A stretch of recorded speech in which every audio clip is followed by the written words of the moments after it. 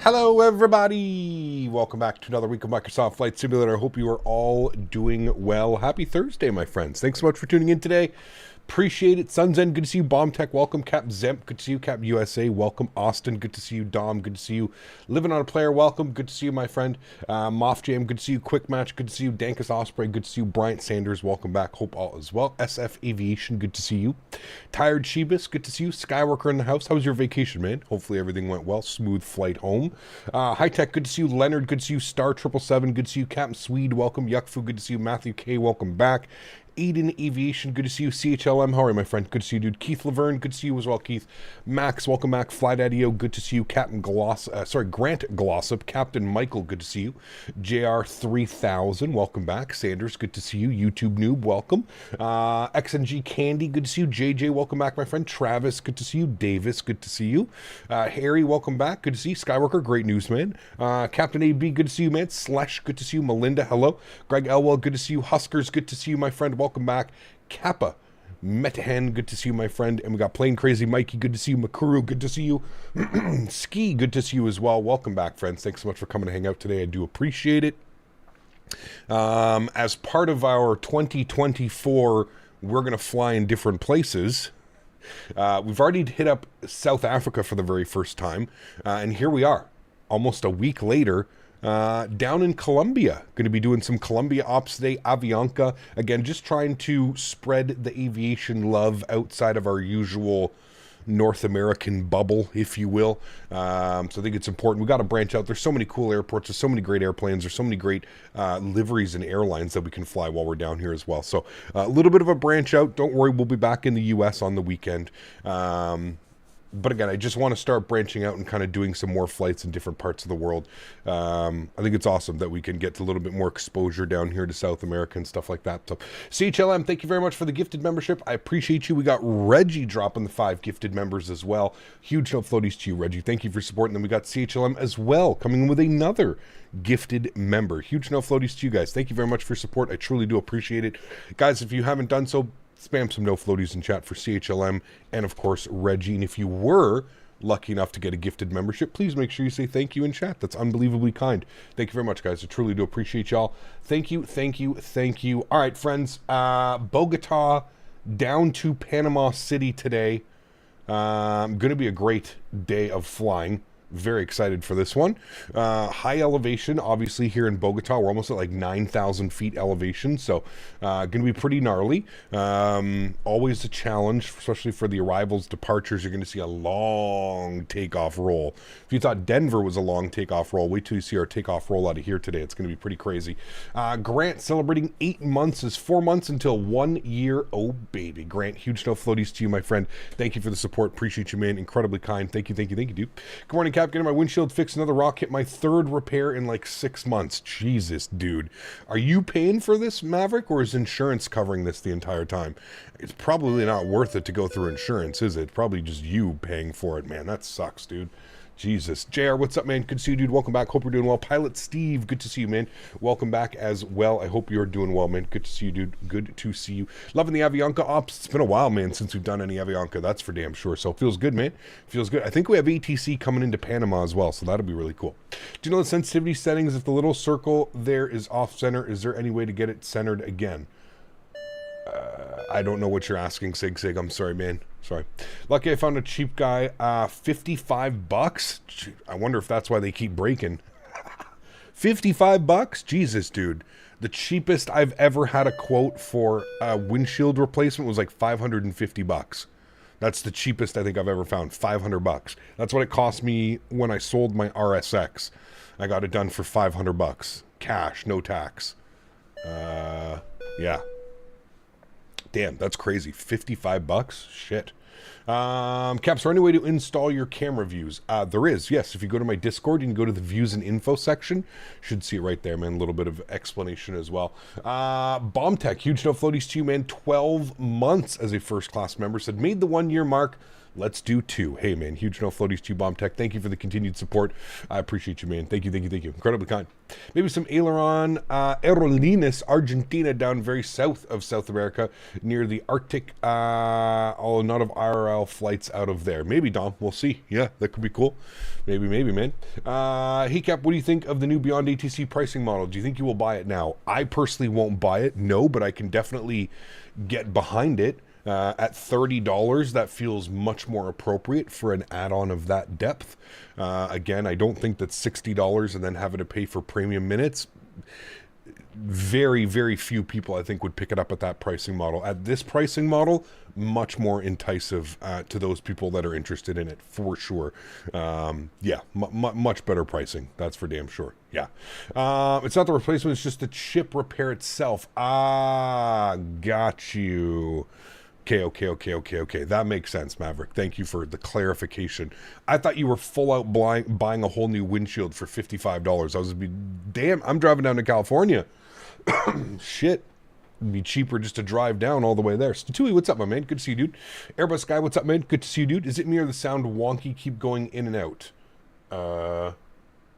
Chat, anybody else having issues with sound going in and out? Like my voice is going in and out? Definitely shouldn't be. Everything looks good here on the audio mixer. I have no issues on that. With that, I don't know. Just got a quote to replace a quarter panel in my car, $21K. Ay. I'm flying Avianca out of Toronto. Do they really fly all the way up to Toronto? Interesting. I didn't know that. Sound is perfect. Okay. Maybe I suggest refreshing a little bit. If somebody's having any issues, maybe just refresh. Mine is all good as well. Feel like it's a YouTube issue. I've refreshed a couple times now. Very weird. I'm not... yeah, audio mixer's perfectly fine. Everything's running good. So, yeah. That it is should happening be 408 to me. for the month should be top spot for me. How are you doing, Cap? Jesus. How was your days off? They were wonderful. Thank you for the $208 donation, which will get you on top of the leaderboard. Huge no floaties to you, Tunush. Thank you very much for the support, man. That is unbelievably kind. You also donated $200 last month. Guys, could we please get some love and chat for Mr. Tunush dropping the $208 donation. Gonna get him up top. You were getting some lag, but it was just me. I could just be YouTube being weird, man, the ingest servers. But everything's green on my end. I don't know why we'd be getting any issues. But Tunush, thank you very much, man. Let me get you up on that leaderboard. Dropping the $208 donation. Unbelievably kind. Thank you very much, my friend. And we've got Captain UK coming in for 9 months. Thank you very much for the support, my friend. I appreciate you. Our YouTube baby is complete. Huge no floaties, my friend. Thank you very much for your support. Truly do appreciate that, man. Let me bump everybody down here. Bump everybody down. Good. And we'll bump everybody down. All right, there we go. Cool. Thank you so much for support, man. I really do appreciate that. Captain UK, thank you very much for your continued support of the channel. We got J. Luke as well. Welcome to First Class. J. Luke, a brand new member. Guys, can we get some love and chat for J. Luke? First time becoming a member here on the channel. Thank you very much, Jay. Appreciate you, man. Huge no floaties to you. Thank you, man. A couple setters earlier, but refresh fixed it. Yeah, it's just got to be...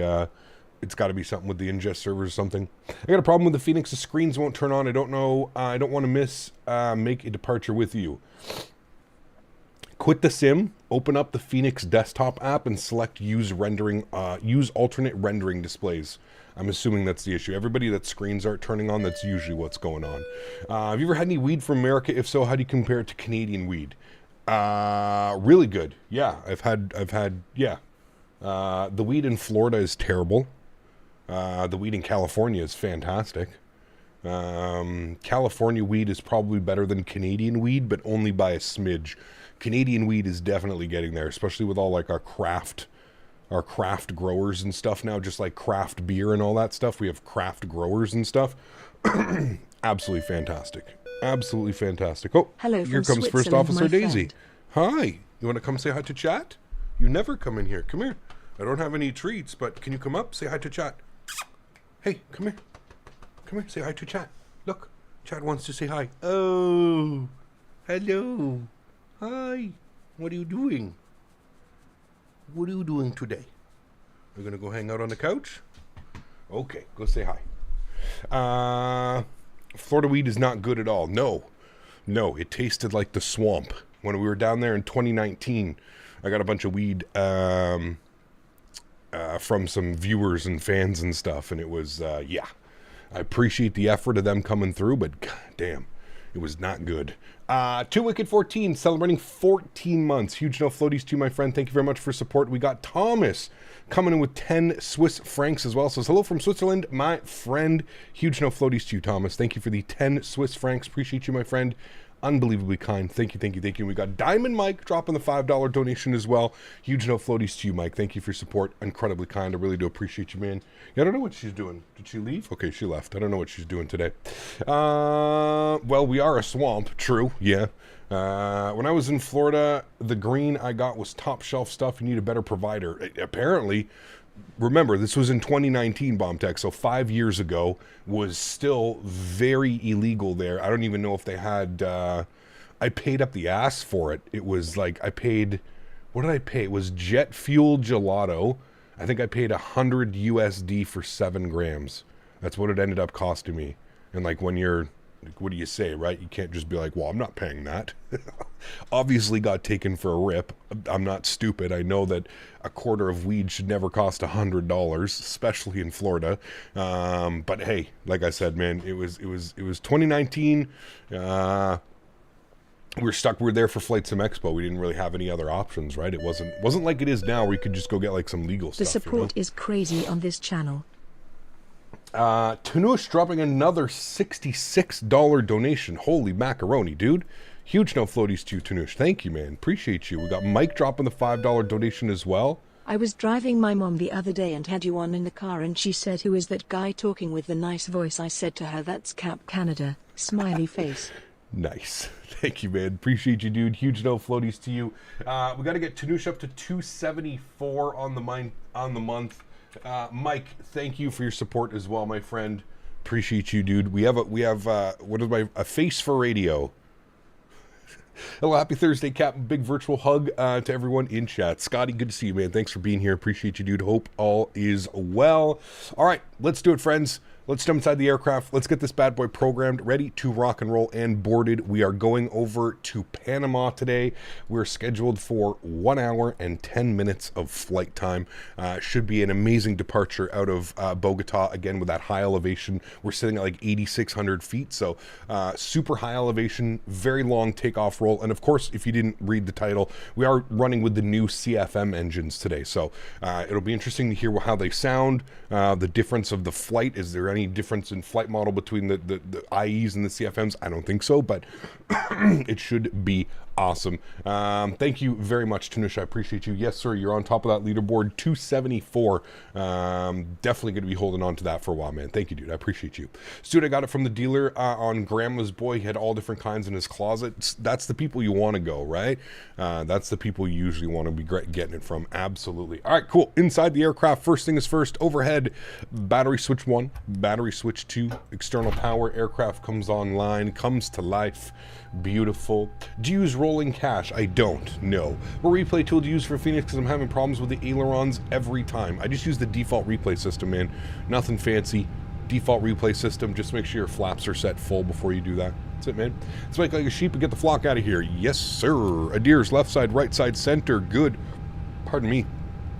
Continue all of our flows down here. We're going to get the caps on. We're going to get our ground control on. We'll get our crew supply on. Nav and logo light can come on. APU master start switch can go on. Let's go ahead and get the no smoking to the auto position. We'll arm our emergency exits. And we'll bump our cargo heat up to the aft position. Beautiful. Cool. Let's come down here to the electronic flight bag. We're going to go to Phoenix. We're going to tap to import good. We've got 28 minutes till our departure. We should be good with that. Yeah, it's perfectly fine. Let's go to mass and balance. We've got 171 passengers, 2,565 kilograms of cargo, and 5850 on the fuel. We're going to load aircraft and we're going to go GSX, as chat has taught me to do properly. I'm not going to touch anything. It's going to do its thing. It's going to pick everything. It's going to refuel. It's going to do all that stuff. Yes, cool, good. All that should be good. Wonderful. Cool. Boarding has been requested. If we go outside and we have a look-see here, we should see the fuel truck. The doors are opening, all that fun stuff. Wonderful. Biohazard, what's up, man? Good to see you, dude. Welcome back. Hope you're doing well. Happy Thursday to you, my friend. Let's go and see what the weather's doing here in Bogota. Weather, altimeter 1028. So we'll flip that over. 1028, good.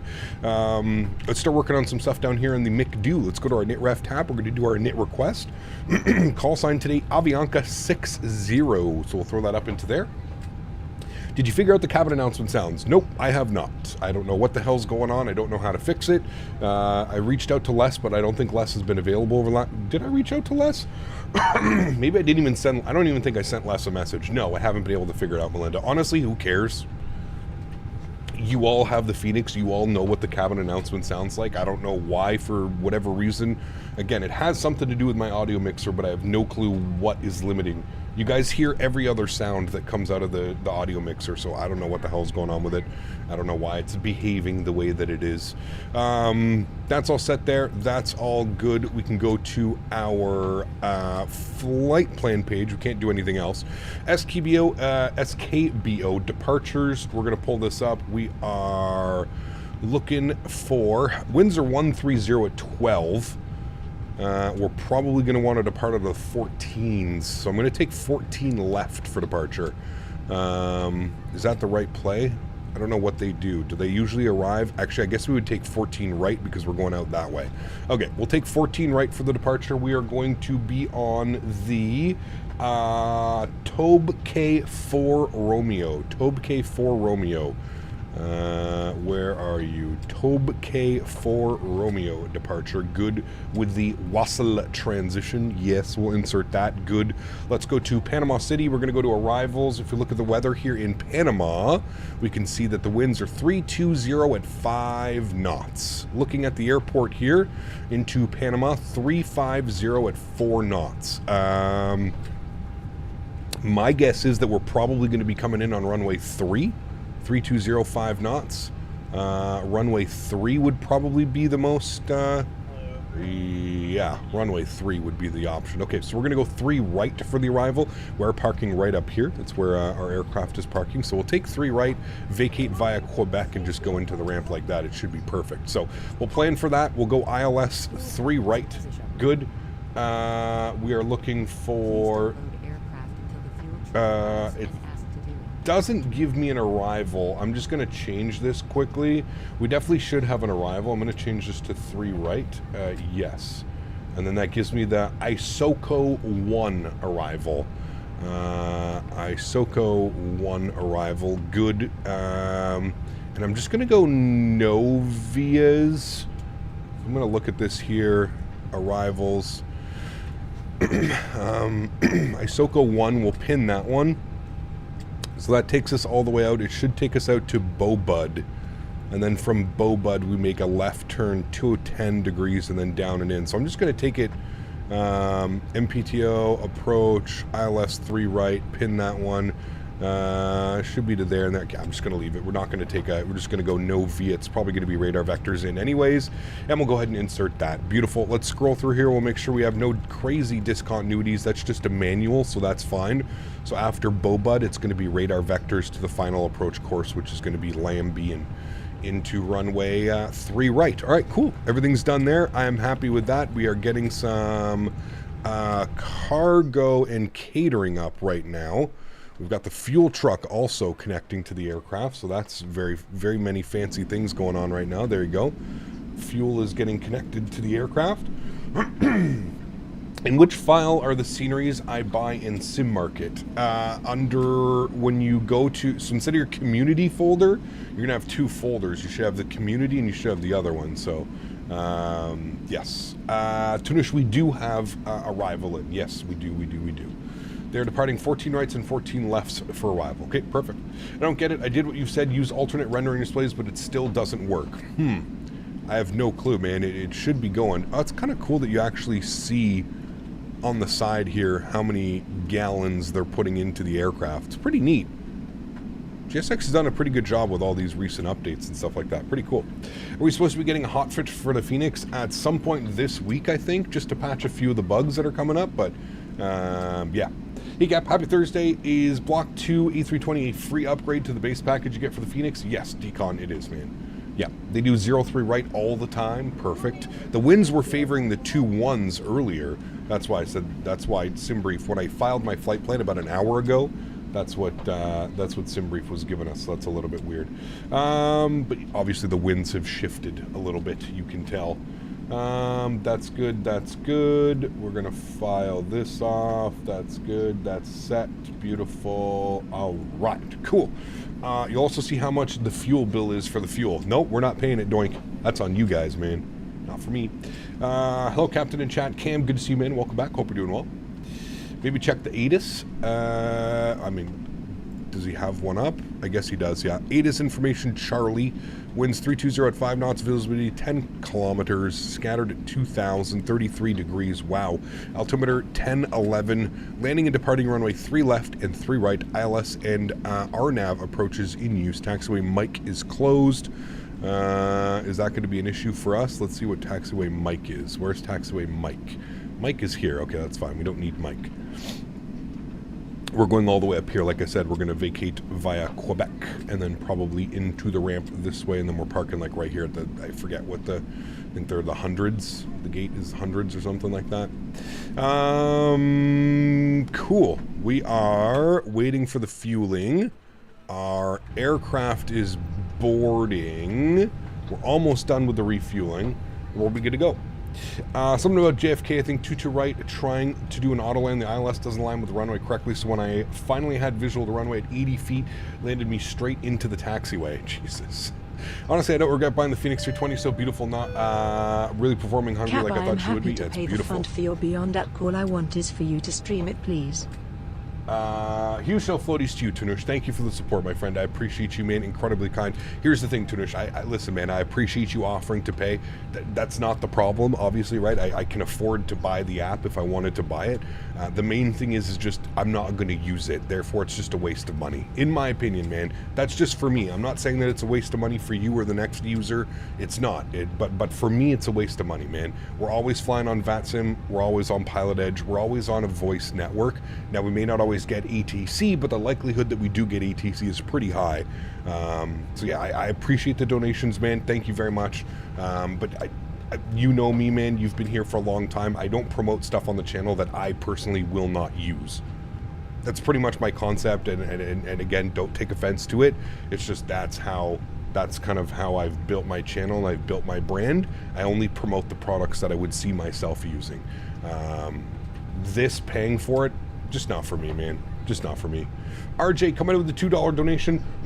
Have a great flight, Cap, Detroit. You know what, RJ? I mean, at this point, I think this week we have to fly to Detroit just to say that we're flying to Detroit.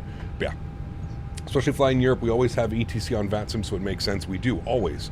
And I mean, even here, like, you know, yeah, okay, it's even in North America right now, it's a little bit, it's past, it's difficult to get ETC because it's during the day. But even then, we still get ETC most of the times as well. So, yeah.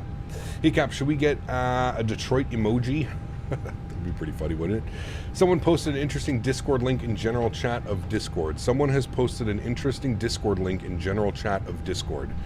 Is that a bad thing, Matthew? A good thing? I don't know, man. I usually don't click on things. I don't know why people would be posting Discord invites in general chat. Join now. Best free OnlyFan links, teen content, and daily leaks here.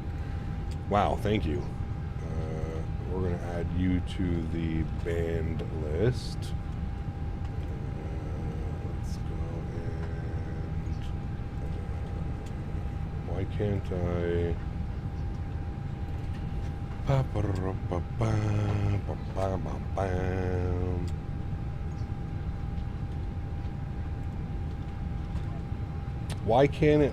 Why can't I...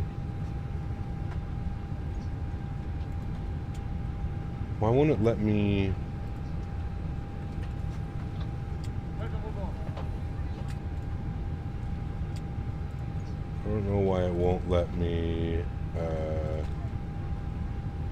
ban him. It won't let me ban him, which is very weird. I'm obviously going to delete the message. Yes. And okay. And yes. Yes. Okay. Yes. Okay. There we go. All right. No problem. It's in every channel on the Discord as well. It should all be removed now, man. He's been removed and muted from the Discord, so it shouldn't, should be removed. Crazy that there's people that actually go around Discords and do this stuff. It's, again, mind-boggling to me. These times are so annoying. Why did their mummies give them a tablet? Also, 301 for the month. Yes, sir. Adding that now. Thank you very much, Tanush. Appreciate you, man. $301. Yes, it still blows my mind that people go around and put like porn bots and stuff. By the way, guys, I guarantee you that that link, if you click on it, probably goes all kinds of crazy shit in your computer. Never, ever, ever, ever just randomly click links, especially on Discord. I get messages from people all the time who I have regular conversations with whose accounts get blocked because they click on links like that. So just an FYI, if you're a little bit younger, you don't really know how Discord works or how the internet works. 99.9% of the time when you see a link like that, it's going to be too good to be true, and either they're going to infest your computer with all kinds of spy shit and Trojans and all kinds of stuff, or alternatively, you're just going to lose your you're going to lose your Discord account because, yeah, you'll probably get banned from every other channel if you do something like that. Hey, Cap, will you buy the 777-200 LR if that's the first 777 released? A few Air Canada ops use that aircraft. Jack, whatever they release, I'll be buying, man. Yeah, whatever they release. It's because that person's Discord was hacked when they clicked join. Probably. Yep, most likely, man. That's usually what happens. Like I said, I get DMs all the time. People like, hey, man, here's a $50 Steam card. Click here. It's like, who the fuck just, like, what random person is just going to give another random person a $50 Steam card? It's crazy, man. It's kind of bots are everywhere online. It's annoying. Yeah, they're real bad in Discord, man. Real bad. That's why if you can, just report the comment, man. Thank you to whoever, I can't remember whoever pointed that out, but thank you for letting me know about that. I think it was Matthew K, I think was the one that posted that. So thank you, Matthew. Appreciate that. Or we missed a great opportunity. I can guarantee you that we did not miss a great opportunity. That's for damn sure.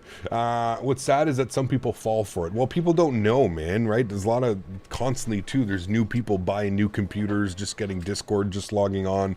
Yeah, it's quite brutal, man. I will not be sending you the gift card then. So ungrateful. Yes, thank you. Never get the Steam card. Every time I click, I'll keep trying. Don't do that, man. The exact $50 Steam thing message happened on the PMGG Discord just a few days ago. That is honestly probably one of the most common ones that I see. Or like people sending out a, they say like you have like a Discord premium or something like that. It's usually what happens. They'll be like, oh, here's Discord premium for 6 months. You go to click on it and boom, you're fucked. Every day is someone's first day on the internet. Correct. I agree, Andy, which blows my mind. But like I said, man, people are buying PCs and they're jumping on things now. So we yeah, still crazy. have to do 75k long haul from Singapore to JFK as promised by Captain Canada at CPT Canada. That wasn't promised. Not that flight. I don't know how long that flight is, but I highly doubt we'll be doing that flight. But yes, we are going to do a long haul. As soon as the 777 is released, we have our 75k sub special. We just hit 76k. But yes, we have our 75k sub special as promised. I don't think we're doing Singapore to JFK, but who knows? We'll see. Same with the VAT USA server may or may not have clicked on it while reading something else on my other monitor. Oof, that sucks, Nick. Be careful, man. Be careful, dude. Thank you, Tanush, for the support, man. I appreciate you, dude. Incredibly kind. That's a little bit too long for my liking, but I'm sure we'll do something fun. I've been thinking of, alternatively, we've got Vancouver to like Tokyo, something like that. That's a great one. It's right around 10 or 11 hours. That could be a fun flight. I believe Air Canada operates that flight on their 777s as well. So we'll see, man. I've got a couple ideas. Sometimes it's some people 5,000 a day on the internet, but people get desperate. It's wild, man. Absolutely wild. All right, we have all of our passengers on board. We are just waiting for the cargo to finish loading. We've got all of our fuel. We're just waiting on the cargo. I'm not going to send anything over to the MICDO yet. We are going to go to our NITREF. We are going to go to our NITB page, and we're just simply waiting here. We're waiting for these baggage loaders to finish uploading the aircraft, and then we will be good to go. Nothing about a 10-hour flight is attractive to me. I can see why some people like it. It's personally not for me. In a live stream, I'd love to be able to get in 2 takeoffs and 2 landings in a 4-hour to 5-hour time span. I feel like that's the better content, but again, I understand where people are interested in the longer haul flights. They are fun. Sometimes they are fun in moderation because there's just that anticipation, right? There's so much anticipation for a 10-hour flight. You don't want to, you don't want to botch the landing. You want to try and have the most perfect. So I get it. I get the pull to it. So yeah, Montreal to Geneva could be an interesting one as well. Personally, can't wait for the A320. Going to do so many Swiss international airlines ops from and to Geneva with the A320. Yes, the A320 is going to be absolutely fantastic. I am very excited for that one as well. Yep, 18 and a half hours about on a 350, so you're safe. Ooh, man. You imagine being stuck on an airplane for 18 and a half hours? Ay, ay, ay, man. Would you do an overnight long haul? Probably not, Will. Maybe, but I don't know, man. Maybe. I don't know. Probably not. Not really my thing. And honestly, I don't think I would sleep very well, Will, because the entire time I would be concerned about the autopilot failing, the sim crashing, something going on, right, while I'm passed out for a couple hours, I'd much rather just do it, like start a live stream an hour or two earlier than I usually do, and do it all throughout the day where like I'm at least here and I'm awake and I'm up and I'm kind of, you know, I can keep an eye on things. I don't think I would have a very good sleep if I did an overnight long haul. And also, as you, well, I don't know if you do know, but anything over 12 hours, man, it's already a no-no. If the stream is over 12 hours, it starts getting edited and cut down by YouTube. So whatever long haul flight overnight, something that we would end up doing would have to be less than 12 hours. I'm not going to be, unless I split it up into two. But again, what am I going to wake up at 4 o'clock in the morning to restart the stream? Nah, not interested in that, man. I've done 24 plus hours before. Not fun. Yep. Nope. No, thank you. Air Baltic ops with an A320. Yep. Air Canada, Air Baltic, JetBlue, Breeze Airways. There's so many, man. There's so many cool ones we could do. Or passing top of descent. Well, I wouldn't be too concerned about that. Just set an alarm to wake up and something. But yeah, the overnights are not for me, man. I've seen a couple overnights streams and stuff like that, and there always seems to be an issue. Something stupid always ends up happening. You see everybody like getting up at like 3-4 o'clock in the morning. Nah. It Airways to London City. They fly the A220 into London City. That would be pretty badass. Yeah, that'd be cool, man. I've not done one of the big long hauls since the price of energy went through the roof. See, there you go. Now, luckily, I don't have to worry about that here, Strody, but yeah, I love long hauls, but being married and working full-time with 2 kids leaves me no time to do that stuff. I feel you, man. Yeah, I feel you. My stream crashes after 6 hours anyways. That wouldn't be fun. Imagine doing a 10-plus hour flight and the sim crashes on final. I mean, it's happened plenty of times. Thank you. Unfortunately. Plenty of times. Sadly, no 340 for Microsoft yet. I mean, I feel like, Eric, for me personally, the 340 is on the bottom of the list of airplanes that I would like to come out, man. I want a 787. I want a proper 330. I want, you know, a 74. I'd love an MD-11. There's so many airplanes before I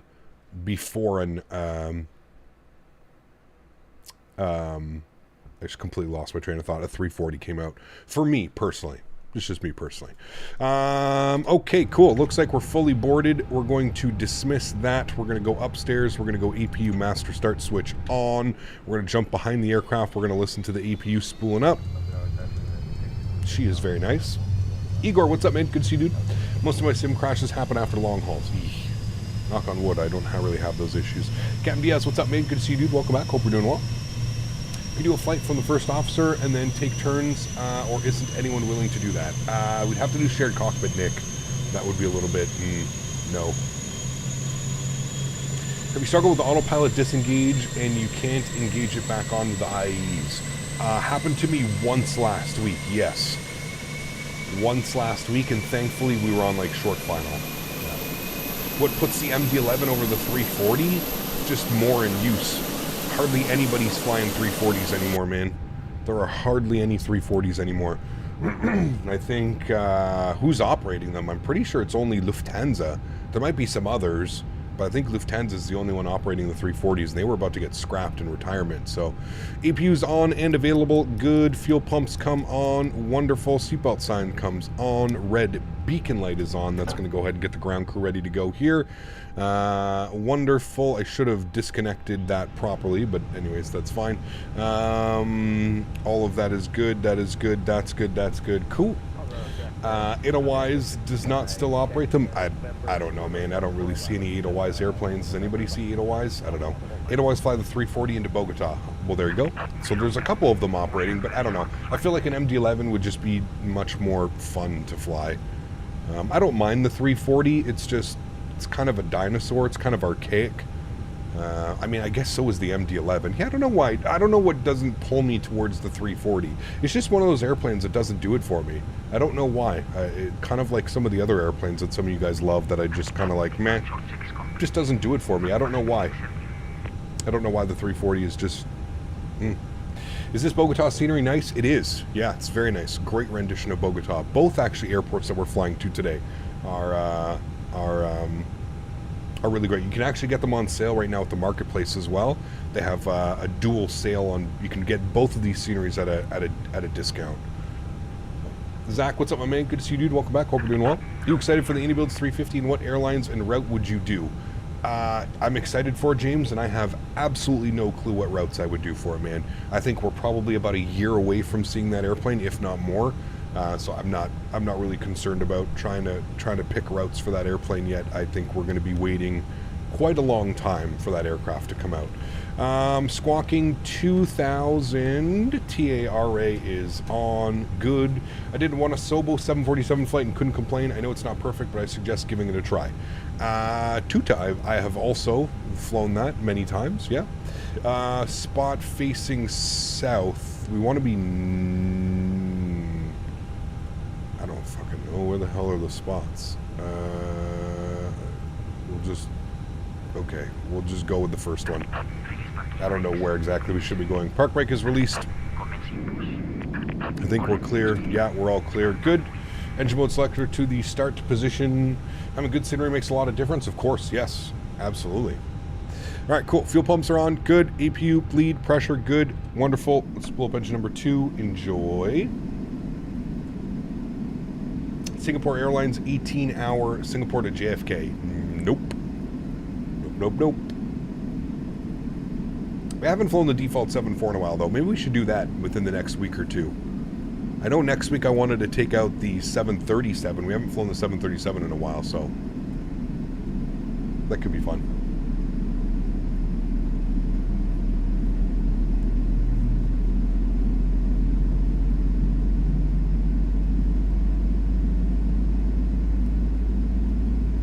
You're going to help me with the Discord. How do I know if I've joined the Captain Canada Discord? We'll put ! Discord in chat, click on the link, and then from there, check your DMs. You should have a DM from one of our bots that is in the server. You just have to verify your account. You're going to fly the 737 into Detroit. I think we're going to fly the 320 into Detroit this week. I think we need to go visit Detroit. I also want to do some LaGuardia ops. It's been a while since we've gone to LaGuardia.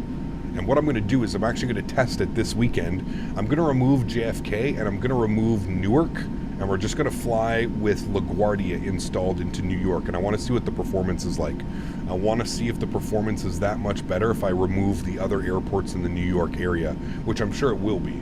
So, yeah. After Phoenix Block 2, the PMDD seems a bit meh. Well, I wouldn't say that, man. Two completely different aircraft. Wouldn't really say that, but that's just me. Did LaGuardia to Detroit the other day. Nice. It's a little bit of a long one, isn't it? LaGuardia to Detroit.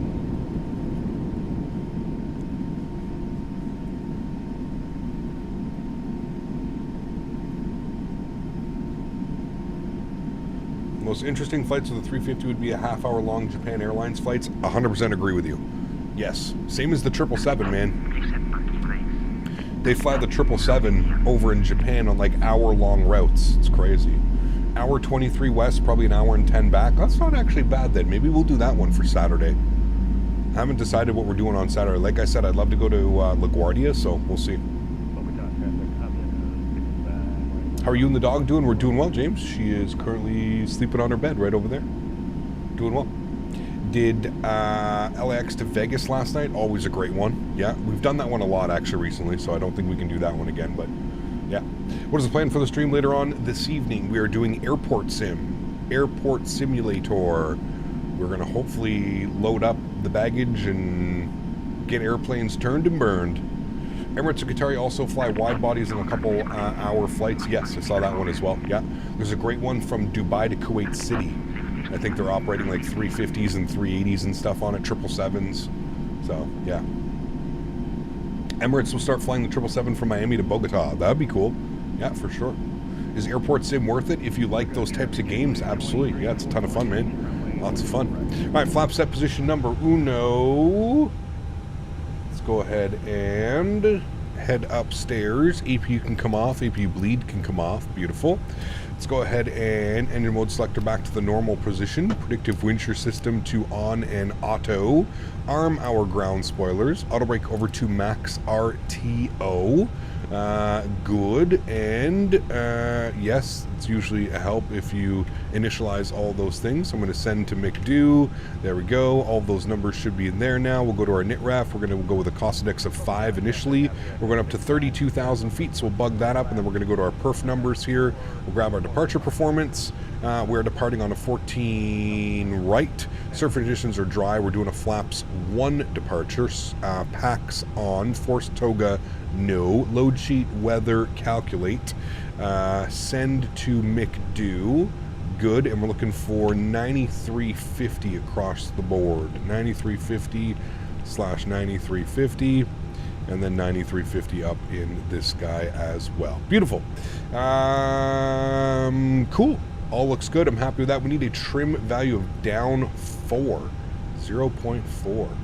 There we go. Down trim of 0.4 is in and set. Beautiful. Nose light on. Park brake released. And let's go ahead and get our taxi over to 14 right. You should do another hockey team flight on Saturday. Maybe. Could be an option. Yeah, we'll have to see. At this elevation, you almost always have to take off with flaps 2. I don't know. Yeah. I don't know if you know, but it's actually Avianca's protocol to always take off with packs off. Interesting. I didn't know that. Is it JetBlue? JetBlue in Bogota? Do they fly down here? Interesting. We're going up to... Alright, we're just going to take our take our third left onto Mike, and then we'll go hotel all the way down. Actually, we could probably just go kilo all the way down. Hello everyone, please tell me if the game did not crash after installing GSX. It shouldn't. They do from JFK? Jeez, that's crazy. JetBlue at least used to fly to Bogota? Okay, JetBlue flies New York to Bogota on their 320s. Man, that's a long flight, isn't it? It's a good like 4 or 5 hours.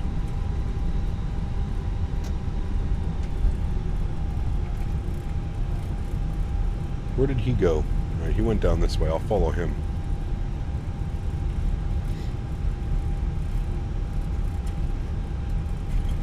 It's like a 6-hour flight. That's a long one, man.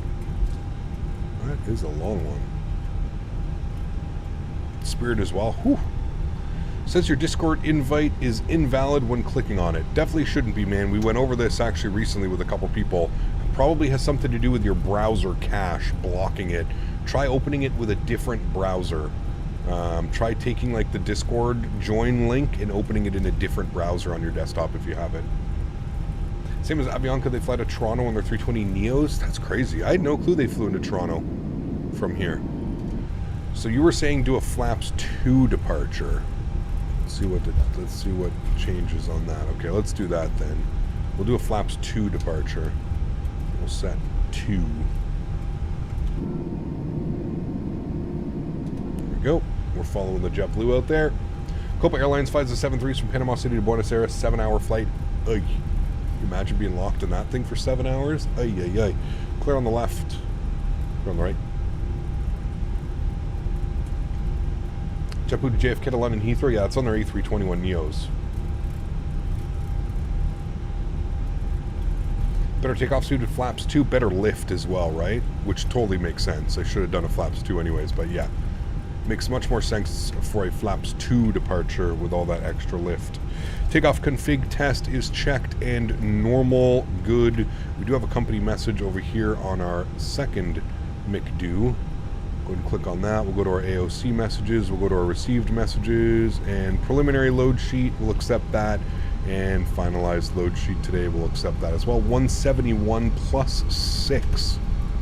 Pretty full aircraft today as well. All right. We'll do our... Jesus, I hate when it does that. Give them a ding. Let me know when they're ready. We'd love to do a Dublin to JFK flight on a Fenix. I mean, once we get the A321, well, they've already said they don't plan on doing a Neo, an A321 Neo, but I don't know, man. So actually thinks the Aer Lingus A320 flights from Dublin to Washington, it's crazy. Are they on regular A321s or are they on A321 Neos? Hit a flight longer than 3 hours on a narrow body aircraft. You can definitely start to feel it. For sure. For sure, you definitely start to feel it.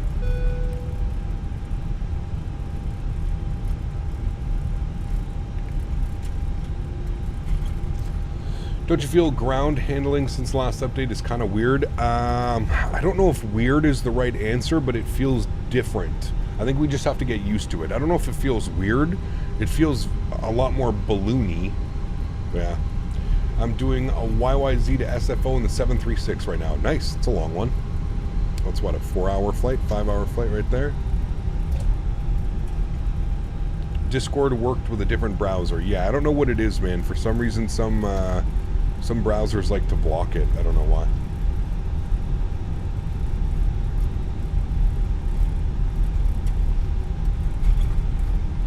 I mean, it took a while, Erin, but I don't know, man. Obviously, there's a lot of stuff going on in the world right now, and I think that has helped why it took so long to get things pushed out, but Flightbeam is close with SFO. Yes, I saw their post the other day. I actually joined their Discord as well, so yeah. I find Safari doesn't work for this. I don't know. I really only use Chrome or Edge. Those are the two browsers that I use, but yeah. 95% of the time I'm using Chrome. Do you think sim performance has decreased recently? Absolutely. Yes. The sim update 14 that happened before Christmas, we already forgot, JJ. It's a wash already, man. The sim update 14 that came out before Christmas really messed with performance. Sim update 15 that is coming by the end of this month coming up should address some of those performance issues. We'll see. Ruben, what's up, man? Good to see you, dude. Welcome back. Hope you're doing well.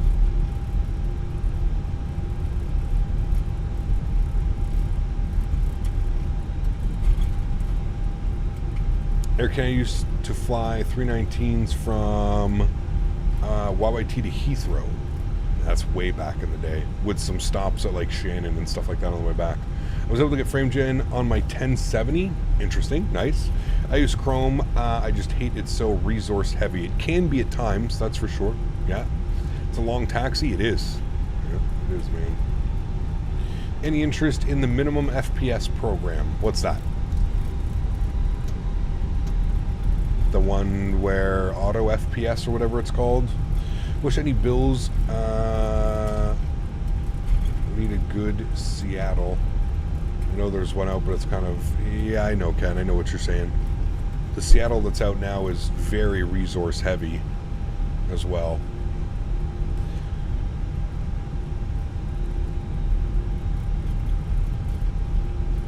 Fortunately, didn't see performance increase in my system with Sim Update 15 beta.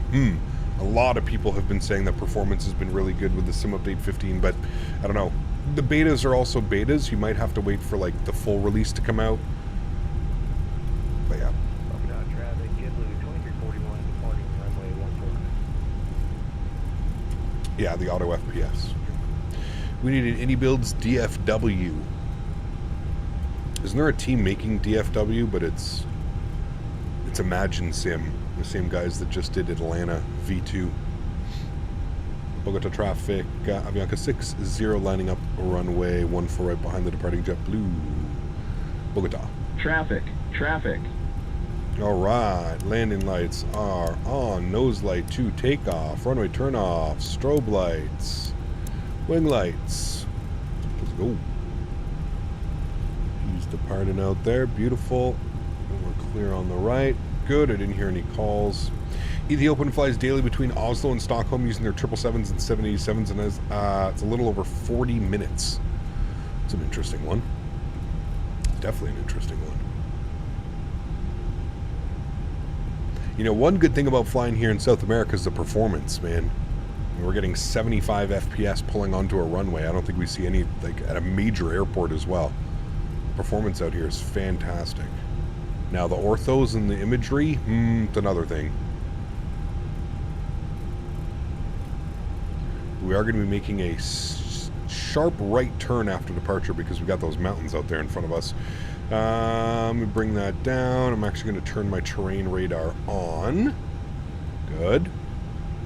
And we're sitting here and we're waiting for a second. What is auto FPS? Felix, it basically, without you going into the main menu or without you going into the settings, it decreases and increases your object LOD based on what you have like. So if you have it set to like target 45 or 50 FPS all the time, it's going to dynamically change the LOD of the simulator so that you always have that. So like when you're at cruise altitude, it'll put like object LOD to 400 because you can, right, you're not really loading much in. It doesn't have to load in things like it does when you're closer to the ground, like buildings, polygons, runways, textures.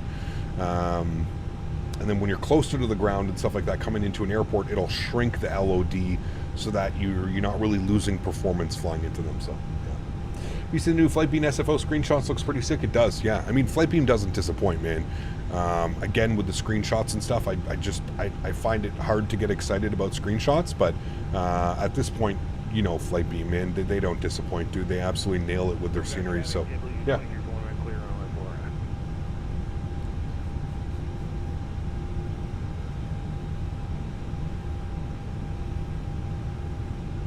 All right, he's departed. We're looking good. Bogota traffic, Avianca 60 departing 14 right, Bogota. All righty, let's do it. Joystick cam comes on. Sound goes up. You guys ready for this one? Let's enjoy this. We haven't heard the new CFM engines, so this will be good. Park brake is off. Let's do it, friends. Throttle's up to about 40%.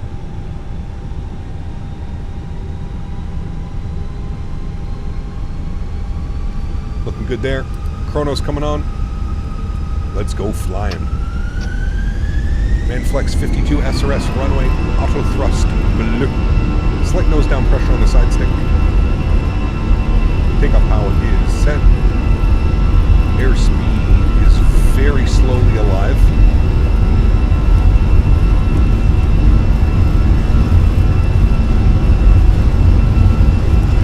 Again, look at the altitude. We're at 8,400 feet. 100 knots for neutral.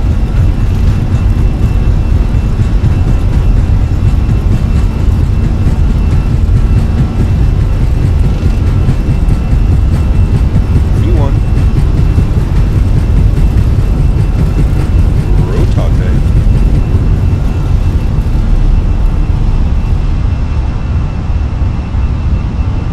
Miles and brake. Gear up.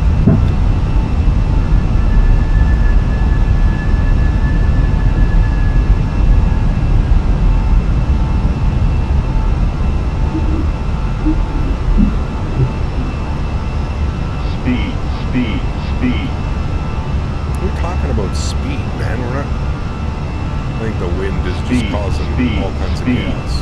Right turnout.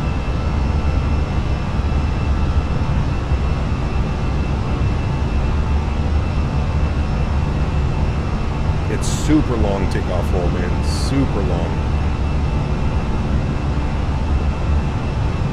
I think we have to go flaps 1 to even gain any type of speed here. Throttles to climb.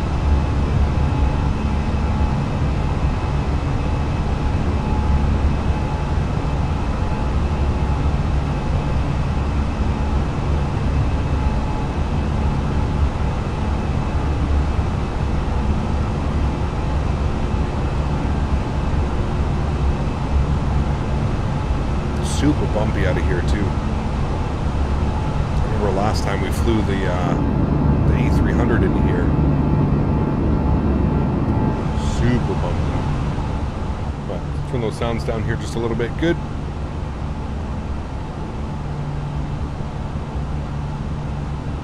We've got a 17,000 foot restriction coming up here.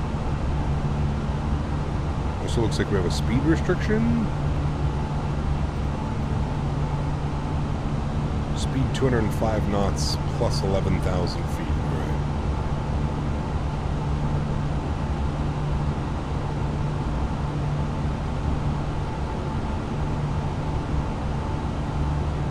Death Punch, what's up, man? Because you do.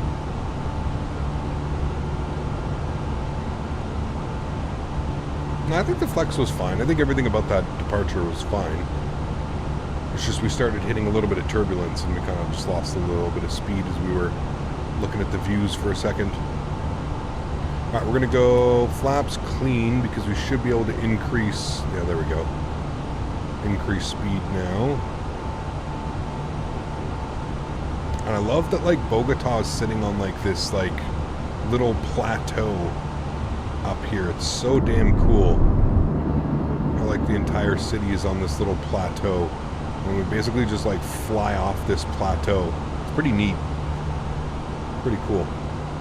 Definitely a cool airport. That is for sure.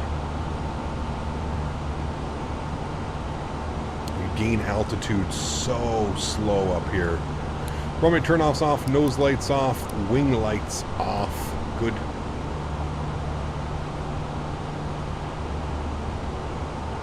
Another little turn here, and then I'm going to go ahead and engage autopilot.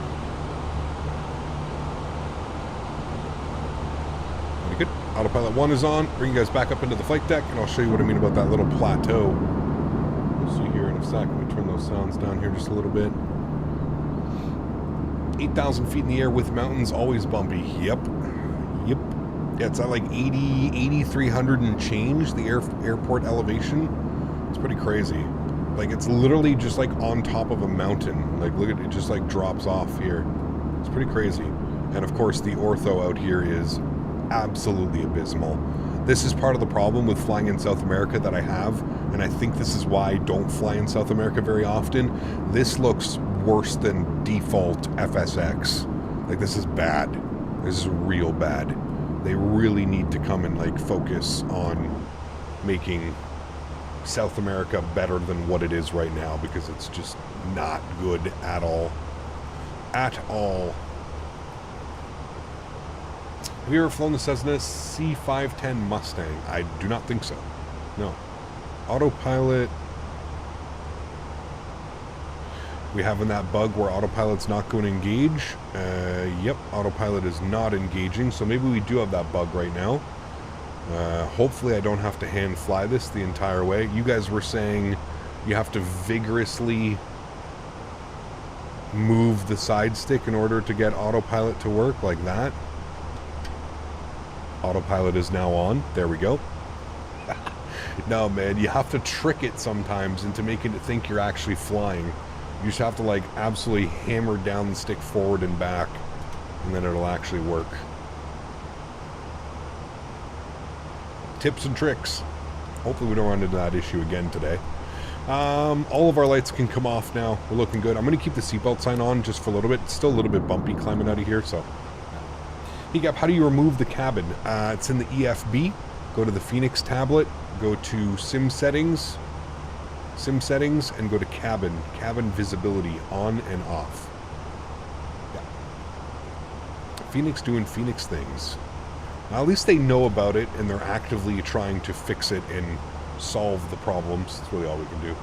The ortho is so bad, dude. Like I said, man, that's one of the main reasons why I don't fly out here more. Like, this is okay. This looks decent. I could live with it looking like this.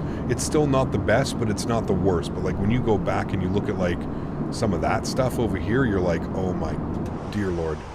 That is not good. Had that bug last night. I finally engaged halfway through the flight. It was fun to hand fly to 37,000 feet. Nice. Yeah, if anybody else is having that bug, push forward on the nose all the way down and then pull all the way back. You don't have to like do it over and over and over again, but yeah, I don't know what it is. They said that they fixed it. They said that they know what's causing it, so fingers crossed they actually do, and hopefully that gets fixed in a very short time. Standard barometric pressure passing through 18,000 feet. Low level, that ortho would be XP default level. I actually think that's worse than X-plane, to be honest with you. I know, everybody, gasp. I would say that, like when we depart out, like that texturing is probably worse than X-plane default texturing. You know, crazy.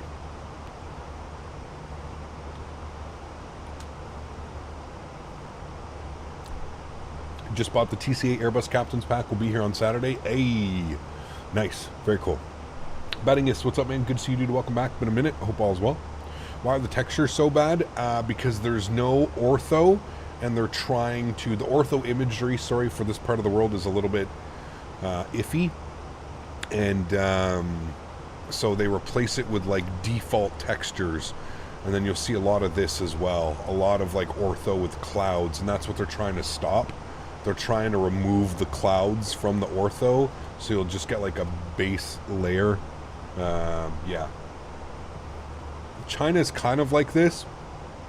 I remember China actually like resembling like ortho imagery though. A lot of the places out here when you fly around, like it's just not good, you know. Same thing with Africa, they get so low treatment. I mean, we flew in South Africa last week, and I was actually very impressed with the ortho down there. I don't know if that's just like a South Africa thing, but I was very impressed with the ortho last week flying over there. Argentina and Chile have beautiful ortho in the sim, nowhere like this. Okay, good to know. Good to know.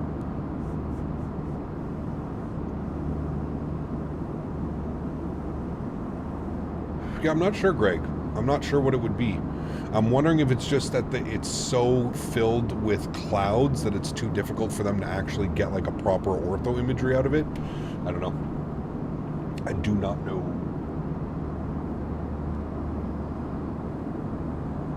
Nicola, good to see you, my friend. Hope all's well. Welcome, welcome.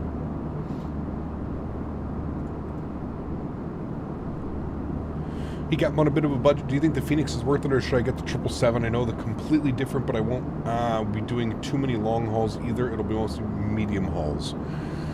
I mean, I think the Fenix is a great aircraft. I think it also depends on your setup. Do you have a joystick? Do you have a yoke? What? It depends, I guess. What are you using for your setup?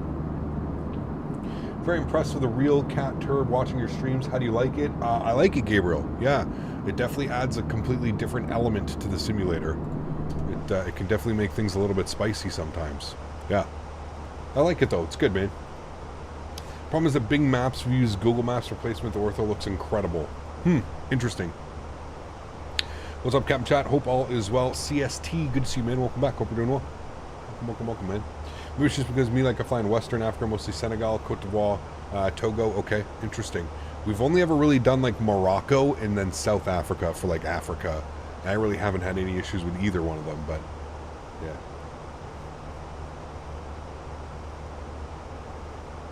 You have the Airbus pack? I mean, I think you just answered your question there, dude.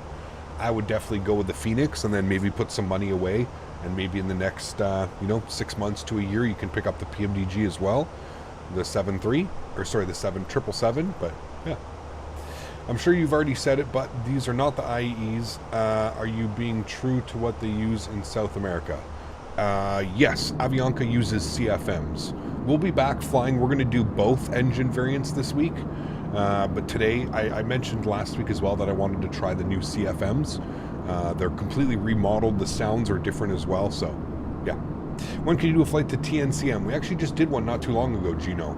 We'll be back, but I don't like to overdo Saint Martin. Saint Martin is like one of those airports where, everybody and anybody flies into it, so I don't like to overdo it. Yeah, hope you understand. Hope that makes sense. We are going to do some LaGuardia on Saturday, though, so I'm looking forward to that. LaGuardia is going to be great. We haven't done LaGuardia ops and turns in a while, so that will be fun. LATAM is the only airline to fly IEs in Colombia. There you go. Did you hear the news about Beyond ATC? I did hear that they completely slashed their price in half, $30. Pretty crazy, man. It sounds like they were actively listening to the community and what they thought about their $60 plus price tag. So it's interesting for sure. Where do you get the bundle for these two airports? It's on the marketplace. For very rarely do I buy anything off the marketplace, but for these two sceneries, I bought them on the marketplace. Let's do the Express 3-1 visual in LaGuardia. That's so awesome. I don't know if they do that. I don't think they have that anymore, JJ. They're kind of moving away from these. They have the RNAV, though. They got the RNAV X-Ray 3-1, which is essentially the same thing, but it's just an RNAV now. Yeah, they're if you look at the charts, like if you open up your sim brief and you look at LaGuardia, they don't have the expressway visual anymore. It's called the RNAV X-Ray 3-1. So it's interesting. It's not a bad deal now. Even the premium deal doesn't work out too bad depending how often you fly. Yeah? What is wrong with the marketplace? I mostly use Sim Market. Yeah, that's what I just prefer it. The marketplace is very slow with updates, Cardial. So if like a developer posts an update, it's usually like 2 to 3 weeks before the sim or the airplane or the scenery gets updated in the marketplace. That's the main reason why I try and avoid downloading and purchasing things from the marketplace is just the update times, man. If you can buy directly from the distributor, or you can buy directly from the developer, or you can get it on Contrail or Sim Market or AnyBuild's app, anything like that, right? Usually when it gets updated, you're talking within 12 to 24 hours from the developer updating the scenery till like you can start using it. So that's usually the reason why I tend to stick with the third party instead of using the marketplace. In which files are the sceneries? Oh yes, sorry, somebody asked me that earlier as well. You're going to have your community folder, but then you're also going to have your official folder. So if you go to wherever your Microsoft is installed, you'll have community and official. I am pretty sure that your official is where all of the marketplace items get stored onto your PC. I'm 99% sure. I could be wrong unless somebody in chat knows for sure, but I think that's where they go. Still waiting on the flight to Guatemala. Yes. I will make that happen as well. Don't you worry.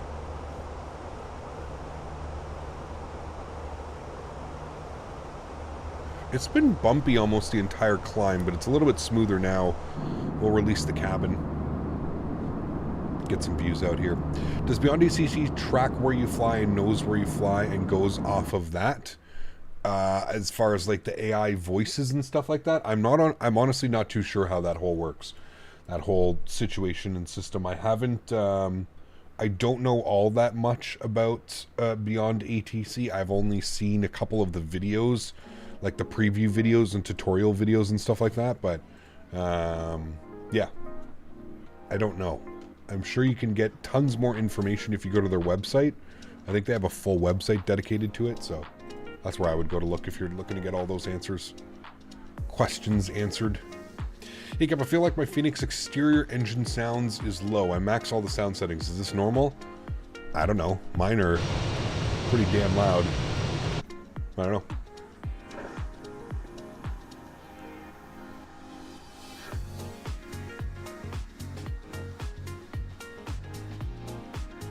Just took off on the 330-900. You're getting tossed out of Bogota. Yeah, it was real bumpy out of there. Real bumpy. I'm excited for the arrival back, though. Those winds were blowing right down the runway. Hopefully they stay that way. Pen rip time. Pens. I'm excited to do some airport simulator. They actually sent me... There's a new... Something came out for it. There's a new DLC added to your account and will be installed along with the game. Bologna. I think they just sent me this one. This is today, right? Yeah, today. Yeah, they sent me Bologna. So I think we're going to load up at Bologna tonight. We're going to do some Italiano. Yes. Do some Italy. A developer actually reached out to me and sent me that. Pretty cool. Pretty cool. Ballon. Full sim brief integration. I don't know what that means. So full sim brief integration with what? Snaggy, like with the aircraft? Oh, wait. Full sim brief integration with the ATC AI program, Beyond ATC. Yeah, so just like with the airplanes and stuff like that, you should be able to load your flight plan and it's going to know exactly what route you planned, what your weights, your altitude, your speed. It's going to have all that information. Captain, do you think it's counterproductive to have the fly-by-wire and the Fenix as they're almost the same aircraft? Not really. I mean, one's a freeware aircraft and one is a payware aircraft using very realistic systems. You could look at it that way. You're also comparing, you know, one is an A320 Neo and one is an A320. So they are quite different. They're not really the same. They are both an Airbus A320 series, but I mean, you could look at it that way, man. If you're perfectly fine with flying the fly-by-wire 320 Neo and you think it'd be more beneficial for you to wait and buy the 777, sure, I could understand that as well. Still wonder why the airport sim devs removed the plane AI traffic. It was a very great thing. Maybe there were too many bugs because of it. I just hope we'll add it back in one day. I need to do some realistic... I need to go to the marketplace. Not the marketplace, the workshop, right? Is that what it is? The Steam workshop? Isn't there a workshop for this game? Workshop. So you can download all the real planes.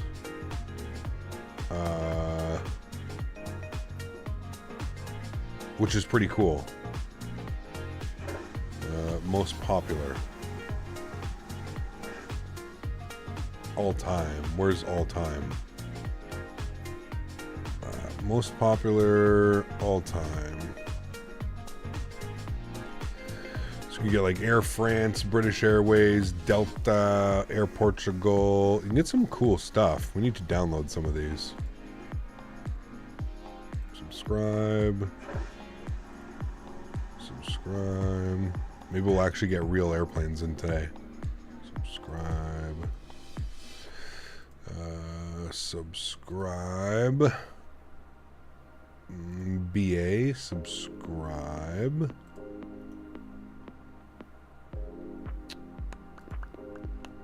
Tap, subscribe. Subscribe. Tiger Air.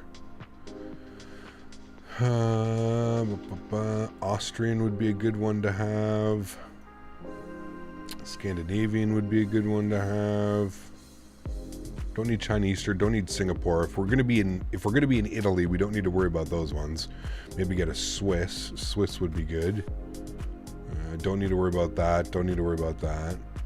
Star Alliance, Lufthansa. Okay, no problem.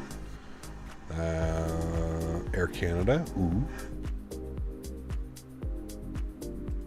Condor would be good as well.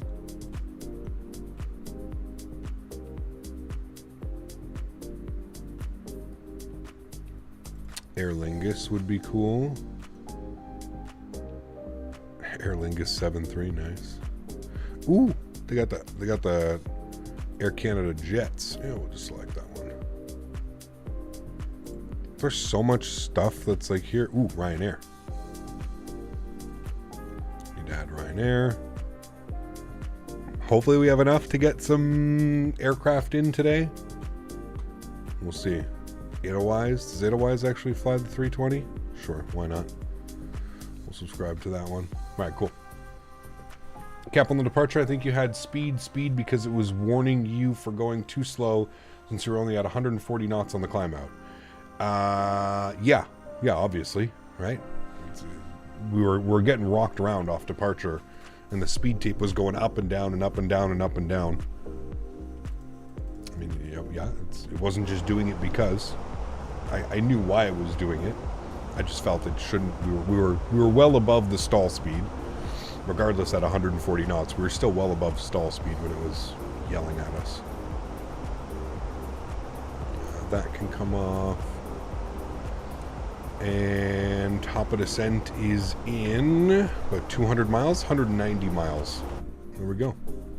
It looks like we're coming up into some weather up there. Nasty weather. Some workshop liveries broke with some updates, like the 2E737 with 10's A320 I had.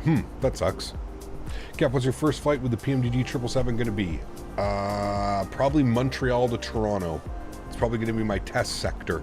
Air Canada actually operates that. Now, it's a repositioning flight, so the flight comes in from somewhere to Montreal, and then they reposition the aircraft from Montreal to Toronto, but it is a full revenue flight, so it is, you can go fly on it, but yeah, that'll probably be my little test sector flight, Montreal to Toronto. It's like an hour and 10 minutes, an hour and 5-minute flight.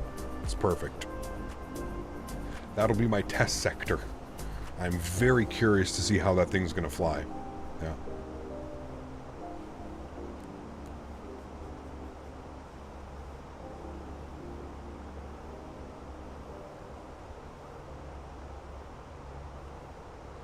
Why don't we just wait for the 777s in our community folder before we decide routes? Bah, I think people are just ultimately excited. I think it's okay with choosing routes where you want to fly it for the first time. I don't think there's anything wrong with that.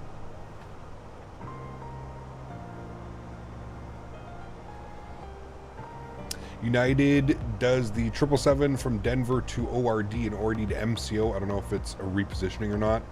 Probably not. Those are pretty high density routes. Chicago, it might be well, I don't know. I don't know about the Denver to Chicago. That might be a repositioning flight, but I don't know. They could just operate that once or twice a week on the 777, right? Who knows? Who knows? I'm excited for the 777, man.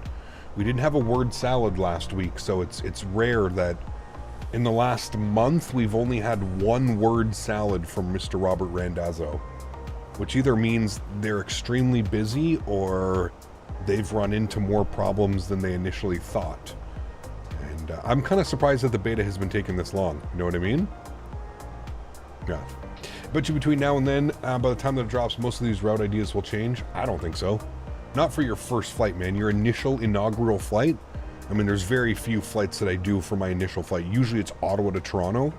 That's like that's my testing flight. That's how I get all my, that's usually like how I figure out how the airplane flies, make sure all the systems work. That's 99% of the time. That's my, that's it. I don't know. EFB time frame should have set expectations.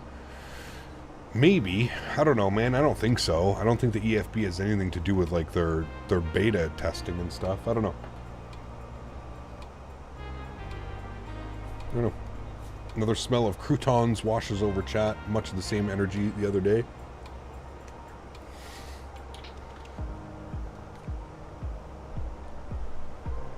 You think that airport sim is worth it for a guy that usually flies the planes? Maybe not. I don't know. You can tune in tonight to see if it is. I don't know. It's a cool little game. It's a fun game, man. If you have some buddies to play with as well, it makes it a little bit interesting. You guys can all kind of do different things. Yeah. I'm going to do Singapore to London Heathrow for a shakedown flight. Oh, yes. Oh, yes.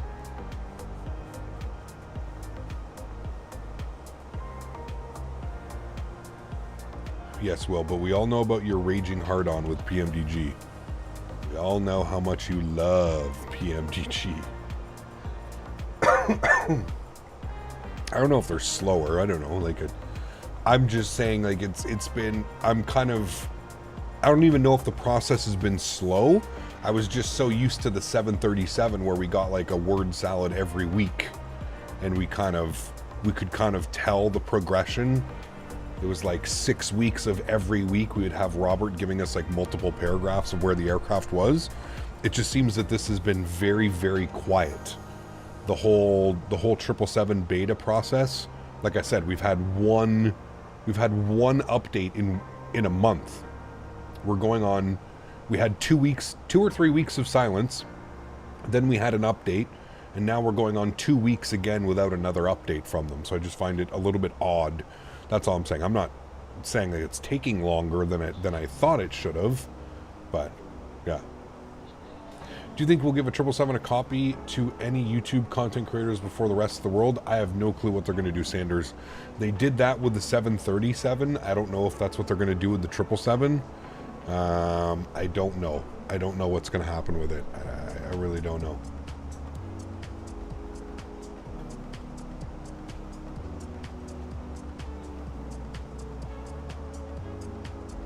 Will already has a 777. He doesn't need the PMDG 777. He's got his true and trusted Latin VFR. No, what do you have? The Captain Sim 777. He doesn't need a 777. He's good to go. What difference does it make when you're flying with a PlayStation remote? The update posts from PMDG or what's taking long for him? Maybe. I don't know. I don't know. I feel like they're milking it out of the FS weekend thing. Could be. When is that? Is that this weekend coming up or is that next weekend? This weekend or next weekend? Captain Sim with the 500-foot stopping distance. Exactly. Hey, man. It's perfect. When are you going to start playing Roblox, Will? That's what I'm waiting for. I'm very excited to see the Captain Will Roblox stream. Yeah, lots of requests for that to happen. Is it the 16th? Okay, it's next weekend. Next weekend. Yeah, the 16th, 17th, so next weekend. That's when it'll be happening. Gotcha. I think PMDG said Filbert Flies is doing a release video. Okay, there you go. Yeah, PMDG, the one thing I've noticed about PMDG is they don't really give a shit how many subscribers you have. I think it's more so if you know the PMDG team, right? It was kind of the same with the 737, right? There's a lot of content creators that you thought should have been flying the aircraft but didn't end up getting like a release of the aircraft. I personally don't know PMDG, so I don't expect that I would get a release copy of it. I don't know. Mathis has been in the channel before when the PMDG, when the tablet released. Mathis was in chat and he was talking with some people, but other than that, I don't think PMDG knows who I am or my channel, so I wouldn't expect that I'll get a copy of it. No. I can say that I should be getting a copy of the MD-11 though. I don't know when the hell that's going to happen. Hopefully soon, but the MD-11 I'll definitely get. Anything that AnyBuilds does, so like the A320, the A350, I'll probably get it a couple days before public release to show to you guys. Yeah. Curious, did you fly the DC-6? No, zero interest in that, Will. Zero interest in the DC-6. I'm sure they do know your channel must be a different reason. I don't think so, Melinda, to be honest with you, man. I don't really think so. I don't think a lot of these developers are like keen. A lot of the developers spend time on Twitch, man. A lot of YouTube streams don't get, you know, don't get don't get the treatment that Twitch streams do. Like that's where I was saying with like very small Twitch channels will get like, you know, we'll get PMDG releases and stuff, and you'd think like major big, like you'd like think about it like Flight Deck to Sim, real world 737 captain has been making 737 PMDG tutorials for like 10 years. He didn't even get a copy of it. Do you know what I mean? That's where I'm saying like PMDG, unless like you're buddy with PMDG, aka you're in there word salading with Robert every week, you're probably not getting the aircraft. So yeah. And then you'll look in like a super small, like, you know, Twitch channel with 50 subscribers gets the release, the aircraft. So yeah. Did XP72 and Blue get one? Nope.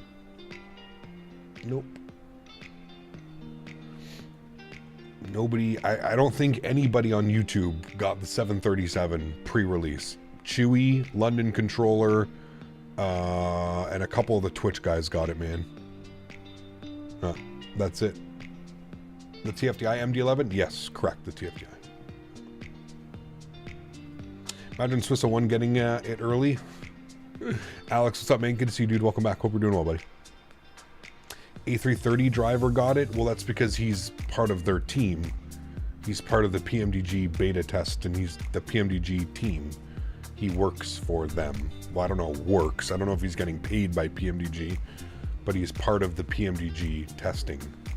Like I said, buddy. It's literally word for word what I said. Unless you are friends and buddy with Robert and PMDG, you're usually not getting the aircraft prior to release. And like Sonny said, they don't really care. They know that you're going to buy it anyways, so they don't really care to give things away, you know? Hey, I'm having an issue with Microsoft that every time I started, it says missing files. Please check for an update, and there's no update, and I can't play the game. Do you have it on Steam, or do you have it through the Microsoft? Sounds like you have to do a fresh install, man. Sounds like you are indeed missing some files that need to be fixed. Top of descent is in 118 miles. Still lots of time. Mathis probably came in here to watch you and what you promote here. Probably not the type of people you want to advert. They want to advert to. Why wouldn't we be the type of people that they want to advert to? I don't understand that one. Wouldn't we want to be that? We're one of the bigger flight sim channels on YouTube. Right up there with some of the real world pilots. I don't know why they wouldn't. I'm not sure why we wouldn't fall into their clientele that we'd want to advert to. Loving your camera configs. Awesome, man. Glad you got them working. They are nice. I really love that we can do this view now, man. I really love that we can pull the external camera like we can do in the 737, and we don't have that weird like nose cone issue going on there, you know? I mean, whether I have to pay or not, Melinda, that's not going to change my... It's not going to change my outlook on it. The aircraft's going to be just as good or bad if I had to pay for it or not. Have it from Steam. Yep, reinstalling now. I've already has been a day and a half, only 50%. Oof. Sounds like you don't have the best connection to the Microsoft servers.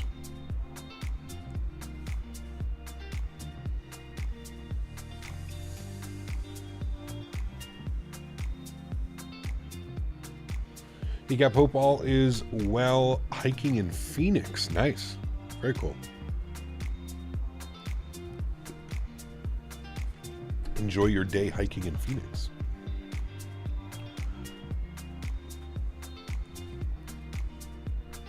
Hey Gab, do you think Phoenix will develop a 340 in the future? I have no clue. Mike, what's up, man? Good to see you, dude.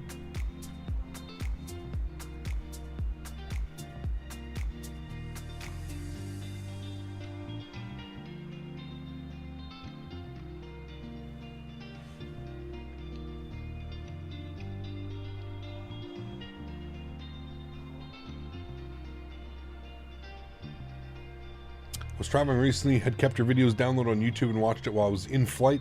Have you thought about putting out your landing compilations? I have. It's something that I want to start doing for 2024, whether it be at the end of every month. I just do a little compilation of our month's landings, and then we kind of go from there. I would like to start that in 2024. I'm trying to decide the best way to go about doing something like that. Termagit, I'm not quite sure if I want to, if I just want to go to like YouTube and pull them off of that, or if I actually want to start like recording all of my landings and keeping them that way. I'm not quite sure yet. Recording them would, I don't know, man. I don't know if that would do good, but probably just have to go back and like get a screen cap of all of the landings. Should do shorts of landings for people who missed the stream. I mean, yes and no, Mike. It's not hard to click on a video and just figure out, like, everything's like, you can literally just hover your mouse over top of like the time and it'll show you exactly where the landings are, and you can just watch it like that. Like I said, right now what I'm trying to fight myself with is how do I screen cap without affecting the performance, right? Like, I can have OBS running on my game PC and could do that. So yeah. I heard you got a mob on you for landing somewhere on Facebook. No. A very, very small few got upset. Hey, Cap from CYFC. Toss me a bag of peanuts. I got you. Got you. We're starting to send. We got to be on it soon. Camera crew's coming around. Final peanuts. 90 miles still top of drop. Feels like we're not moving right now. That would probably be why as well. Maybe I should bump my cost index up instead of doing Mach 0.72. That would probably help as well. It seemed like a lot of few. I mean, if you went and read it, then you already know. I don't know why you're asking me if there was a mob. You heard you got a mob, so you mean you went and you saw that you had a mob? You didn't hear?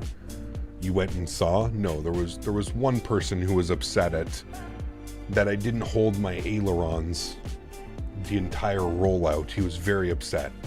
That Thrustmaster claimed I had good technique when I didn't hold my ailerons into the wind. Oh, it's Melinda. Melinda is just, yeah, the most special of special here on YouTube. Nismo. There's an Orbex Panama City Landmarks that's pretty nice. I think I have that. I'm not sure. I'm not sure, to be honest with you. I feel like I have it, but I'm not entirely sure. We've got Panama Control. Bump it online to give us some ATC. Very nice. This is the things you never expect to get ATC flying into Panama, you know? Really cool. Panama Control, very good afternoon. Avianca 60, flight level 320. Avianca 60, Panama Control, good afternoon. Squawk 0233, Isoko 1 arrival for Tokloman. All right, 0233, and we are going to plan for the SOCO 1 arrival into Panama for Avianca 60. All right, we got the squawk forum. Getting a company message? Why? Okay, nothing. JetBlue 2341, when ready, descent, flight level 290. Beautiful. When ready, 290, JetBlue. What's up, Cap? Haven't been able to catch your streams much lately. Stupid work. Hope you are doing well. Only Rhinos, good to see you, man. Welcome back. Hope you're doing well. Are you doing South America this week? No, only today, man. Only today. That's it. Is there a command to tell us how long we've been following the channel for? I don't think so. No, I don't think so. I think there's only if you've been a member, you can go to my channel, you can click on perks and it'll show you how long. Yeah. Melinda likes a heated chat. Nah, Melinda's just always, like I said, poking the bear. So that's why I just kind of ignore half her comments half the time. I just ignore it. But she's one of those people that likes to go against everything that I say, right? I'll say something and then, well, actually, that's Melinda. Yeah. But it's okay. It's fine. She has her place here. She can do whatever she would like. Tango.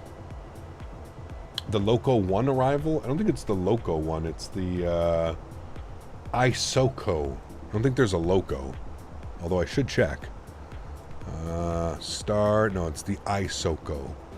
ISOCO 1, which is the one we have planned here. So it's from ISOCO to Ugeto to Bobud. And then it's going to be radar vectors down and in. And we're going to expect the ILS runway 3. Weather should still be the same. Weather is 130 at 6. So it's going to be a nice crosswind at 6 knots. Should be nice. 6 knots.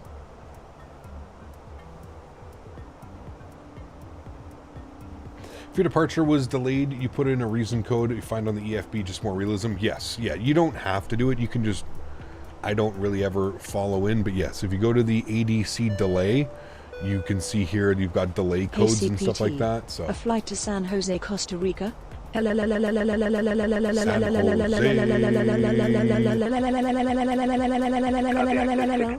your indicate airspeed. Indicate airspeed is 250. Thank you very much, Tango. Hope you're doing well, man. Huge no floaties to you. Thank you for the support. I don't know if we have any scenery for San Diego. Do we? Not quite sure. Brad, what's up, man? Good to see you, dude. Welcome back. Hope you're doing well. 65, report your indicated airspeed. Hey, up, sorry I'm late. Can you tell me the difference between RNAV and VNAV? RNAV is... okay, well, let's start with VNAV. VNAV is your descent profile. That's what your VNAV is, vertical navigation. 5, descent with the procedure. Your RNAV you're cleared for the is Yankee runway 03 right. Nothing to do with like your pitch or your climb or anything like that. And RNAV is essentially your flight path, area navigations, I believe is what it is. It's your flight path. So a VNAV, again, vertical navigation, so your profile, so like a top of descent, that type of thing, that would be your VNAV. RNAVs are, like you would do an RNAV departure, an RNAV arrival. It's, I believe they're just GPS. Chad will probably know more than me. I believe they're just GPS. It replaced like GPS.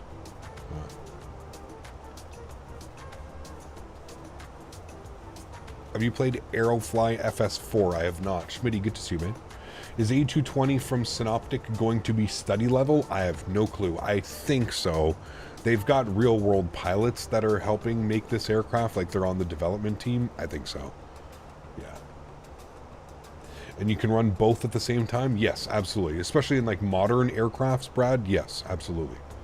Yeah. I think the same developer today's flight has a scenery for MROC San Jose. Do they really? Okay, I'll have to take a look at that, Randy. Because I've definitely been impressed with Vpilot. Their sceneries are great. A little bit expensive, a little bit on the expensive side, especially for Canadian dollars. But you can get both airports, I think, for 44 CAD. It's like 30 something US, I think, for both airports that we're flying to today, Bogota and Panama City. So.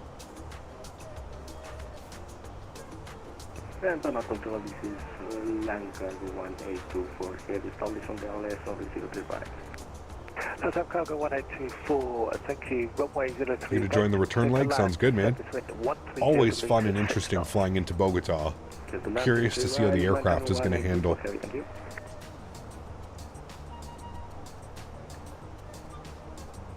Always a fun time. We are 47 miles till top of descent. We're we're going to start throwing in some information now because the aircraft's going to start yelling at us any second. Winds 130 at 6. Good. Temperature and QNH is 33 degrees. Wow, 1010. 33 or 31? 33. The QNH is 1010. 15,000 QNH 1010 2351. And Avianca 60, wind ready descent, flight level 270. one ready will descend flight level 270, Avianca 60. Copper 3 One ready 270. Flight level 280. Minimums for the ILS runway 3, 228. 228. We'll put that into our barrel minimums. Good. Cool. Welcome to Central America, right? It is, man. You join on the next leg? Nice. Nice. Panama Center, JetBlue 2351, you said 150? 87. Thank you, Jim. Me too. What's for lunch and for medicine today? For lunch, I have no clue. Good question. I really don't know. Yeah.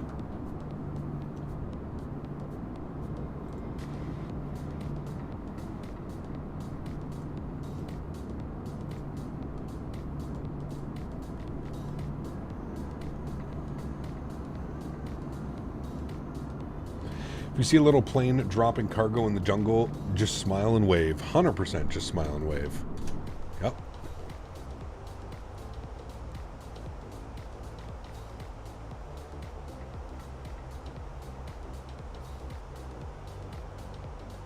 I'm going to have some eggs and bacon. Ooh, nice. Always good. Always good. I'm excited for arrival into Panama City. I don't really think we've flown into here a couple times. And I think from the approach we actually start to see the beginning of the Panama Canal. Avianca 62, speed 230 knots. We're coming in here on runway. Yeah, we will. We definitely will. Here's the canal. And we're going to be coming in on an approach like this, probably right past the city. We should be able to see the entrance of the Panama Canal. Center, good afternoon. Is this the entrance or the exit? 54 heavy, flight level 360, approximately 60 miles southwest of Lima, Charlie, Echo. Delta 2254, crazy, Panama man. Control. A good afternoon. Squawk Crazy how many big, 0261. massive ships just go through here. One arrival, Toxman. Alright, 0261, Asuko 1 arrival. Delta 22. Had some chicken, cheese, and rice from Mexican restaurant. Was quite delicious. Sounds good. Might do jalapeno chicken from Factor Box. Ooh, nice. Very cool. Sorry if you answered this already. Just came in. What do you think of the new CFM sound? Sound great, Cal. Yeah, some nice buzzsaw, man. I think I prefer the IAEs for like buzzsaw. But, yeah, I mean, the texturing, the modeling, yeah, very nice, man. Very nice. Right up there with the IAEs. Yep.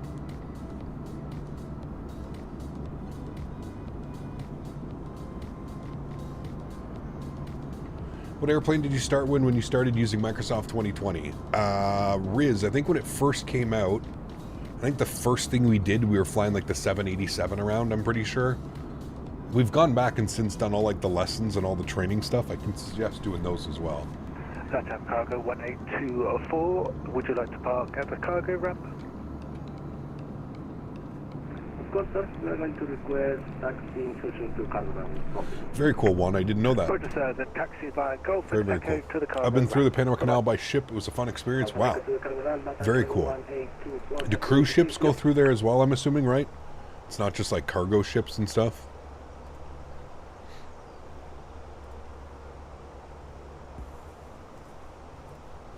All right, top of descent in 14 miles.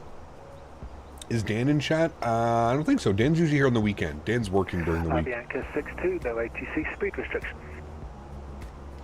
We're flying the CFMs for the first time since V2 and TAP Portugal from Lisbon to Barcelona. Nice, very cool. 3341, descend with the procedure. You flew the 787 long haul on the via second day Volvo. after release. Just watch that stream. ILS There you go. Yankee approach runway 03 right. That was a crazy stream, man.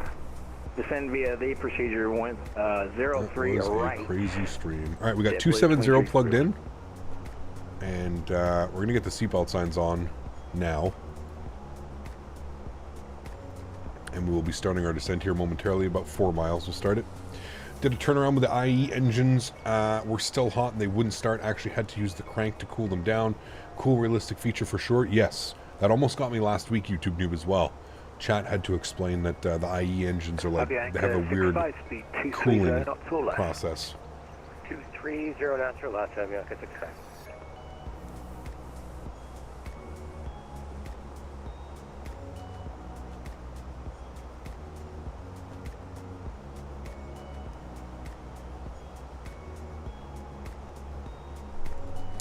Alrighty, 4 miles. Push in. Go to our descent mode. Wonderful. I'm actually just going to dial back our cost index just a little bit. Go to like 35.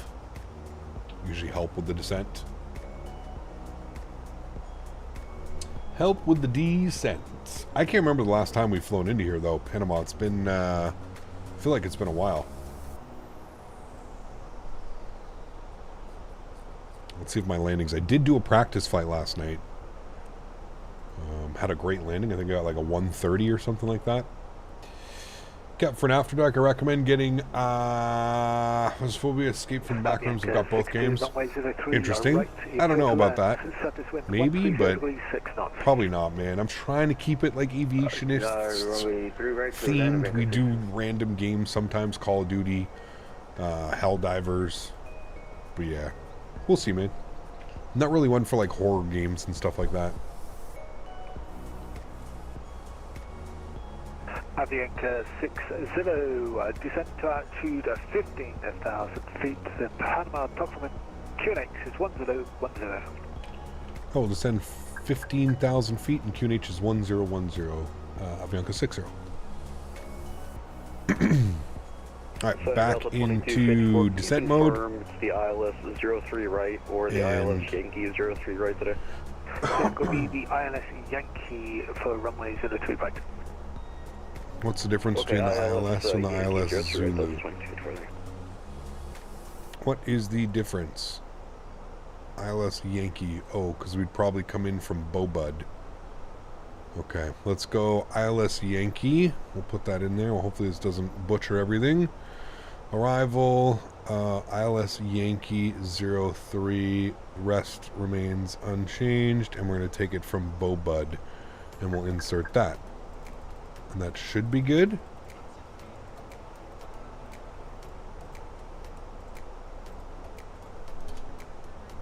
Yep. Everything stayed the same, and now we actually have it properly put in there. And if Smitty is still here, look what I have on, Smitty. I think you're finally rubbed off. We actually remembered to put our constraints on. We've been actually remembering constraints. Now if I could just remember block time, I think we'd be doing a great job. Block time. Although we could just do block time down here too if I ever, you know. Maybe that's what we need to do. Just start remembering block time. We got constraints on. Just need block time. Just need block time. Do you still play that construction game? Which one did we play? Construction game. Was that me? Did I ever play a construction game? 254, when ready descent flight level 320. When ready descent flight level 230, Delta 2254. Should do a cargo flight from the AM afternoon, then truck sim delivering the cargo, full process immersion sim. That'd be cool, Quincy. Could definitely have some fun, that's for sure. Phasmophobia is a great game, especially with a few friends to play with. Okay, I'll have to take a look at it. I don't know if I've ever heard of it, but I'll take a look. We'll take a look-see.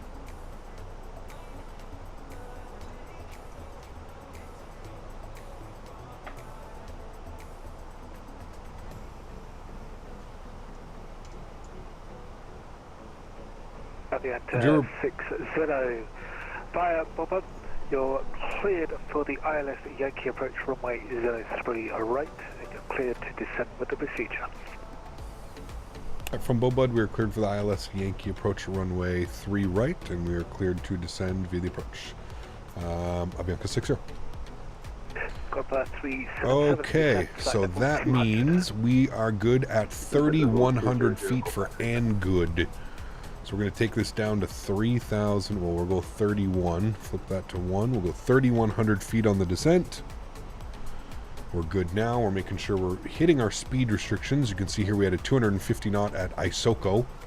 As you can see, the aircraft is slowing down to 250 knots. We can put out a little bit of ground spoiler to help with the descent. Cap, you ever gotten into Destiny? Talk about going down a rabbit hole. I have not. No. No. Never got into Destiny. I did get into Elite Dangerous with some buddies. I used to play that like crazy. Elite Dangerous. Always kind of loved Call of Duty, man. Always a fan of Call of Duty, even though like it's kind of gone to shit. But yeah. Did you ever play Welding Simulator? I don't know. I don't know how much we would end up being able to do for Welding Simulator, but... Quebec to stand 128, Avianca 62. Avianca 65, runway 03, or right to clear to land, surface wind 130 degrees 6 knots. Love the little cloud layer up here in front of us. Looking real good. Real good. Call of Duty was a shit, man. Descent flight level 280. Remember back in the day, dude, Call of Duty. Level 280, level 2254. Does anybody live on this island, chat? Some weird ortho going on here. COD or Halo? Definitely Call of Duty. Not even a question. Copper 377, report your indicated airspeed. Can confirm, just had a successful landing into HESH. Shame about the messages looping. Interesting. Serious question, what do you do in Welding Simulator? I have no clue. I don't think it's a thing. I think somebody said, would you play it if it was a thing? 295, Delta 2254. Alright, 1010 on the QNH. 280 knots. 280 knots, Delta 2254. And Senator, we take Avianca 62, can we take stand 126? I always had a PlayStation over an Xbox. The only ever time I remember seeing Halo and stuff was going over to a buddy's house and playing Halo over there with him and his brothers. It was really it. Other than that, I never owned an Xbox growing up. I was always PlayStation. Goat Simulator? Dude. The fact that that got as popular as it got is just fucking mind-blowing, dude. Mind-blowing, man. Love the close combat. Spaz 12 on old Modern Warfare 2. Man, I remember going like, I'm talking like the original Call of Duty in like the, what was it, the early 2000s? When did the original Call of Duty come out on PC? It was World War II, I believe. Man, talk about hooked. I was absolutely hooked. And I remember playing the original Battlefield 1942. Again, early 2000s. Had to have been early 2000s. Can stand 126. Man. We'll get 121 if that's the amount of hours I would spend playing that, dude.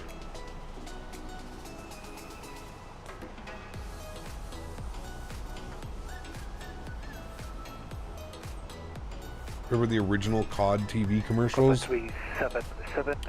I'd have to see them to remind me, Will. I feel like I did, but, you know. You ever think about trying Star Citizen? Nah.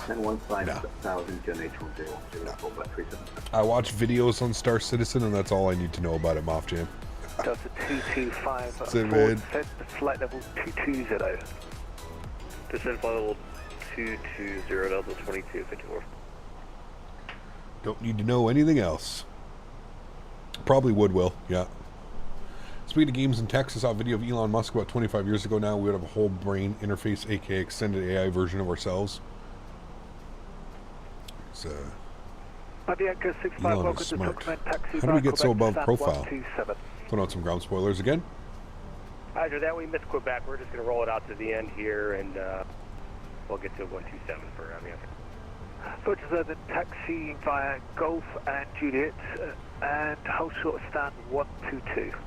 Alright, we need... Golf Juliet, hold short 122 on Avianca 65. Supposed to be going into here. The real flight went into 114, so we'll see what we ends up giving us, but we should be parking up here. And then for departure, we should be getting 3 left, so a nice short little taxi for our departure out on 3 left. For the return flight...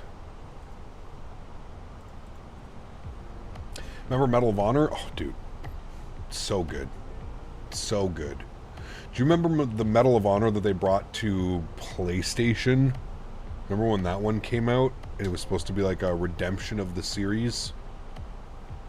I think it was PS3 it came out for. Descent with the procedure. You're cleared. Played here and there, but mostly just watch a few videos about it and forget about it, have a couple months at a time. Man, that was, yeah, the pinnacle of gaming was so good back then, man. Even like Battlefield Bad Company. Remember when Battlefield Bad Company came out? Man. Roger, then you are cleared direct to so good. And via Bob, you're cleared for the Isles Yankee approach runway 02 right. I'll pause the music after this song. We'll get ready to go.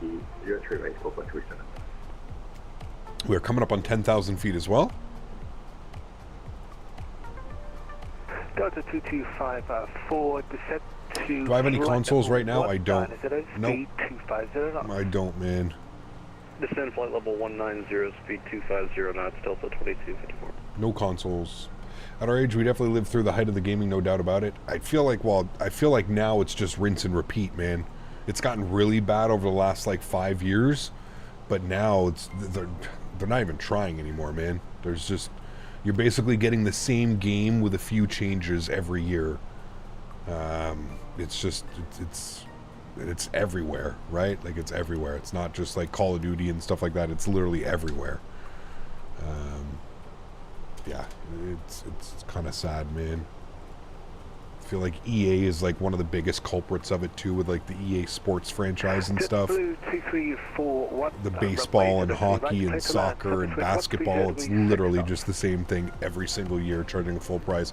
Same as Call of Duty. 2340 round 1 runway. 03 or 03. Being caught in FIFA, it's the same crap over and over and over. It is, yeah, 100%. And the problem is people keep buying it, right? That's the big thing. I don't know what it is about like FIFA and like these people with these like hut cards and like buying all these cards and like people spending insane amounts of money for these people to be on their teams and stuff. Like, bro, it's nuts to me. I've watched some videos on it. It blows my mind how much money these people spend on like these virtual characters in EA. Every year they have to like rebuy it. It's just wild, man. Wild. All they do is update the rosters for EA. Yeah. Which is just bananas to me. And they'll add a couple features that, you know, I find like with them, like with EA, what they'll do is they'll like take a feature out and then they'll have the feature not there for like the next 2 iterations, and then they'll re-add a feature back in and call it like a new feature. Do you know what I mean? EA Sports is real bad for doing that. Battlefield Vietnam was pretty good to me as well. It was great, yeah, absolutely. All the Battlefield games back then were incredible, man.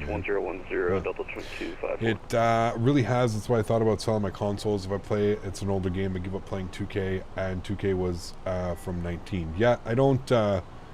yeah, consoles to me, I feel like with a console, you're immediately like, there are console exclusive games, but there's not very many exclusive console games that I'm really interested in playing.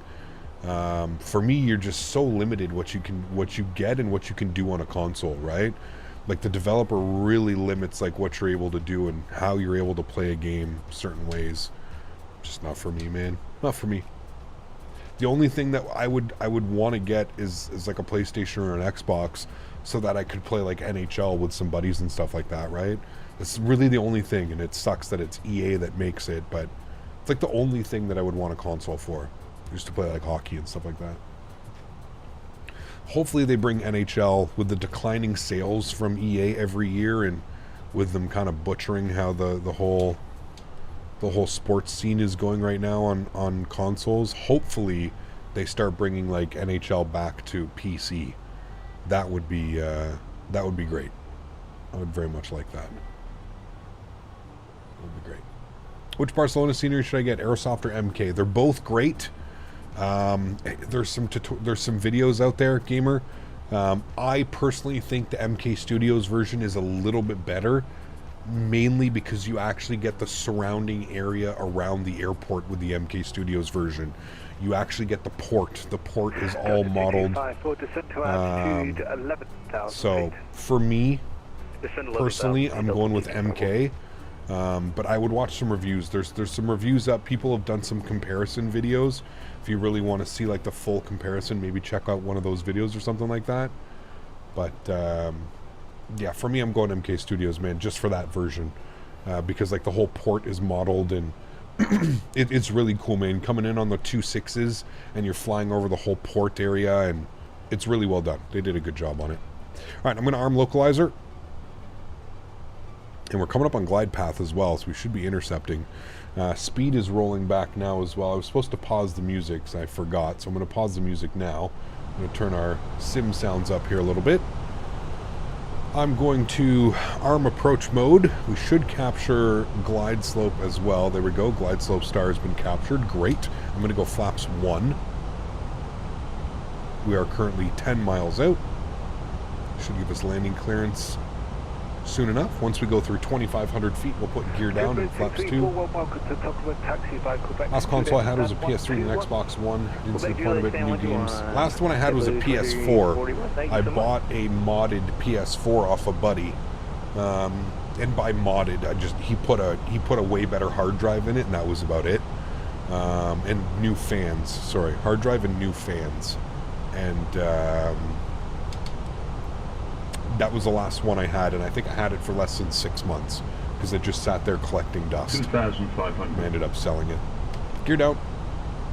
Can't do flaps 2 yet. Avianca 60, runway 03 right, clear to land, 73130 degrees 6 knots. 03 right, clear to land, Avianca 60. Cabin homework, perfect combo. Hey, thanks for tuning in, man. Number 2 in traffic. I recommend keep the Can't really see much, but you can kind of see the downtown, and then Panama Canal starts like over there. It's very hazy right now. Very hazy. Flaps 2. Ground spoilers armed, and we've been cleared to land, so we're going to get all of our lights on. Good, we'll ding the cabin. One last time, we've been cleared to land. 737. Recommend to keep the speed at 25 knots or less. No further ATC, 1 Unicorn 122, destination provided. And speed check flaps 3. 22.8, thanks for getting online. Appreciate the ATC. Have a great rest of the week. Delta 2254 ship.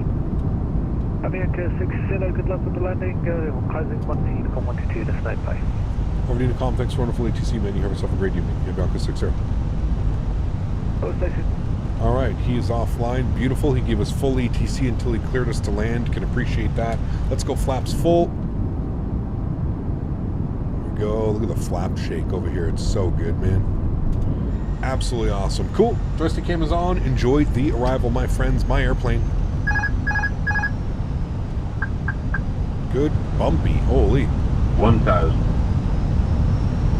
Sounds are up. Let's go.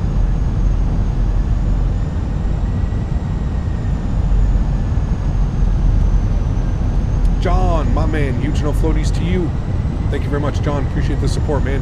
Oh my goodness, chat. Yeah, nothing to see here. Just casually getting my pineapple pushed in. It's been a while since we've had a pineapple pusher like this. Thank you, John, for the $10 donation. Appreciate you, man. Huge no floaties to you, dude. Thank you, thank you, thank you. Incredibly kind, dude.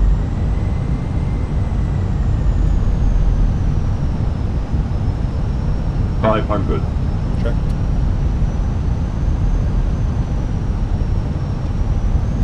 $400.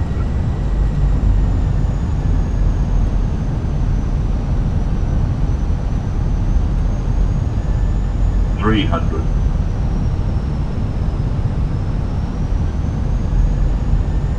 $200. Sheesh. Jesus. Making me work today, chat.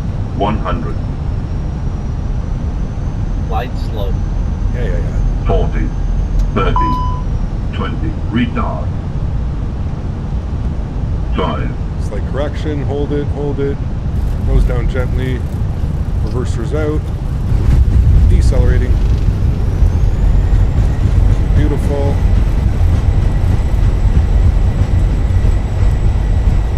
That was spicy, man.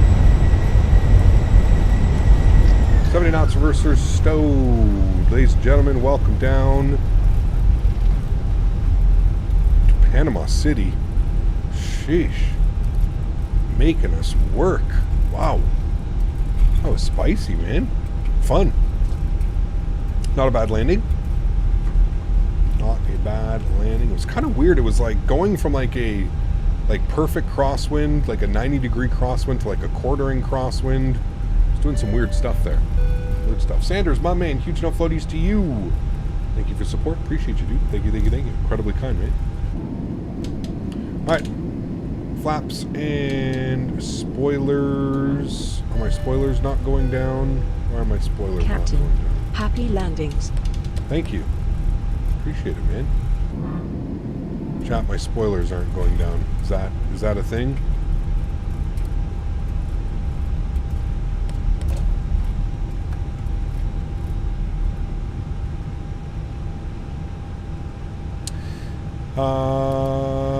Chrono stopped.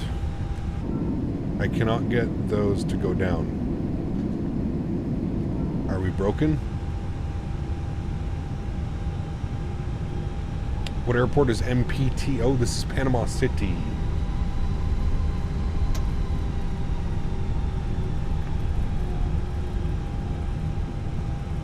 It's weird. It doesn't... Is it a visual bug? Oh, no. Okay, they're down now. We got them to go down. Okay, we're good.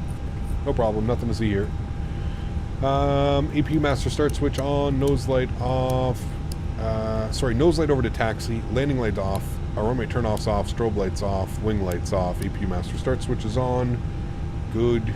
Go and hit him with a hammer. Yeah, that'll make him work. We're going to our parking spot down here. 114 if it's open.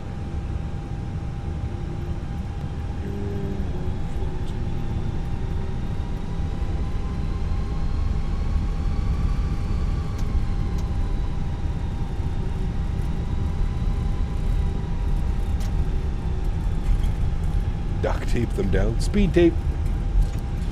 APU start. Stopper clock. Oh, I already did that. No problem.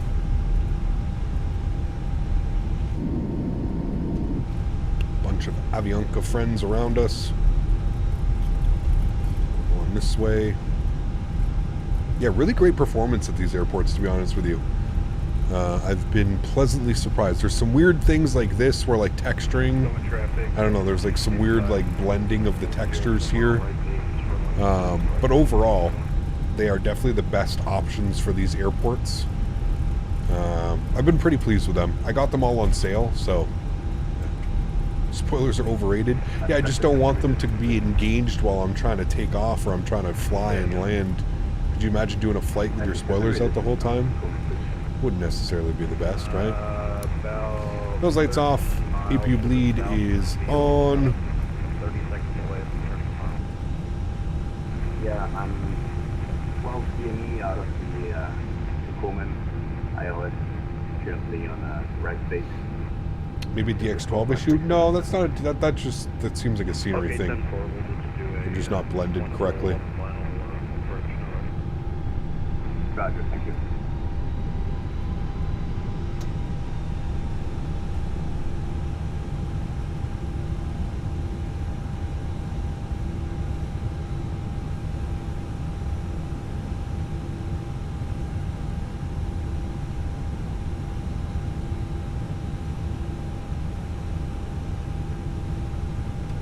Park brake on, upstairs, APU's on, bleeds are on, engine number 2 is off, engine number 1 is off, beacon light is off, seatbelt signs are off. Ladies and gentlemen, welcome down to Panama City for the first time in a very long time.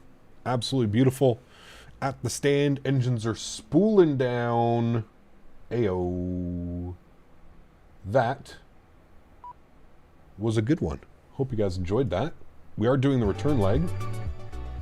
So please do stick around for the return leg. Wonderful. Very good first flight. I will start loading up the second leg now back to Bogota. Bogota is going to be a fun arrival because that airport is crazy high elevation.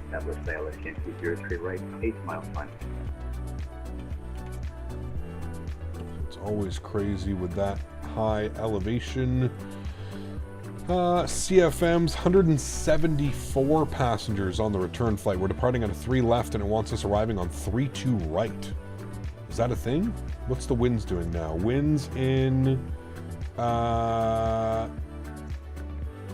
Bogota have completely changed. They're showing 150 at 9. 150 at 9. Why would we land 32 right for the arrival? We're definitely landing 14 right. Yeah. 14 right for the arrival. I don't know why they were saying 32. 14 right. All right. We'll get that in there. Good. To return, the captain will fly inverted since normal is boring. Could you imagine? The terminal looks bad? I don't think so, man. I think it's perfectly fine to me. Like I said, man, it's not the most like highly detailed scenery, in my opinion, but I still think like they did a good job. It's definitely the best option of all of the options out there. I don't necessarily think it looks bad. Is it a little bit expensive for what you get? Yes, absolutely. But I said that at the beginning. But as far as like looking bad, I don't think it looks bad. I think it's decent. I think it's appropriate. It's got this like weird like bronze top. This is the whole new terminal as well, I believe. So that's not bad. I don't know. It's definitely the best option out of all the options out there. So just keep that in mind. Nah, it's obviously not Fly Tampa quality or MK Studios or something like that. No, absolutely not. But you know, yeah, for what you get, I think it's fine. I think it's fine. Again, if you could pick it up on sale, hey, even better. You know. Even better. Okay. I'm just gonna take the same call sign because it looks like everybody's just filing. Yeah, okay. I'm just gonna take the same call sign because all the other call signs are taken. So we're just gonna do that. That's good. Come here. Finish that one. Good.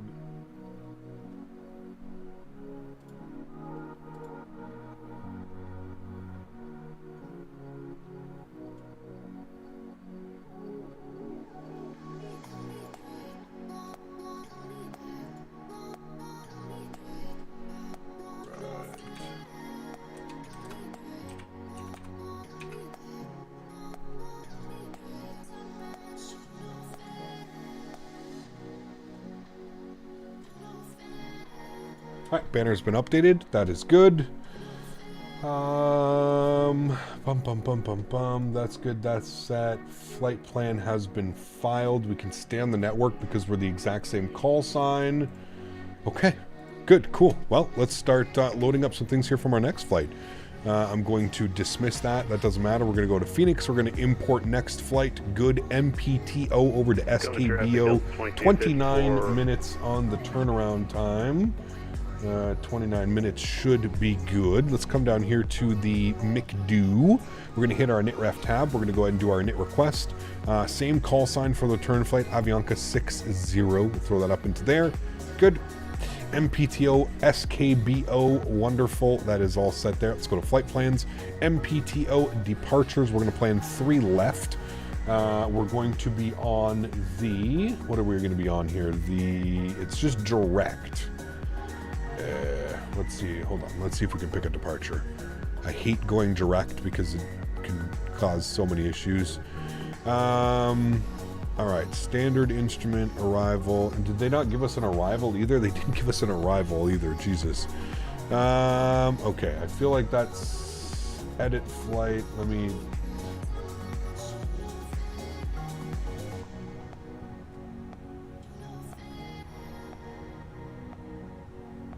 I guess that's the flight. Okay, let's go with runway 3 left RNP departure. I mean, that's probably what we're gonna do. Does it not give me an option? Oh, RNP 3 left. Okay, that's what we're gonna do, and then we'll insert that so it's like a straight out. And then SBO arrivals.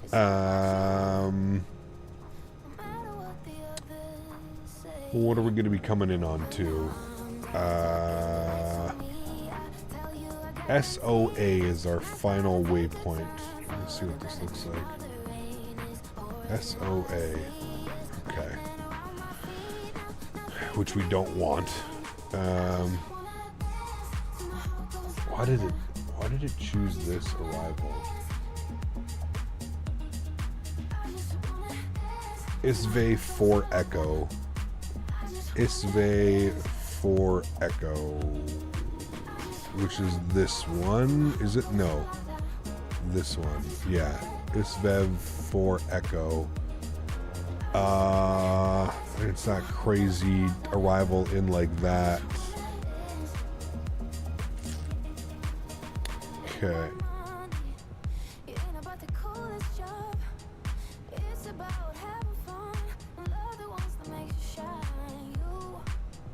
Islev 4 Echo is the one that I want. Isve 4 Echo. Where's the Isve 4 Echo?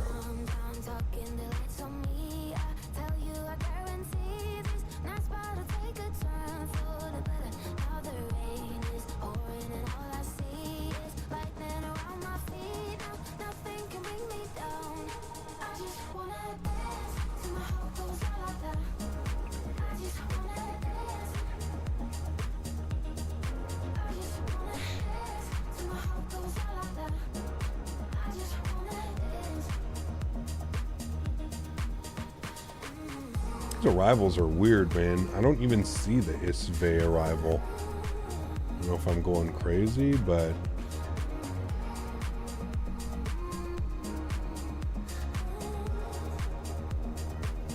I feel like we should just be taking this one. What is the Vulum? The Vulum 6 Delta. ILS X-ray 14 right.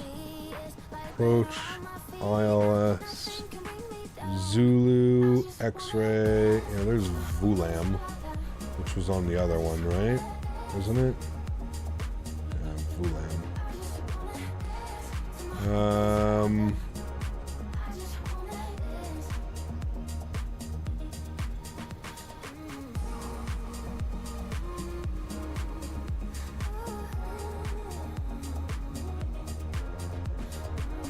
Alright, we'll do the ILS Zulu 14 right.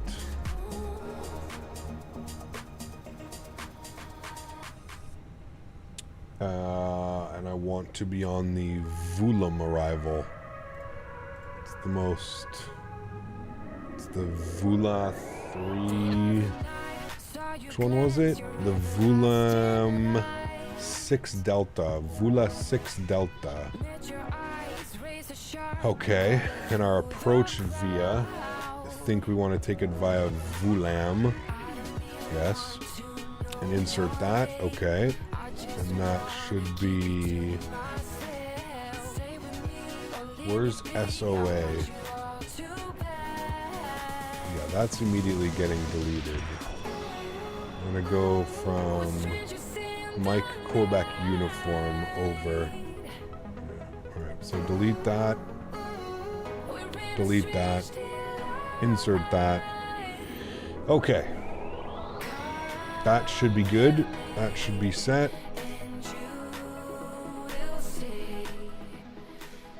Good. Okay. 70 more passengers need to deboard the aircraft, and then we'll be good for our turnaround. Upstairs is good. What we'll do is we're going to go external power on, and then I'm going to turn off the APU just for now.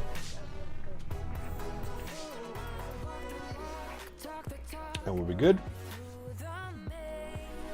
Cool. Should be a really fun flight back. I'm always curious what it's like to land at such a high elevation altitude. It's always so different on the aircraft, so it's fun. Definitely some fun.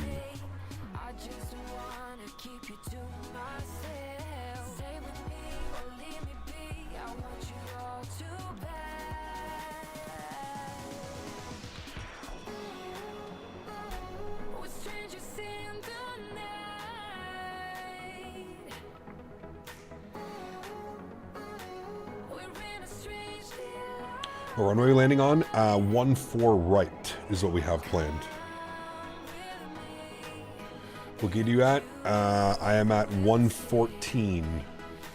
Gate 114. Erin, what's up, man? Good to see you, dude. Welcome back. Hope you're doing well. Good to see you, dude. Just gonna turn camera off for a second, chat. I'm right here. I'm just having a little stretch.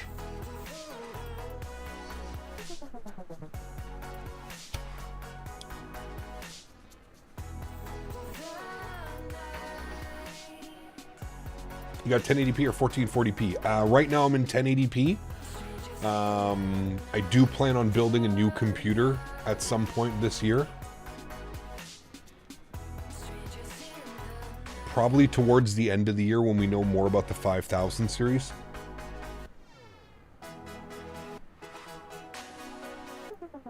Yeah, the plan is hopefully at some time this year to buy, to build out a new computer. Kyle, flight tips. What do you mean? I don't get why you keep repeating that. Still rocking 1080p with your 2070 Ti? Yeah, nothing wrong with that, man. Oh, 4070 Ti, got you. Yeah, I'm gonna go up to 1440p. That'll be the next step up for me. So we'll see.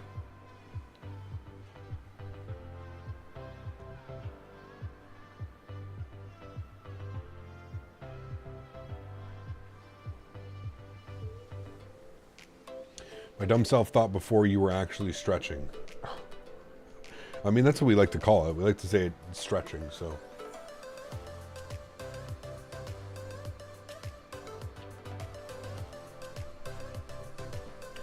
Buddy told me I might get more frames in a higher resolutions, but I don't know about that one. It's usually the opposite, Nismo.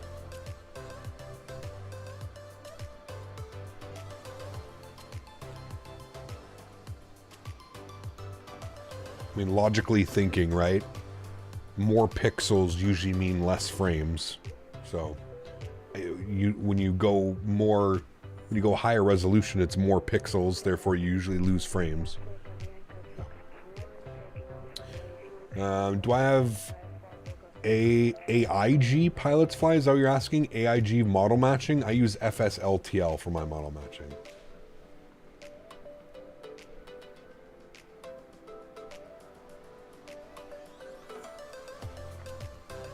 You thought I was stretching as well until another streamer told you?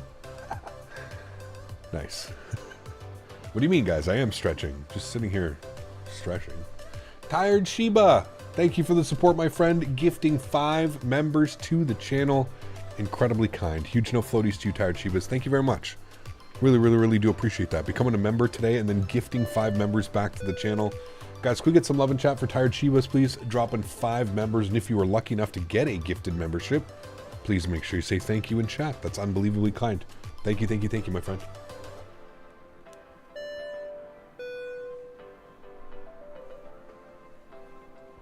They are deboarding the last 10 passengers, chat. 10 passengers. You can see them walking down the jet bridge right now, actually. Hold on. There they are right here. The last couple passengers walking in. This will be, I think that lady right there is the last lady. She's looking around. Oh, nope. That's got to be the last lady. What? Where are they coming from? There's only 8 people. Oh, because they have to walk to the whole thing. Never mind. That's right. I remember it doesn't count as them actually leaving the airplane until they actually reach over there. So this is the last person.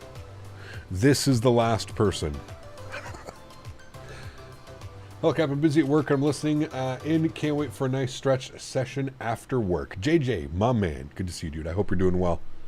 Enjoy, my friend. I'm having a quick little... Got some new stuff. Got some new medical stuff today, so I'm testing it out. Miracle Alien Cookies. Pretty good. Enjoying it so far. All right, that should be everybody from the aircraft. If we come back here, oops, wrong button, sorry. If we come back here, this should be everybody. There we go. I'm gonna go to mass and balance. Nope, crew is staying on board. Deboarding complete. Beautiful. So if we come back here to my flights, we're going to re-import. Good. We go to mass and balance. 174 passengers, 2,600 kilograms of cargo, 6,700 kilograms of fuel. We're going to load the aircraft. We're going to go via GSX. Beautiful. Not going to touch anything. Just going to let it do its thing. It's going to call the fuel truck. Gonna do its thing. We'll jump outside and we'll kind of hang out and watch the process. We'll go serve air. Sure. Yeah.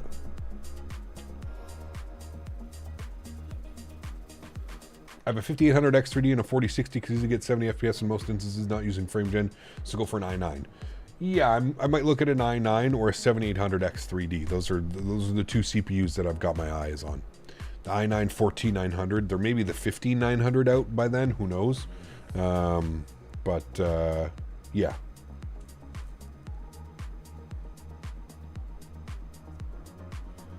Those are the two options.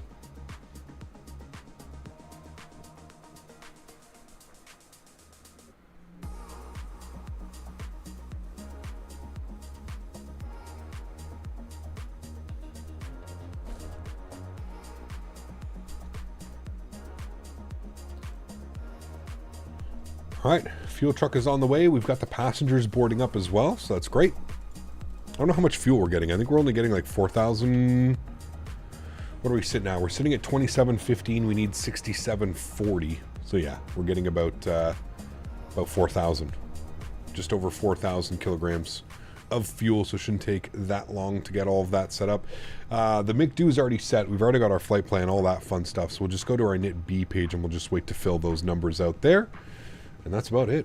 We're kind of currently sitting and waiting. We'll just go initial climb. We'll just set 10,000 and we'll be good to go from there. Cool. What's the medicine? Miracle Alien Cookies. MAC. Miracle Alien Cookies. 1500X is taking a hit at bigger airports. Looking to upgrade soon. Got you. Okay.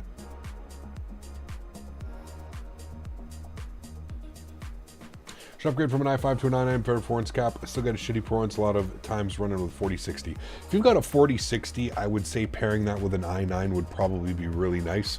I think you'd see some really nice benefits from doing that.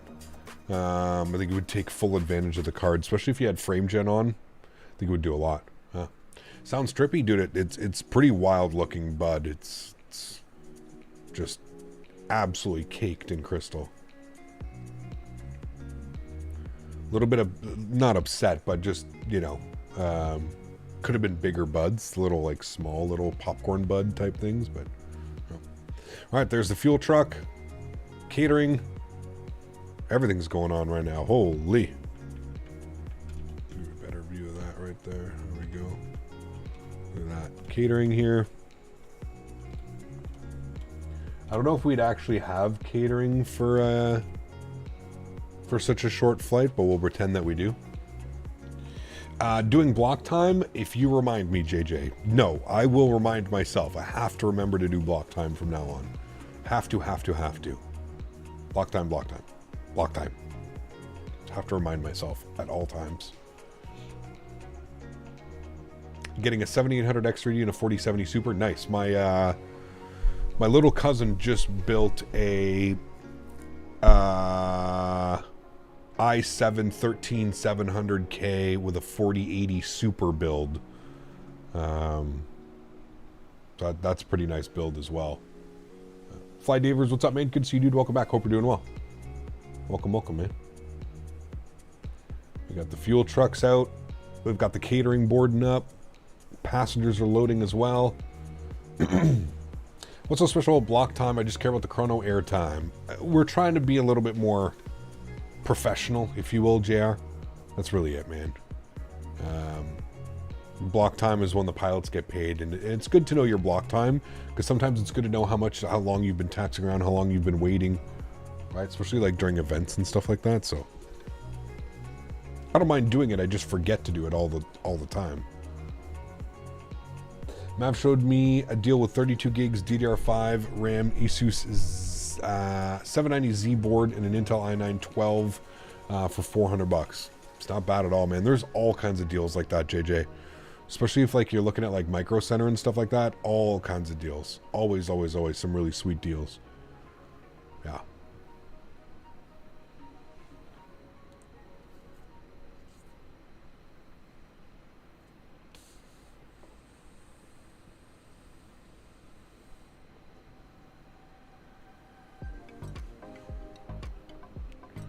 That is real cheap. Yeah. Last I looked, it was still going to cost me probably about $4,000 or $5,000 for a completely new build. Something around there. I don't want to cheap out though. That's the thing, right? I probably could build something for a little bit cheaper, but I really don't want to cheap out when it comes to these PCs. I've got some ideas of what I'd like, so.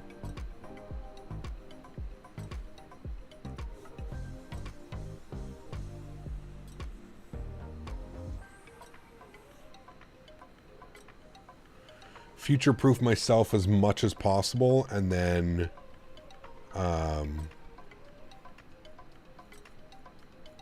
maybe upgrade to a 5000 series card when it comes out, because I don't think they're going to be out this year. So, where's most the cash? The card? Yeah. Yeah, the biggest expense is the graphics card, followed up by probably the motherboard CPU combo. Motherboard CPU combo is probably another $1,000-ish out the door. GPU, you're probably looking at, you know, for me, if I wanted a 4080 Super, I don't know what they are right now. 4080 Supers.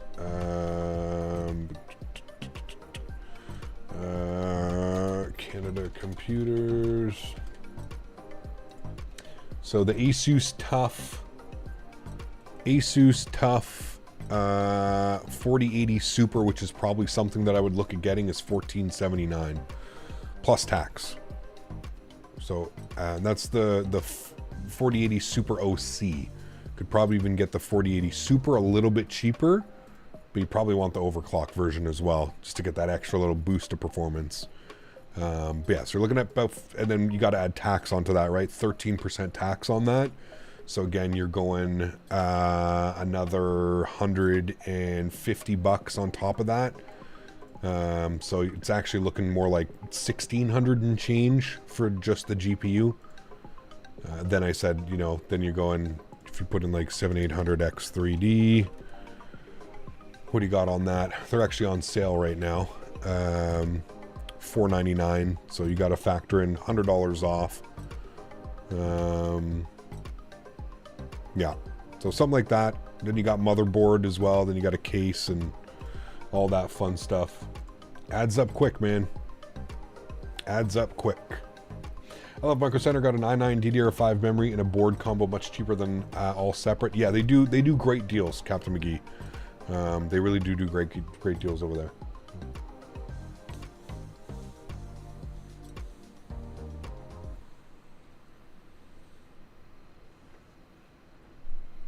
You guys are lucky to have Micro Centers.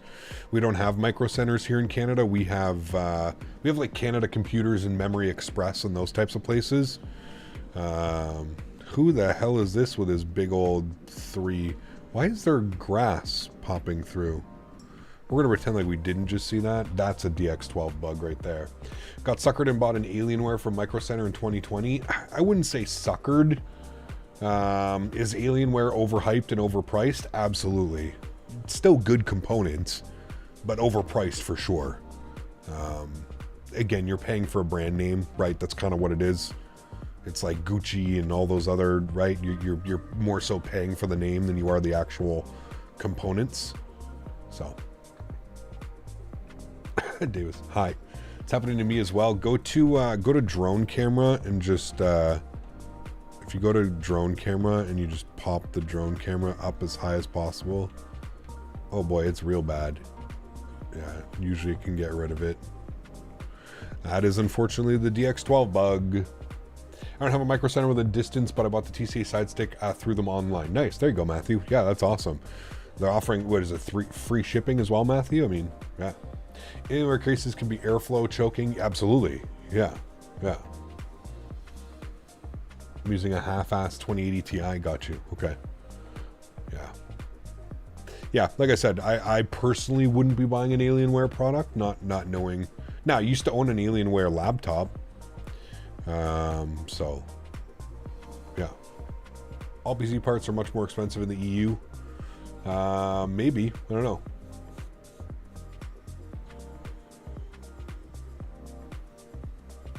Yeah, Joe, I don't have rolling cache enabled. I've had rolling cache disabled for quite a while now. Yeah. Next upgrade will be the 4070 Super and 32 gigs of RAM. Nice, very cool. Very, very cool, man. Information Alpha, welcome back. I hope you're doing well. The aircraft just got fueled up, and now we are waiting for the baggage loaders to start loading up the aircraft. We got over 100 passengers on board now, 112 passengers on board, so just waiting for the cargo to show up, and then we'll be pushing back and getting out of here, man.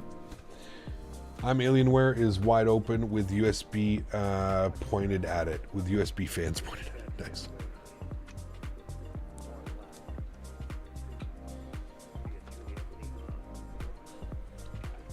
The real Alienware were good rigs, then Dell bought them and name and trash the builds. I would agree with that as well. Yep.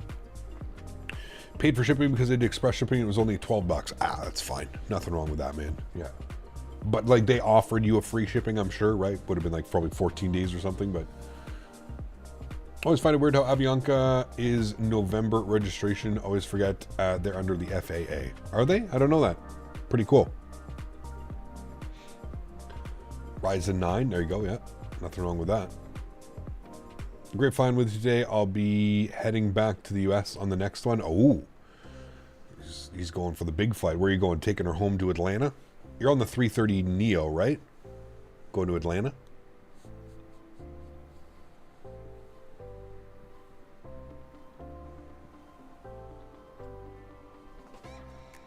I was worrying about turning that off, but I use wireless and don't have the best internet speeds.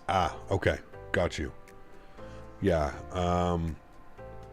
If you don't have to use the cache, I would say don't use it. Under your circumstances, it might make sense to use it, right? So I was thinking Atlanta, but then I went for San Diego, 6 hours and 10 minutes. Jesus. MPTO approaches online. Oh.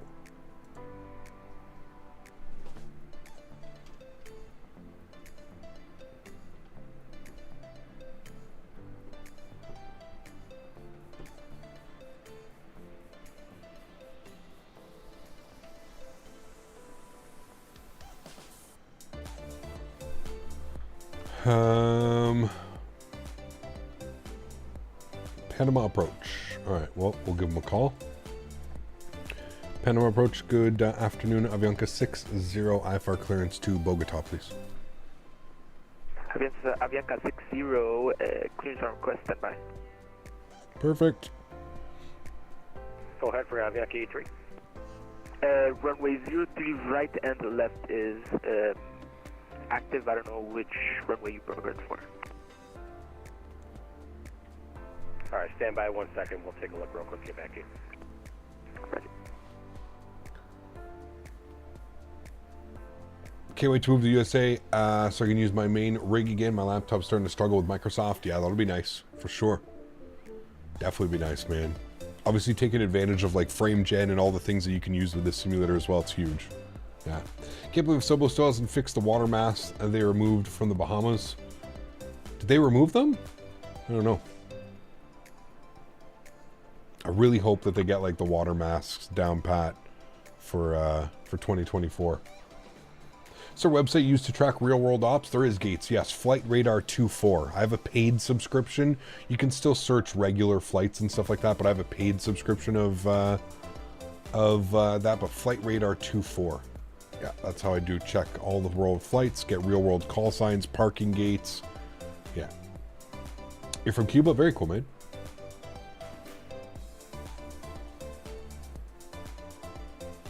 Trying to take a break from flying, getting flying fatigue after flying almost every day. Makes sense, man. Yeah. That was an i9 and a 3070 Chi, but then their laptop... Clearance is ready, advice ready to copy. We're ready to go for Avianca 60. Avianca 60, you are cleared to Bogota, direct La Palma, VOR, Papa Mike Lima, climbing maintain 5,000. Expect flight level 350 is final altitude. Departures with me and squawk 0253.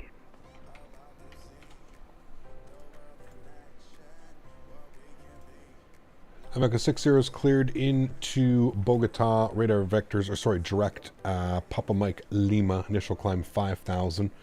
We'll expect flight level 350, 10 minutes after departure. Departure frequency is with you and squawking 0253.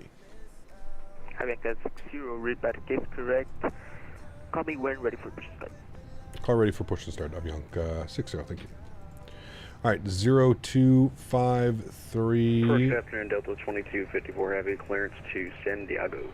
All right, 0253 is in there. Good. That's set. That's done. Good. Cool. Just getting the last of the baggage on board. I think we're fully loaded. There's the last passenger getting on board as well. So we're just waiting for the baggage to load up. Passengers are on board, and we will be pushing back here momentarily, guys. On our way back to Bogota. Very excited for this high elevation landing. I'm going to want to bet that we probably smash it, but we'll see how the aircraft flies. We shall see. Paul, good to see you, my friend. Welcome back. Alienware was very good before Dell bought them. They were, yes. And that's where they kind of built the name and the brand for themselves. And then everybody wanted to buy an Alienware, and everybody wanted to own an Alienware. And then Dell bought them, and then everybody started having, you know, experiencing all kinds of problems and issues with them. And that's when they kind of really lost their branding. Hope all's well. Gonna end up selling my PC and monitor to my buddy. I'll be looking for another to replace it, but I have no idea or clue what to consider for a build. I mean, it really depends how much money you want to spend, Starcep, and it depends how much you want to invest into the hobby, man. Obviously, if you have the money, I'm going to tell you to buy the best that you can. Get a 4080 Super, get a 4070 Super, pair that with an i9 or a 7800X3D or 7900X3D. That would be the, that would be my, you know, that's what I would tell you to do, but depends how much you want to spend. If you'd be landing on 2-2, it'd be such an awesome approach. Where? 2-2 into where? They don't have 2-2 into Bogota. They only have 3-2 maybe is what you meant when you do the, it's like an RNAV in, isn't it? Runway 32 left or 32 right? No, we're landing 14 right. 14 right. Good thing Spirit isn't merging with JetBlue. I like yellow better than blue. Would have been cool for them to merge together, but yeah. Still find Alienware to be overpriced. They always had weird cases, restricted airflow, which is why they required so much maintenance. Yep, I would agree, man.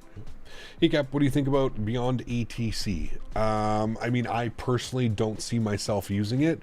I'm happy to see that the price has been reduced to $30. I think that's much more accurate for what an add-on like that should cost, and I hope that allows as many people to get it.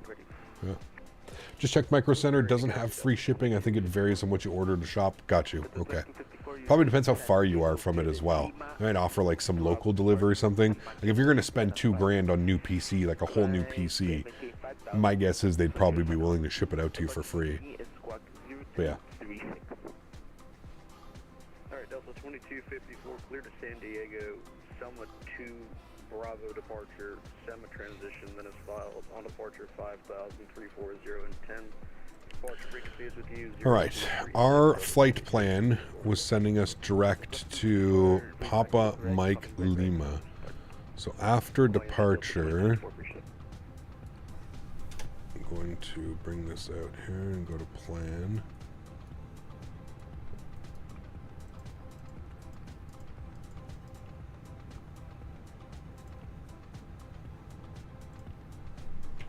We're gonna go, oops, clear that, insert. What does that look like?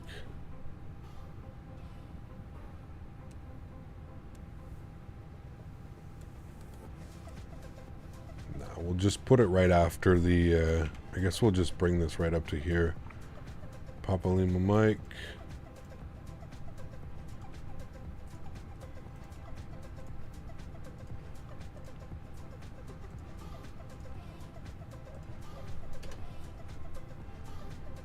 There we go.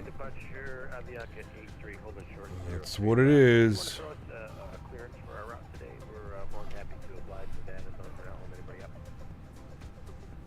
Avianca 83, clear to Bogota, direct La Palma, Papa Mike Lima. This ascent, climb and maintain 5,000, expect 390 final altitude departure with me, squawk 175. Probably radar vectors, and then we'll have to send ourselves direct. Avianca 83, clear to Bogota, Papa Mike Lima, departure, climb 5000, squawking 0175. Quebec is correct, and Avianca 83 winds 170 at 5. All right, there we go. Takeoff. Roger that. 03 left. Direct. Be a right turn immediately out. Cool. Through Oscar Mike in the FMC, it's part of the amendment, Kyle. Gav, why don't you use your physical MPTO? I don't have an Airbus physical MPTO. I only have a Boeing 737 style physical MPTO. 737 and 777. I should be able to use it with the 777 PMDG when that comes out as well soon. Yeah. All right, I think we are fully boarded. We're ready to go. Yes, aircraft is loaded. Good. Let's send all that information over to our MPTO. Good. We'll get that into there. While we're doing all this, actually, let's go ahead and spool up the APU. Down here, good. We'll go to our init Init B page should be plugged in now, which it is 60.631.3. Good. 6.7 on the block time as well. Wonderful. Go with an initial cost index of 5, and we're cruising at 35,000 feet. So we'll bug up 350. Beautiful. Let's go to our performance tab now. We'll grab some performance numbers. Before we do the performance numbers, let's go ahead and spool up the APU, so that's good to go once we're done this. MPTO, we are departing on 3 left. Surface conditions are dry. We're going to do a flaps 1 departure. Force toga no, anti-ice off. Packs are on. Sync load sheet, sync live weather, calculate V speeds. 41, 41, 44, 18,000 transition, flex 56. 1/down, 0.2. That is correct.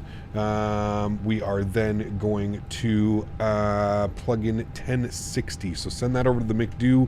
And we're going 1060 on all these guys. 1060/1060. Good. And then we're going 1060 on this guy here as well. Beautiful. 41, 41, 44 is all selected. 1/down, 0.2. Good. And he gave us initial climb 5,000. So we'll go 5,000 initially. We do have some company messages to deal with down here, so we'll deal with that before we push ourselves back. Received messages. We've got our arrival message. Thank you. Got our preliminary load sheet, accept, and then we've got our finalized load sheet here. 174 plus 2, 176 passengers. Good. Upstairs, APU bleed is on. External power comes off. Good. Seatbelt sign is on, and beacon light is on as well. It's going to go and get the pushback ready to go. Your flight plan is to Panama. I need you to refile flight plan, please. LS switch is off. Good. And let me pause the music here. Good. Avianca 83, radar contact by 2,000 feet. Climb maintain 16,000. I maintain 16,000. Avianca 83. All right. Approach Avianca 60, ready for push and start. Stand 114. What was the company again? Avianca 60.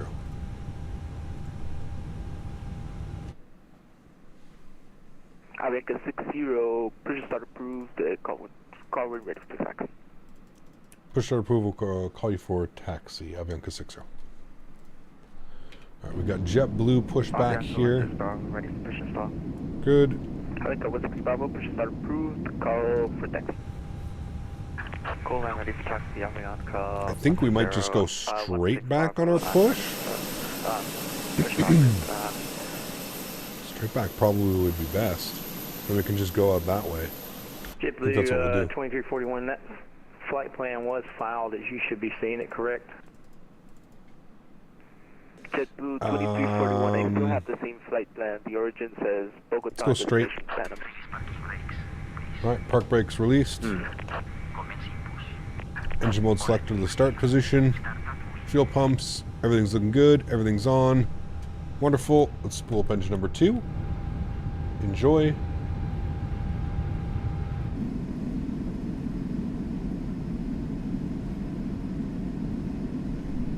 Davis is in the A330-900. Remember, guys, if you are enjoying the content, please don't forget to smash down that thumbs up button either. Hopefully we can reach our goal of 300 likes for today's live stream. Also, do keep in mind we are doing some airport sim later this evening, 7:30 p.m. Eastern, 4:30 Pacific. We will be doing some airport sims, so you guys can watch me fumble around and try and refuel the aircraft. Should be a fun one. We haven't played in a couple weeks, so let's see if I remember everything that we learned. Probably not, but we'll see how she goes.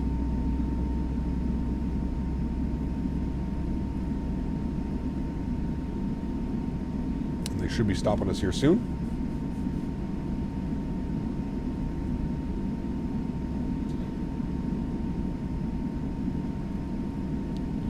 Controller remote tonight. Controller? No, I'll probably still use my mouse and keyboard. Yes, sir. We are live this evening again. Blue 2342 now. You should see a new flight plan. Spoke engine number 1. Yes, you are clear to Bogota, direct La Palma. Papa Mike Lima. Climb to 5,000 feet. Expect 350 final altitudes. Departures with me is squawk 0274. That's what you said last time you'd break out your controller. No, I think people were saying that you can use a controller for the game. I don't know, man. Using controller wheel for me, I haven't used a controller in so many years, man, that I'm not like fluid using a controller. I really don't like little controllers. I don't know, unless I'm playing golf. That's like the only thing that I'll use a controller for. That's just because the thumbstick, it's easy to just, you know. I still think I'm going to use mouse and keyboard.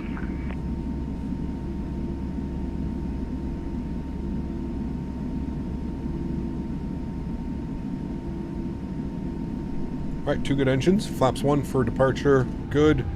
Upstairs, EPU comes off. EPU bleed comes off. Wonderful. Ground spoilers are armed. Engine mode selector back to the normal position. Predictive winch system will toggle that. Good day. Good. Auto brakes over to max. RTO.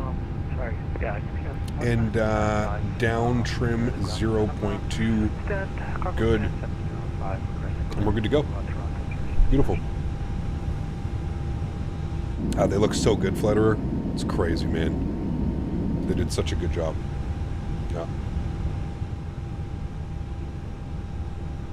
Idle reverse on touchdown. Yeah, we can do that because we want to vacate here onto Kilo 5 and go Kilo into the ramp. We're parking right here at stand 19 or 17. So yeah, we could do that. Idle reverse if I remember. Although we might need some braking power. Ah, fuck, block time. Yes, no problem. Block time is on. We're going to start using this one for block time so I can kind of remind myself. We'll add like a minute when we get down to the ground.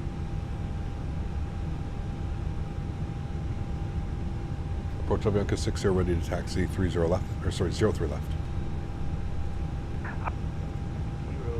Taxi to runway 02 left via Juliet Hotel. Juliet Hotel, Avianca 60. Avianca A3, you with me? Echo for Avianca A3. No, I was just checking my aeroscope crash. Just check. Alright, Juliet Hotel for us. Cool. Park break off. Nose light. Delta 2254, after the Avianca passes behind you, you are cleared for push and start. After the Avianca passes, clear push and start, Delta 2254. Avianca A3, Clementine 390, monitor Unicom 122.8, bye-bye. Climb maintain flight level 390 over to Unicom. Thanks for this service. Have a great evening. Avianca A3. Kept getting robbed in 2-3 minutes before he forgets his block time. Good day, UPS. Every time. Every time. Someone's going to Toronto. UPS 195 heavy. UPS? You are cleared to Toronto via the Interesting. route departure. Clementine 5000. Expect 300 5 minutes after departure. Squawk 0107 departure with me.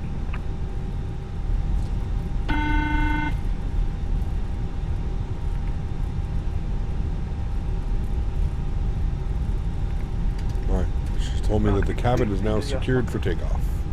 0107. Okay, so UPS 195 heading cleared to Toronto Pearson International via the sequence Bravo. Departure initial climb 5000. Expect 3005 minutes after departure. Squawk 10. Oh, we took golf, not hotel chat. No problem. Nothing to see here. UPS 195, could you... It's not hearing the cabin announcements? Yep. I don't know why. I have to figure that out, Austin. UPS 195, I don't know what's causing the issue. Karl when ready for push, expect 03 left for departure. I'm gonna go left here. Just we'll pretend that we were on hotel the whole time. Go to approach, good afternoon, Connie. 8906, reduce and I'll get multiply about 350 for this. Roger, Coney 8906, you can call me when you are passing 15,000. So okay, I call a crossing of 15,000, you'll be actually having 8906. Beauty.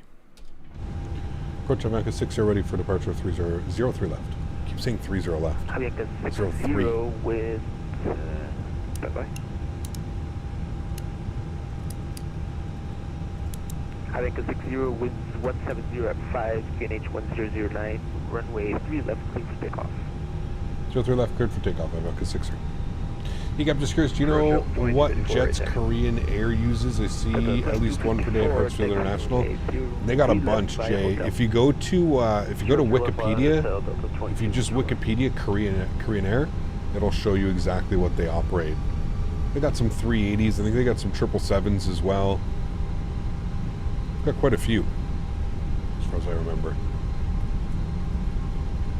Quite a few. Avianca 16 Bravo, ready to taxi to 03 left.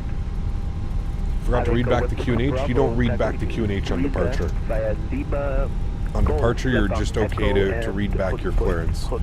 There's no need. Only time you really want to read back your QNH is when you're on approach, just to confirm that you have the proper QNH set. Joystick cam is on. Throttle's up to 40%. Sounds are up. Enjoy the departure, friends. Throttles to 40. Chrono. Let's go flying. Manflex 56 SRS runway auto thrust bleu. Slight nose down, pressure down on the stick. Airspeed is live.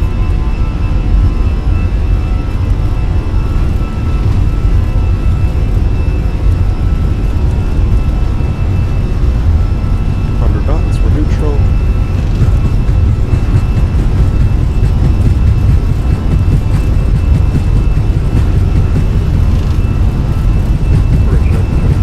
V1 ready to go. Road contact.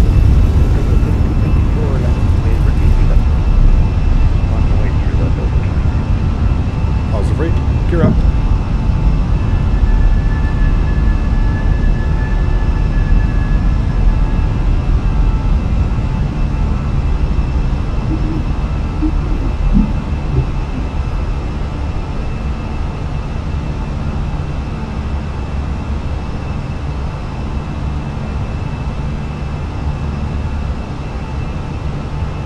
To climb. I think that's 0 radar contact, I think that's 300. Can I maintain 1,000? Maintain 1,2000, Avianca 60. I maintain 12,000, 120. Bumpy again on the departure out. It was very bumpy coming in. Definitely bumpy again.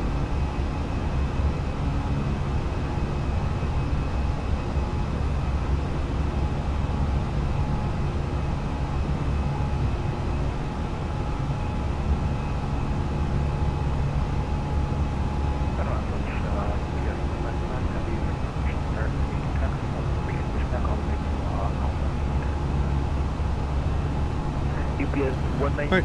Runway turn-offs coming off, nose lights off, wing lights off, ground spoilers are disarmed, and we'll go flaps clean. Delta 2254 with 170 at 5 and wait 3 left for takeoff. Clear for takeoff runway 3 left, Delta 2254. Beautiful.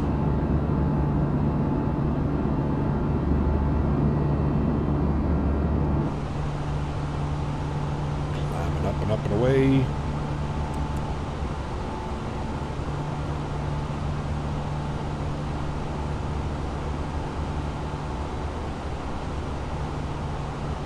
Let's climb. Through 4,000 feet. Autopilot 1 on. Flight deck. Beautiful. Very nice departure. Get some nice wing views here of us climbing up and out of Panama City. Hazy and windy and bumpy. Very windy and bumpy.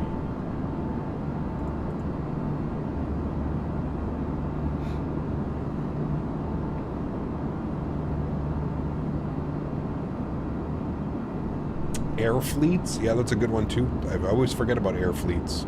I always just go to Wikipedia usually because it'll show you, or directly to their. If you go to the airline's website, they usually have like an hour fleet. If you just go to the Korean Air website, it'll probably show you exactly what they're operating right now in their fleet, which is always kind of cool. Delta 2254, radar contact passing 1,600, climbing K 16,000. 16,000, Delta 2254. Did you give me 16 or 12,000, chat? Have you noticed some differences about the CFM engines yet? Not really. I think performance is still the same. I haven't really noticed anything like that. Yeah. Obviously different sounds. They sound a little bit different. They look different as well. Looks like they've had an update of how they look. Yeah. So far so good. Haven't had really any issues. Haven't had any issues. Okay, I'm thinking of getting into VATSIM. Wanted to ask, will VATSIM inject traffic with the correct aircraft and airlines when I connect? You have to download a program to make that happen, ARC. Yes. You need what's called model matching. So once you have model matching installed and on your in your community folder, you'll be good to go. Yes, it's not too difficult. It's fairly easy to get now, especially with the amount of help that there's out. Getting the correct model matching and stuff, it's fairly simple. Just requires quite a bit of space on your hard drive. Just remember that. I think FSLTL is at 40 plus gigabytes for me, so it can take up some room in your community folder.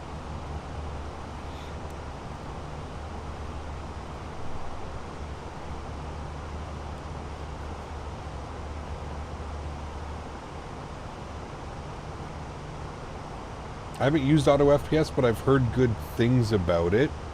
I may start considering it, especially if we're going to be flying into like some bigger major airports. Yeah. More than likely going with a pre-built, even though it's frowned upon. It's what I want. Looking to spend around $3K, and warranties are important to me. So many pre-built companies out there. Yeah, absolutely. Yeah, absolutely. Just do your research, man. I don't think there's really anything wrong with that in today's world, Starsep. Just make sure that you're doing your research, you know? Trying Auto FPS the last 2 days. It's nice. There you go. Cool.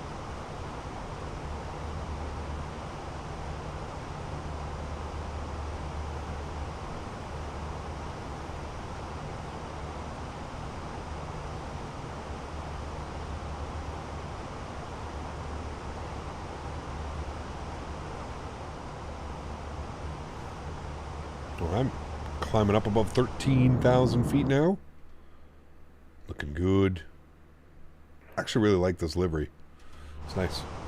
Yeah, but do you remove add-ons from your community folder you're not using for a specific flight? I don't, Travis. No. Using Auto FPS for the first time as we speak. Very good. I don't have top-of-the-range PC, so it works great for me. See no difference in scenery quality either. Awesome. It's great, Chris. Good news. Maybe something that I have to check out then. Delta 2254, standby. Oliver, good to see you, man. Welcome back. Hey, dude, life always comes first, my man. Hope everything's good. Hope you're staying busy. Sounds like you're staying busy. That's all that matters, right, man? Staying busy usually means you're staying out of trouble. Those are good things. Those are good things. The 2254, as I can't give you the direct, as I don't control that area, but when you're past my altitude, you can definitely go direct to that window. Copy that, Delta 22.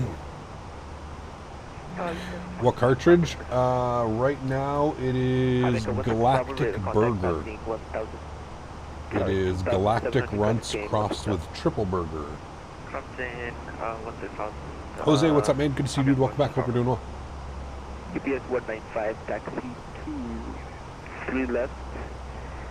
by Alpha Echo to Holding Point Hotel. Okay, All right, there's 16,000. The friend just had it. It's pretty good. It's definitely tasty. Definitely tasty. I don't know if it's as good as the regular ones. 8906. I got some gelato mint here as well. In mind, I have you going. I think I'm scared about building a PC is bending the 700X3D's pins. Could be. Yeah. Always got to be careful seating that, man. Always got to be careful. 8906, actually, disregard. You're ready to contact. I think we're out of his airspace. I'm not quite sure. I would get auto FPS quick, but Aerosoft take it and sell it as a pro add-on. Maybe. Hopefully not. 28906, disregard last message. You can descend and maintain 3000. Okay, descend 3000, Connie 18. You got the Tribal Live resin? Nice. Yeah, very nice. That Tribal's doing good work with. I mean, their flour is big time mediocre to me, Oliver. I think there's much better flour. You can climb maintain 350 and you can monitor your Unicom up to decimal. On 350, we'll monitor Unicom. Thanks for jumping on and giving us ETC. We'll see you soon. Avianca 60. Bye-bye. All right, cool. Over to Unicom. And we're climbing flight level 350. Let's go back on with the tunes as well, my friends. Yes, yes. Good. I second that. Auto FPS is good. I just disabled the settings that lowers the cloud settings. They must stay on Ultra. I agree with you on that one. Cloud's gotta stay on Ultra. Gotta enjoy that. I agree, my friend. I agree. Gonna have some avgas tonight. I do have some avgas left. Yeah, I've been very like it's one of the ones that I've been keeping for a while. So how you feeling, Cav, about Ottawa trading Tarasenko? They didn't really have a choice, to be honest with you. He was unrestricted free agent at the end of the year. I think he expressed that he probably didn't want to sign here as well. I think he wants to win another cup, at least if he's playing now.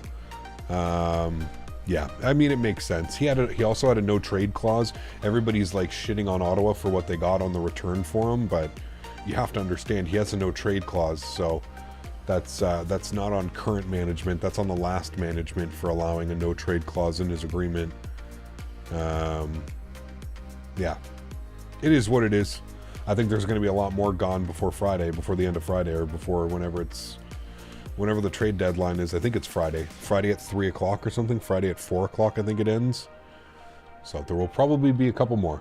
I don't understand why my clouds are so horrible, even when I have them set on ultra, very pixelated. Sean, go to the user settings. If you know how to do this, you can turn off film grain effect. There's like a film grain effect that you can turn off. But only if you know how to do it. You have to go to your user config, which is not like anywhere in the sim. You actually have to go to like a file, a user config file.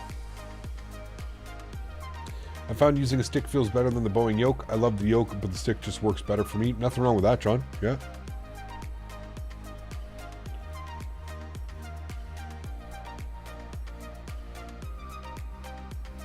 I think it's just the reality of the business, Rosie.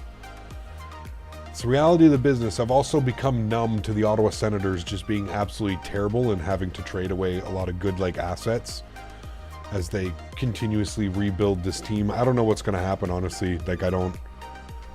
I thought we had a good team, on paper, but clearly they're just not...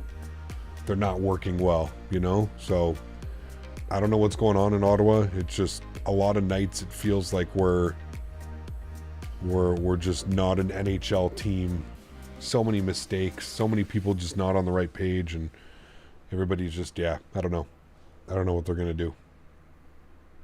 I've always been an Intel user, but considering going the AMD route, I saw something about AMD chips being compatible with motherboards for future and vice versa. Unlike Intel, supposedly. I might be wrong. No, you're correct, Starcept. Yes.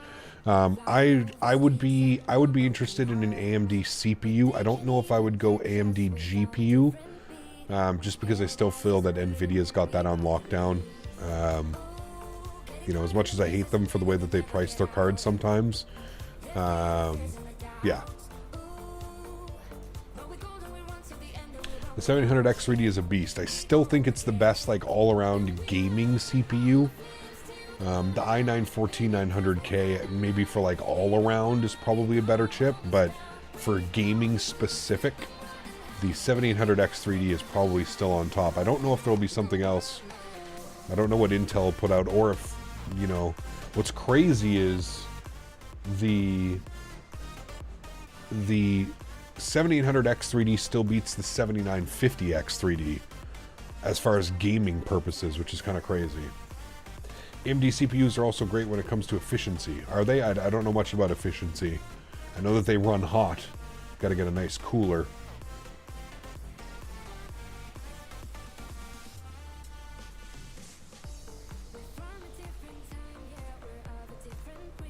You have the 5800X3D and it's great. Yeah, absolutely, man. Yep. They are gaming chips, that's for sure. I have a 3060 Ti. Seems like it doesn't handle frame gen mod good. I get better performance without it enabled. Some settings. Is that weird? Definitely weird. Yeah. I mean, with the frame generation, man, you should be doubling your FPS, Lemon. So something tells me, like, no matter what, you should be, like, it should improve your performance by 100% or 90%, right? So, new update to the Fenix either at the end of this week or the beginning of next week. Yes. Yes. To address some of the issues, I guess.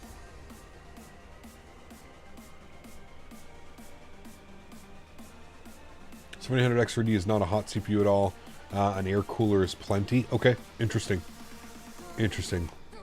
I may do air cooling for the next one just because I think overall air cooling runs the CPU a little bit cooler. And you don't really ever have to worry about a pump going bad or something. That's what sucks about the all-in-ones, the IAOs, is you're constantly worried about a pump or a fan breaking or something, right? I may just go with a Noctua then. Just a Noctua air cooler on the next build. We'll see. Okay, I'm sorry if this question doesn't really have anything to do with aviation, but what phone do I use? I have an iPhone, David. iPhone 14 or 15 Pro? I don't even remember, dude. 14 or 15 Pro. I think it's the 14 Pro. I think.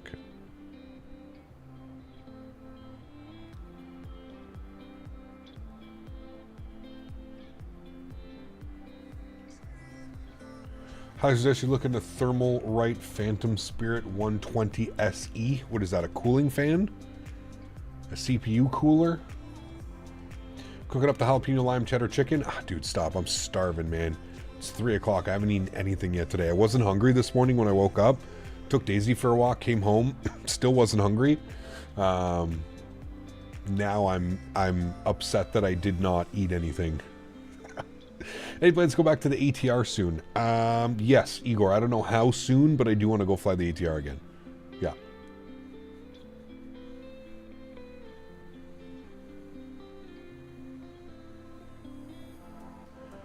I'm on my second all-in-one in, my second water cooler in, I don't know how long it's been now. Probably 3 or 4 years, my second water cooler. When I originally built the PC, that water cooler went pretty quickly. Within a year, just over a year actually, the first water cooler went. I had the Ice Bear. The thing was huge. Absolute monster of a cooling system. And then I replaced that with the Corsair H100X. And that one's been doing fine ever since. It's also good thermal paste goes a long way as well. Goes a real long way for good thermal paste.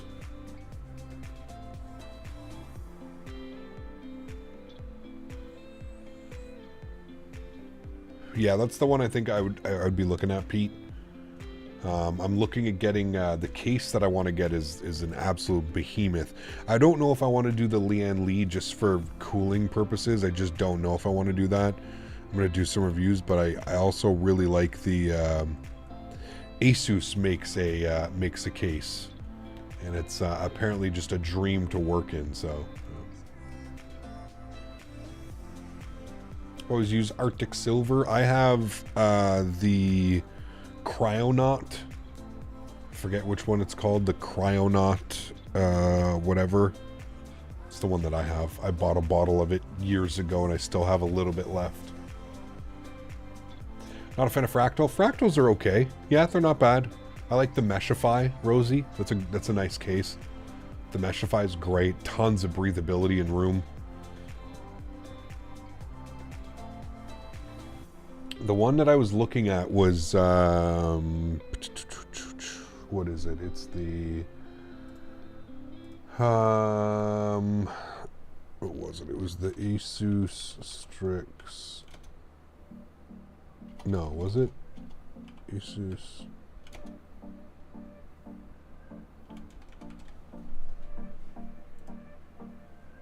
I think it was this one. I think it was this one.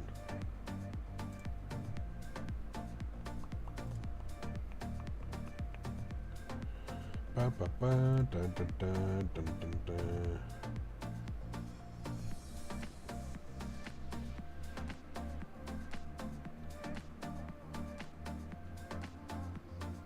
Yeah, this one, the GT501 is the one that I was looking at.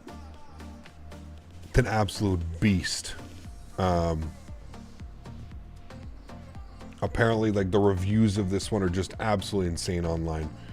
Everybody's super, super, super happy with it. Apparently, you can, to build in it, it's incredible. It's got tons of room. Don't ever have to worry about clearance. It's got 3 SSD slots on the front. 2 more in the back, I think, as well, that connect.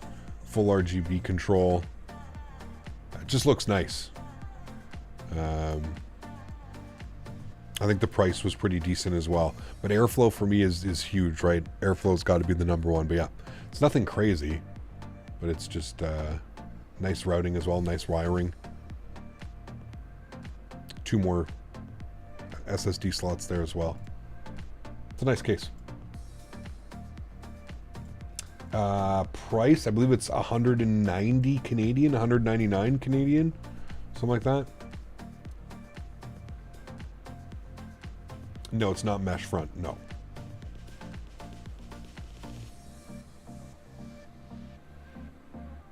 That's the other one that I was looking at, Matthew. Yeah. I have an old old Cooler Master case with 2 200mm fans at the front. Yeah, those are Cooler Master back in the day, man. They used to build some crazy products. I mean, I have a Cooler Master now as my stream PC case. Yeah. We are still climbing, chat. Barely. What is our optimum? Is 350. That's where we're going. 350. We're almost there. Climbing like a pig. H9 flow is a nice one as well. Okay. Let's go with the case that are mesh front for better airflow. Yes and no. I have the... What the hell do I have right now? What is this? This is I can't remember what the hell case I have right now. The H something. Anyways, I have that one. And the airflow, it's not a mesh front. But the airflow in there is absolutely beautiful.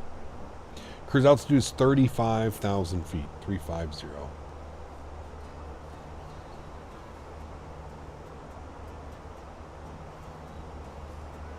Fentex Entho Pro. Let me see what that one looks like. I honestly don't really care. For me, like I said, man, for me it's all about the build quality.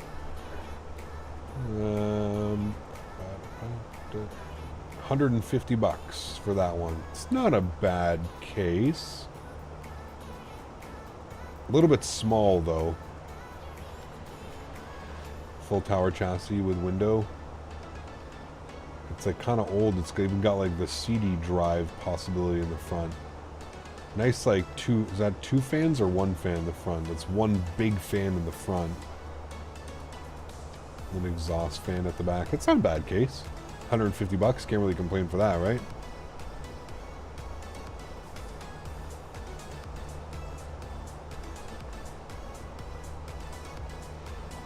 Cooler Master, half 912 is the gamer case back in the day. I think that's what my buddy's dad had. Remember this thing being like just an absolute bricks. That's what I have, the NZXT, thank you. I have the NZXT something. I think I have the H6, I think that's what it is. NZXT H6.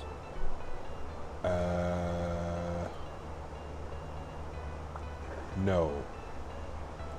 I have the...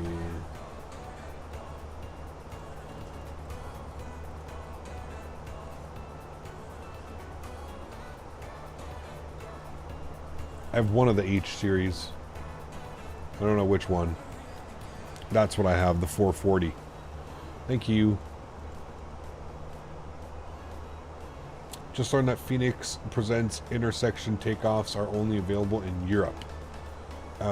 Fenix preset intersection, like on the EFB when you're calculating your like intersection data. Only in Europe, is that what you're saying? A new case soon, just don't know which one. I have to upgrade my M.2 drive, so it gives me an excuse to upgrade the case. Maybe. Okay, wait, you want to do an M.2, but you're going to do your whole case? Is an M.2 just on your motherboard?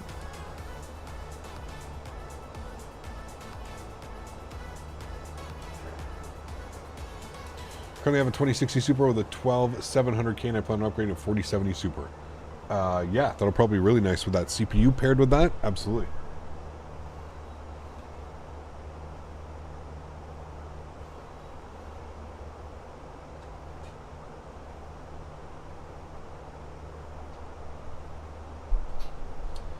Gonna upgrade my motherboard and CPU and GPU and RAM soon. There you go. Nice. Nice, nice. Well, you got Micro Center out there, don't you, Mike? So, like, it's... Yeah. You have a vertical GPU mount that's a pain in the ass to take out? Got you. Okay. Got you, got you, got you.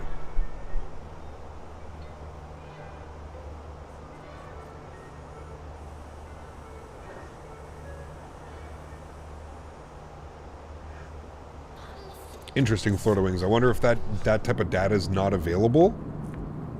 It's weird. I didn't know that.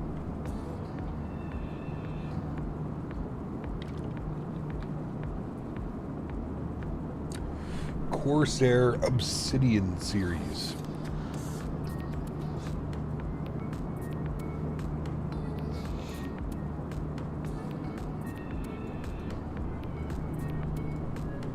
See what this case looks like.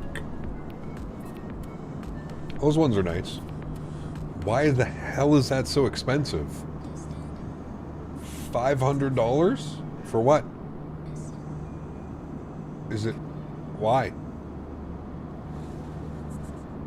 Why?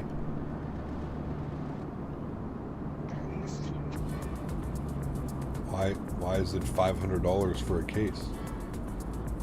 That's just absurd.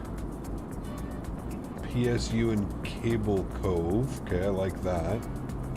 Removable, yeah, okay, that's all fine. Room for 520 mil fans, okay. I don't know, man. I guess because it's tempered glass all the way around.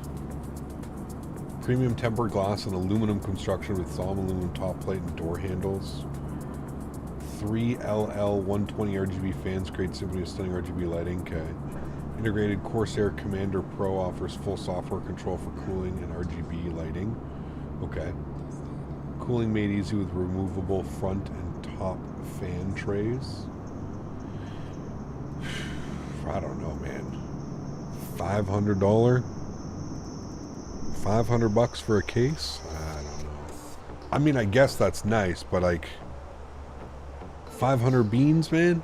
I mean, if you got the money, sure, fuck it, why not? But it seems crazy expensive. Like even a Lian Li, like a nice Lian Li case, they're only like $200-300. I don't think I could ever convince myself to spend over $200 on a case, to be honest with you. I feel like $250 is the limit that I'd be willing to spend on a case. Yeah, I'd rather like $250. That would be my limit.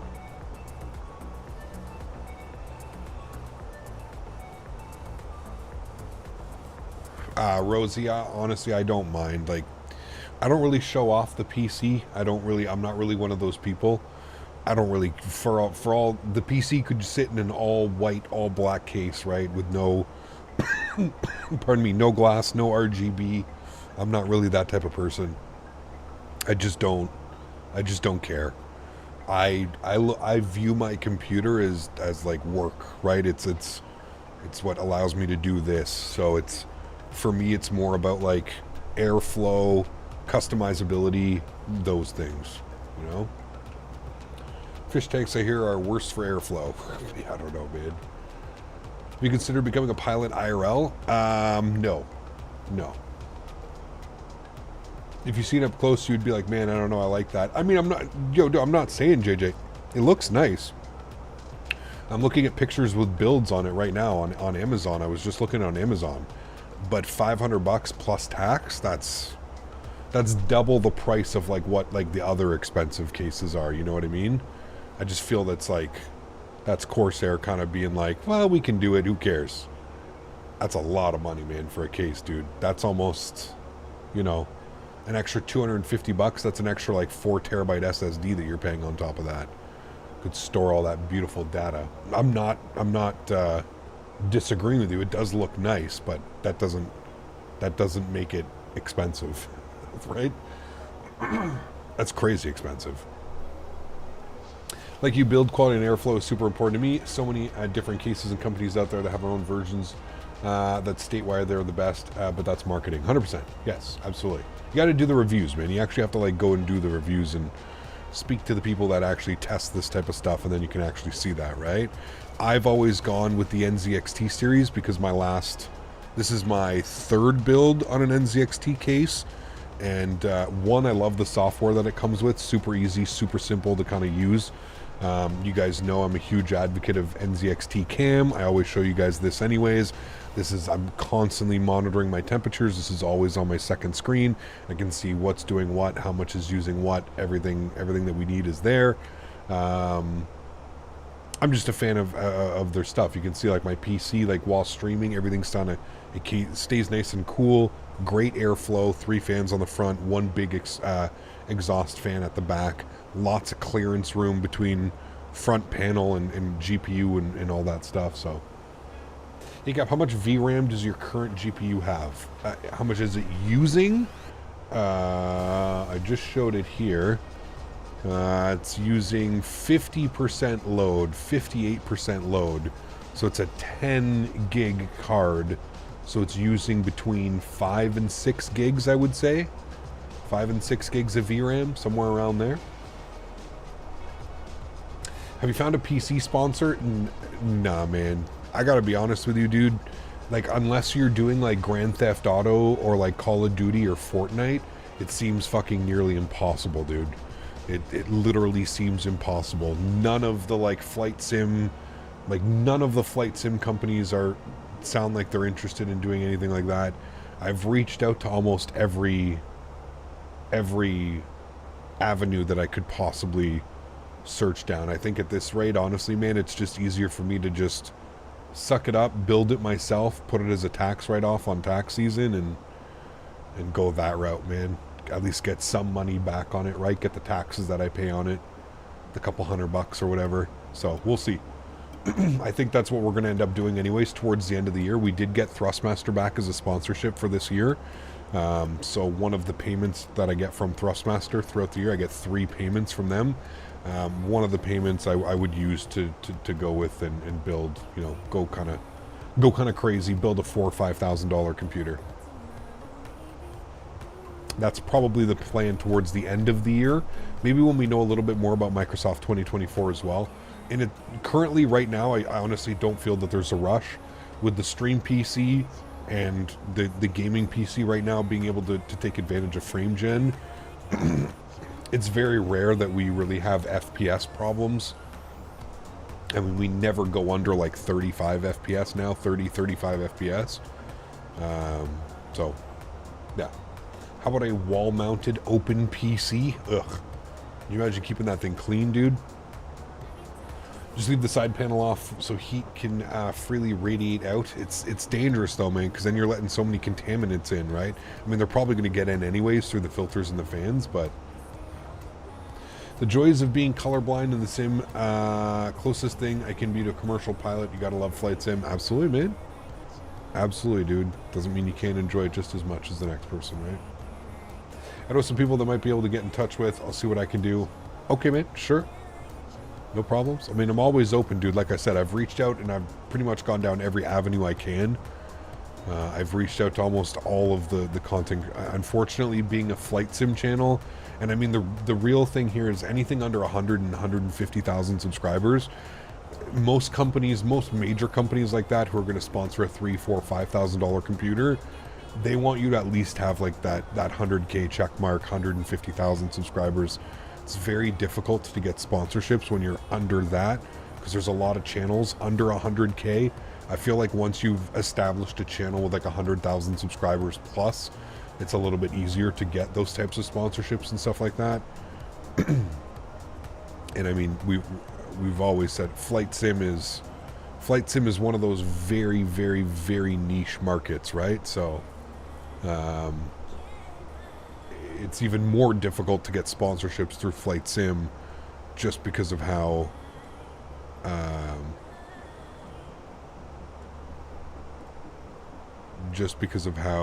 sorry, I'm trying to read the charts here. Where does it have us going? It has us going to Vulam and out. What if I take it from here and in? Is that an option? Hold on. Sorry. Got distracted. Approach vias. Where's the other one? Is that one AMVs? ABL. Where's AMVs? Okay, well, ABL. That's an option. What if we take it from there?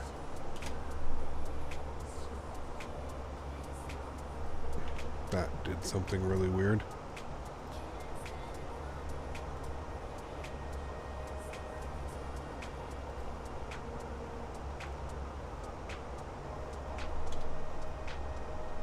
Okay, it should go from MQU to, yeah, it's doing it all again. Okay, so remove you, remove you, remove you, remove you, remove you, insert. That is what it should look like. And then if we go to plan, bring this down. This is not a request, just a question. Do we have any Turkish ops planned at all? When the 777 releases, yes, we'll plan to do some Turkish ops for sure.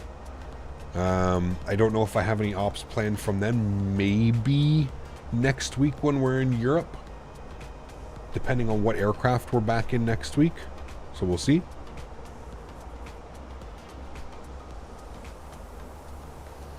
Okay, there we go. It's saying top of descent in about 80 miles, I believe. Yeah, 80 miles till top of drop. Everything else is looking good there. We're all set. JJ, what's up, man? Good to see you, dude. Welcome back. Hope you're doing well. You're still at cruise? I landed already. Yep. Still at cruise.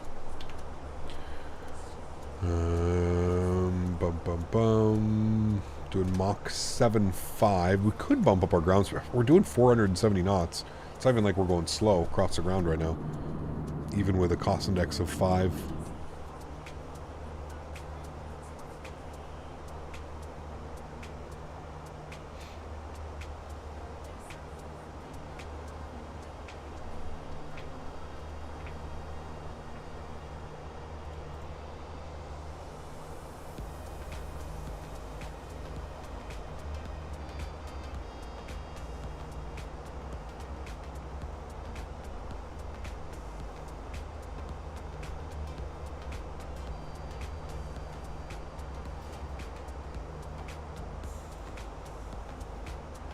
So incredibly hyped for the 777. I flew 78 today.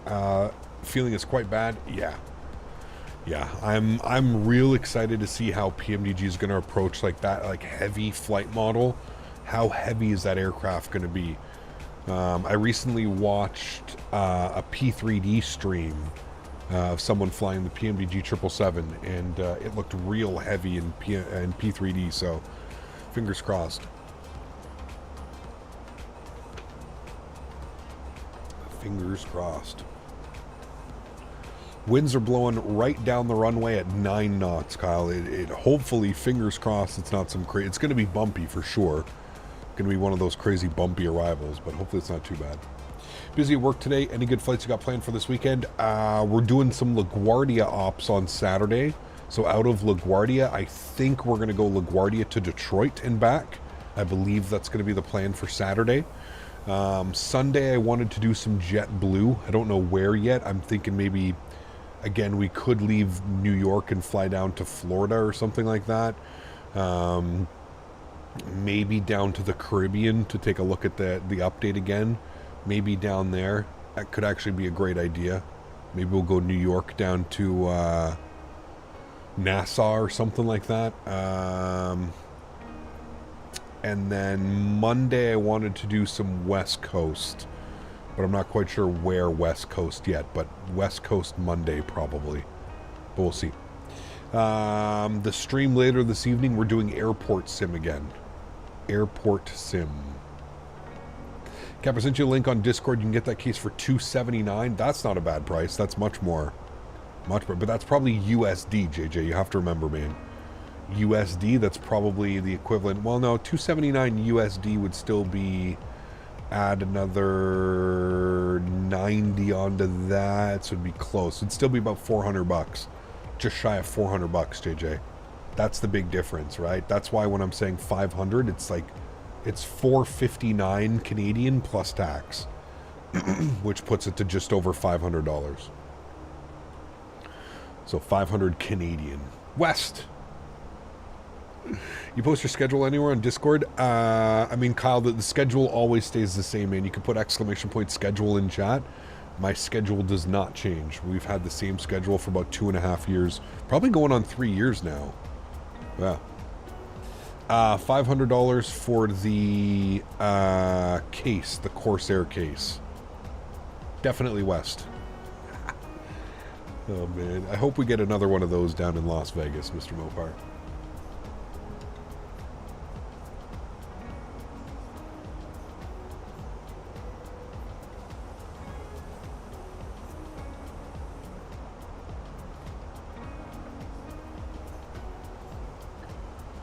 Oh, you're good, Kyle. You're good, man. You're good. Las Vegas.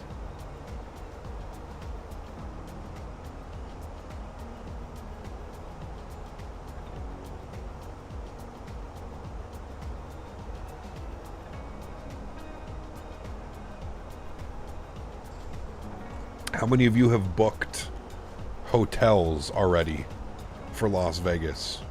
Has anybody planning on going? Pardon me. Anybody planning on going down to the expo?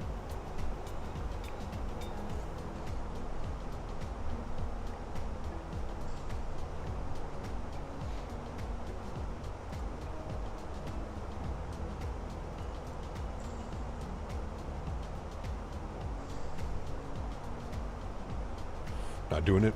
Ecamp, what do you do when you're feeling burnt out on flight sim? I don't really get burnt out on flight sim, man, to be honest with you.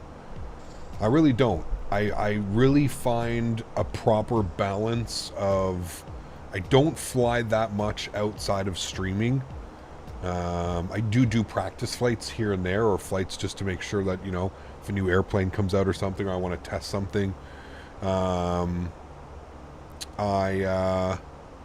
I don't know. I don't really get burnt out, man. I don't know if I'm lucky. I don't know if I just... Maybe I've been doing this for so long that I'm past the phase of, like, getting burnt out. I don't know. I want to come to Las Vegas for the flights are just so expensive from Geneva. They are, Tunish. Yes, they are crazy expensive, man. I can only imagine. Sounds fun. I'll be in San Francisco that weekend. Unfortunately, want to get out there soon. Seems fun. It is, Kyle. It's an absolute blast, man.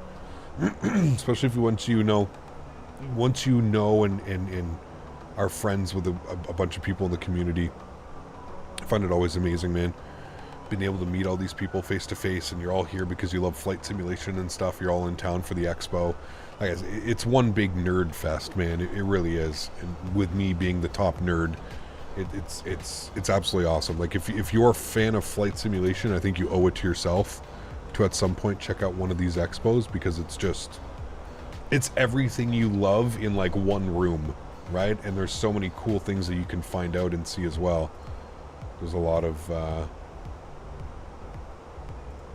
different like retailers and stuff that you don't necessarily even know exist because they're not like in the mainstream. You know what I mean? Like I remember one year Dan went, and Dan ended up becoming friends with this guy, and what this guy was doing is he would go to like all these auctions, these aviation auctions, and they would like, you know, they would auction off like this part right here, like an Airbus radio panel.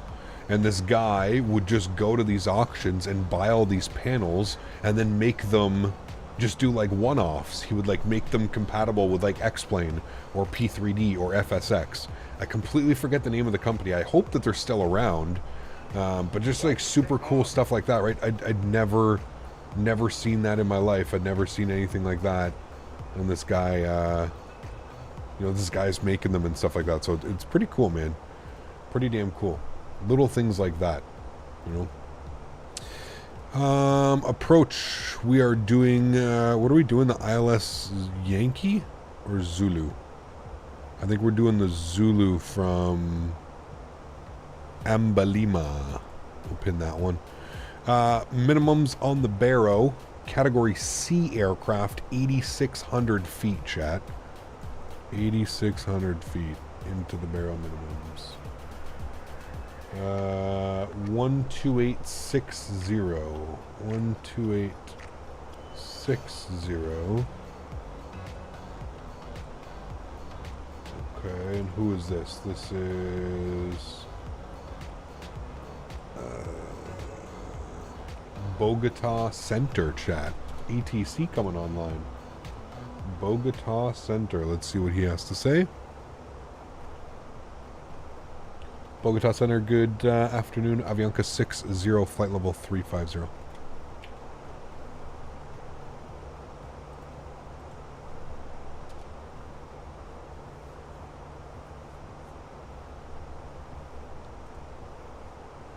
It'll be 18 hours of travel. I'll have to go to Geneva to JFK, then 3-hour layover, then continue on to Las Vegas. That is an insanely long day.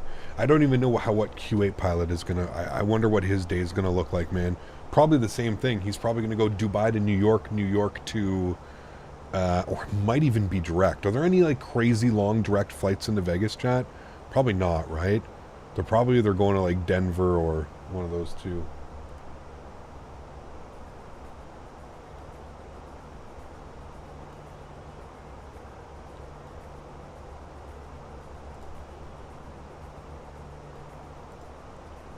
Bogota radar, or Bogota Center, sorry.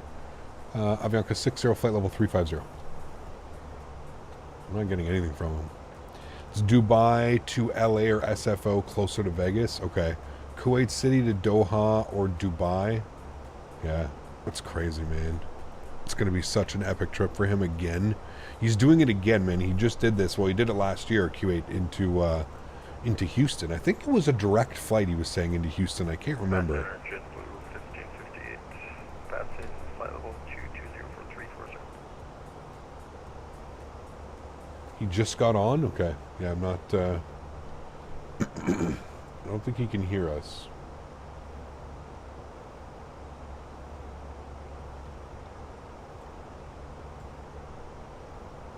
Kuwait City to London Heathrow, London Heathrow to Las Vegas. Okay, that probably makes sense, actually. Yeah.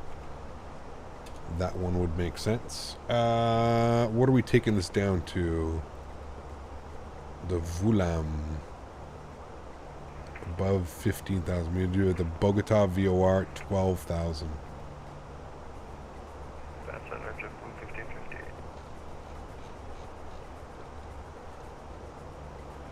Bogota Center, Avianca 56, flight Oh. level 340.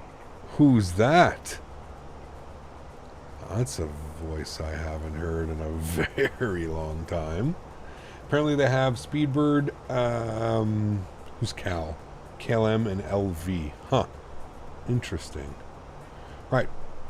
I am descending. 12,000 feet. The controller doesn't seem to be answering anybody. Avianca 16 Bravo, flight level 310.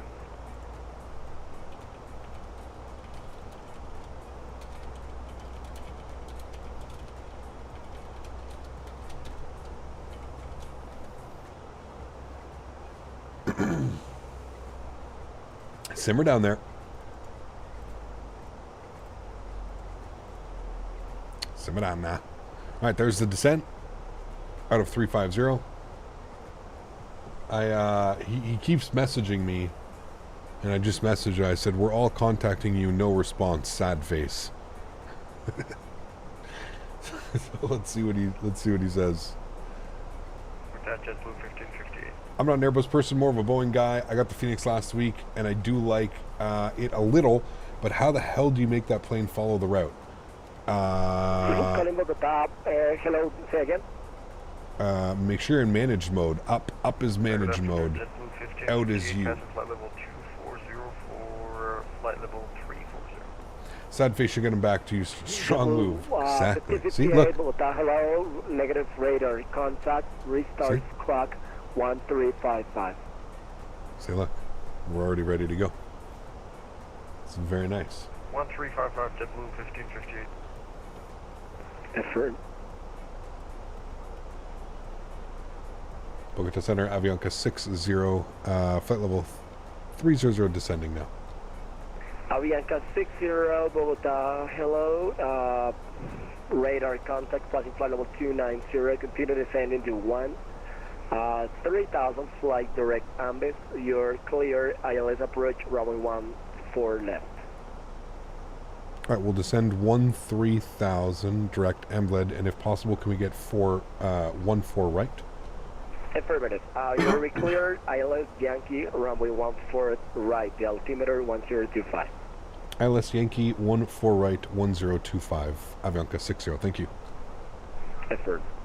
Alright, beautiful. Affirm. That's on. Good.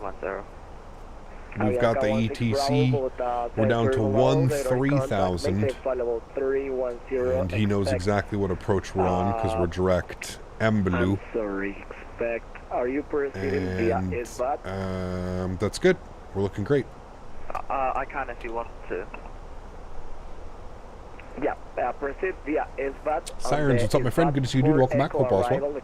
Any engine temp differences between the CFM and the IEs? I don't think so. I know that the CFMs cool down far faster and don't have that weird start thing. So, tuning in from a 900 ER headed to Salt Lake. Very cool, man. Very cool. Do you know where the expo will be after Las Vegas? No. They usually announce it. They usually announce it after the expo. So, like on Sunday at the expo in Las Vegas, they'll tell us where it is. They should tell us where it is. Avianca 56, Bogota, hello, radar contact, maintain flight level 3040 and restart clock 1213. Flight level 340, squawk 1213, Avianca 56. Avianca. Avianca 16 Bravo, ready for descent. So crazy landing at such high elevations. Is it just Bogota that's up here at a crazy high elevation, or like all these other airports around here? Because if you look at the map, Bogota is like in the mountains up here. Alright, 14 right, expect Island Yankee 14 right, descend via 17,000, altimeter 1025. Like, where's Medellin and all these places? Expect Yankee. It's in a pretty big city as well. ILS 14 right, Avianca 16 Bravo. There's Medellin. What's Medellin altitude at? elevation. We'll just say elevation. JetBlue 1558, you're on radar contact. Continue climb and maintain flight level 340. I'm maintain for level 340, JetBlue 1558, thank you. Affirm. I think Medina is 7,000 feet. Okay, got you. Suns are going up. Speed's rolling back, 250 knots. Put a little bit of ground spoiler here. Help with that descent. We should have some beautiful views here coming in, chat. Should look real nice. 4,900, okay. Does this landing constitute as pressing on high altitude landing button? There's no high altitude landing button, is there? You mean a flaps 3 landing? I don't think so.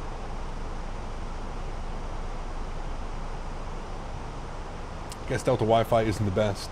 Isn't bad. Stream looks great. There you go, man. Very cool. That's really cool. Hey guys, please insert the Microsoft Flight Simulator game disc. I'm getting the error. Please help. Go to the Microsoft forums. Microsoft Flight Simulator forums. Others have had that issue as well. I don't know what fix there is off the top of my head, but yeah. Alright, ground spoilers are armed. Continuing our descent now, passing through 20,000 feet. Some Airbus have high altitude push buttons on the overhead. Really? Where would it be? Like over here on the GPWS or something? Weird. I don't know if I've ever seen that. Be kind of cool.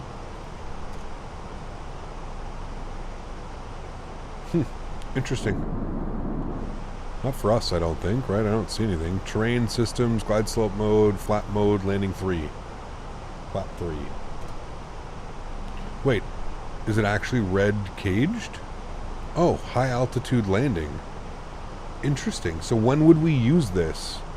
You are right, it's right there. Huh.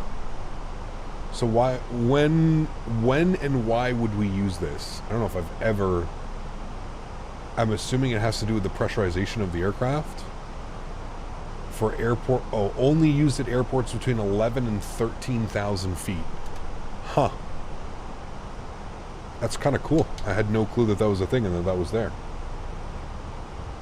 Landings between 11 and 13. Position?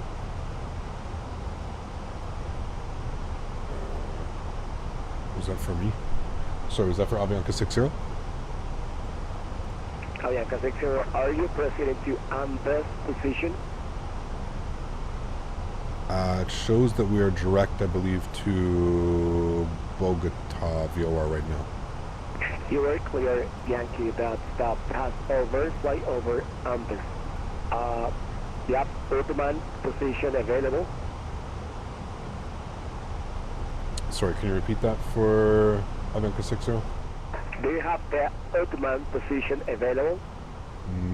I don't believe so, no. Okay, that's okay. Continue descending the 12,200 on that sector. You're clear. ILS Zulu, approach runway 14 right, established. Call established. Okay, present heading 12,000, cleared for the ILS 14 right. We will report established. Avianca 60, thank you. Affirmative. Okay. I think it's because he had directed you to MVs for the ILS. I know, and right. MVs. Oh, MVs was here. We took it from the Abelina. Okay, yeah, that's 100% my bad. I thought he cleared me via this one, the Ambalima, not the MVs one. So yeah, 100%. That's my bad.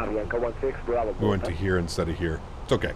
It's not that big of a deal. It's both. They're all taking us directly to the same place. It's just we chose the wrong transition. Yeah, that's okay. It is okay, chat. Spoilers are in. 12,000 is in. LS switch is on. We'll arm localizer now. He said from this position we are cleared, and then we'll get established.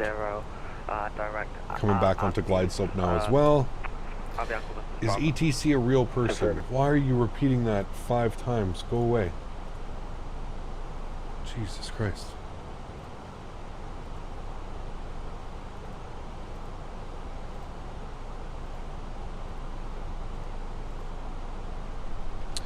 All right.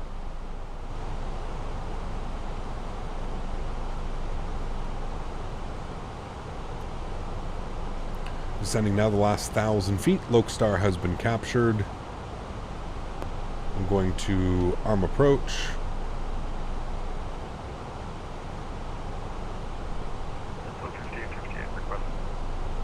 Go ahead. Requesting our stop climb to flight level 360 now. Alright, you're reclear now. Climb and maintain flight level 360. Jet Are any of us real persons? No. Climb and maintain flight level 360. Thank you, JetBlue 1558. Yes, sir. I don't know what you're talking about. JJ, my man, 12 months, 1 year getting his captain rank. Huge no floaties to you, man. Thank you for the support, sir. Appreciate you. Incredibly kind, man. Thank you, thank you, thank you. Bogota Center, Avianca 60, fully established 14 right. Avianca 60, runway 14 right, wind 140 at 09, you're clear to land, runway 14 right. Clear to land 14 right, Avianca 60, thank you. Affirmative. Is this Airbus a real plane? No. This is real life, chat. Real life. You can ask me to change the camera views however you would like. 2,500. Real life. Flaps 1. Gear down. I'm keeping ground spoilers out. Because of this high altitude, the speed really doesn't like to drop off. So, don't be afraid to add a little bit of speed brake into here. Our managed speed got a little bit away from us as well.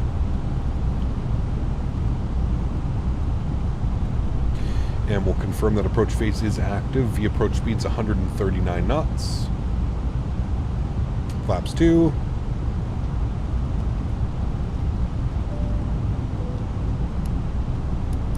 We've been cleared to land. We'll get all of our lights on.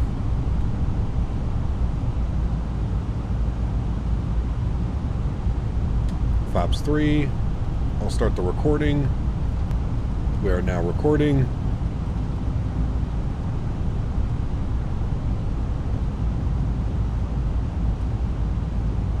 Rolling on 160 knots, flaps full. Ground spoilers armed. And there we go, friends. Enjoy the arrival. Catch you down on the ground. My airplane. Sounds are up. Enjoy.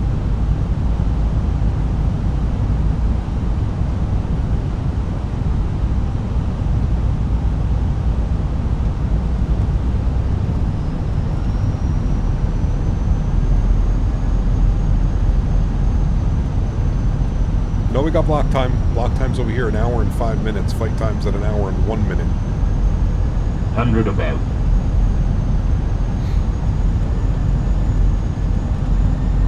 Minimum. Continue.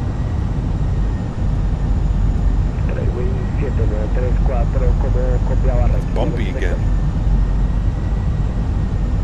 Want to go chasing glide slope because you're going to balloon like crazy. Gracias, 7934, está próximo a abandonar mi espacio aéreo, a ingresará al espacio aéreo del Panamá controlado en descenso hacia la isla de San Andrés a través del nivel de vuelo 290. Por favor, llame a mi frecuencia 119.3, le confirmo 119.3 de esta aproximación. 50, 40, 30, 20, retard. 5. A través del nivel de vuelo 240. Goes down gently. Reversers are out. Idle reverse. I almost slammed it into full reverse thrust, but we're idling.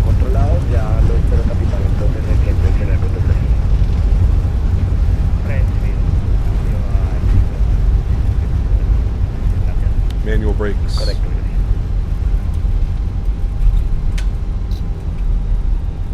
A little bit floaty on that one. Man, the airplane just does not want to touch down. It was a little bit too floaty. We kept it legal, but a little bit too floaty. Any problem during the approach? My flight plan is like automatically gonna hold No, actually you were cleared in case I should probably have traffic in here. It would be a very big problem here. This is the most congested terminal area in South America. So, I just want to tell you both good luck. No problem. We are At all this counting time, on you. Once you are cleared, you have to make a Ground spoilers and flaps going clean. when you're cleared to approach anywhere in the world, alright? Mr. Airbus says 5, then you know it's going to be a soft floaty. I was True. going to do that, but my flight plan got messed up and... Alright, landing lights are off, nose light over to taxi, runway turnoffs off, strobe lights off, wing lights off, APU master start switches on. We'll stop our clocks here. 1 hour and 3 minutes on the flight time. Left heading 180, Good. stop descent on 130,000. I almost didn't remember. I slammed it into reverse thrust and then moved it into idle reverse. We kind of had it. 250, Avianca was straight for Bravo.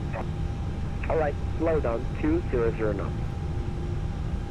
200 knots, Avianca 6 Bravo. Effort. Bogota Center, Avianca 60 is vacated on Kilo 5. Alright, Avianca 60, vacated on Kilo. Welcome to El Dorado Airport in Bogota, Colombia. Continue straight ahead on Papa, take right on Bravo. Bravo 7, position 35. Alright, we'll continue Kilo 5, Papa, make a right onto Kilo and Bravo 35 for Avianca 60. Thank you for the ATC. Absolutely, anytime. Just to confirm you, Captain Papa, straight ahead on Papa, right on taxiway Bravo, and going to the ramp via Bravo 7. Papa Bravo will go into the ramp of Bravo 7, Avianca 60. Effort. Alright. Good. EPU spooled.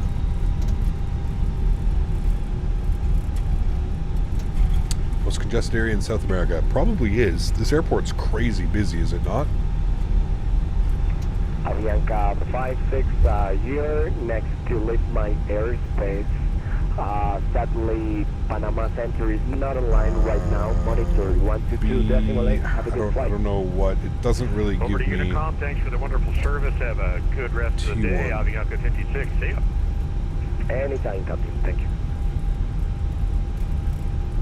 T1 35, not there.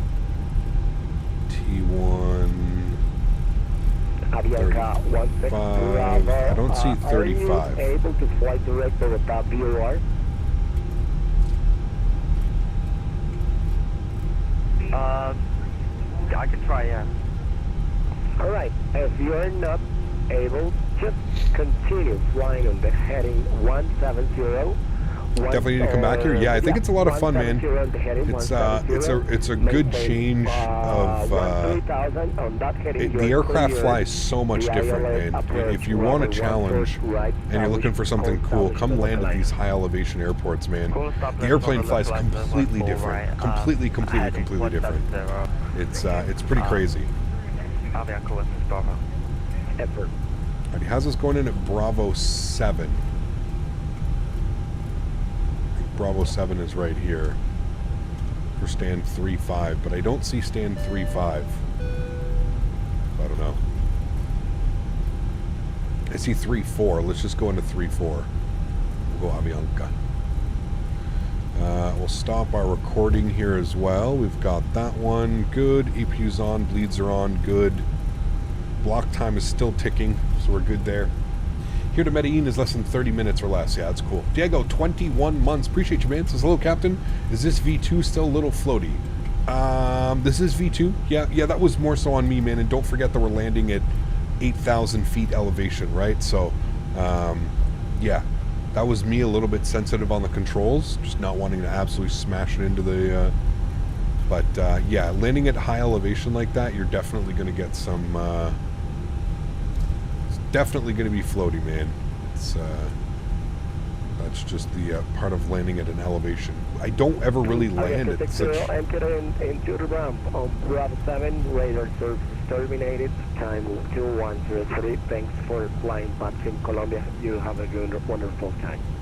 Thank you for the ETC as well, my friend. Have a wonderful day as well. Avianca 60. Bye-bye. Alrighty, there we go. We are into the ramp. Nose light is off. What gate did I? It's 35 or 34? 34. Avianca 60, just to confirm, try to correct 5 degrees to the right. Yeah, our GSX is giving us stand 34 instead of 35. No, I'm sorry. It's Avianca 16 Bravo. Ah, sorry. I thought he was really like telling me 5 degrees for my parking. 10 degrees to the right. I legitimately thought he was trying to correct my parking there, chat. I had to keep that together there for a quick second. I was like, holy shit. Is this guy zoomed in on the scope watching me try and park this? Fuck's sakes. Oh, man. Maintain 12,000, Avianca 16 Bravo.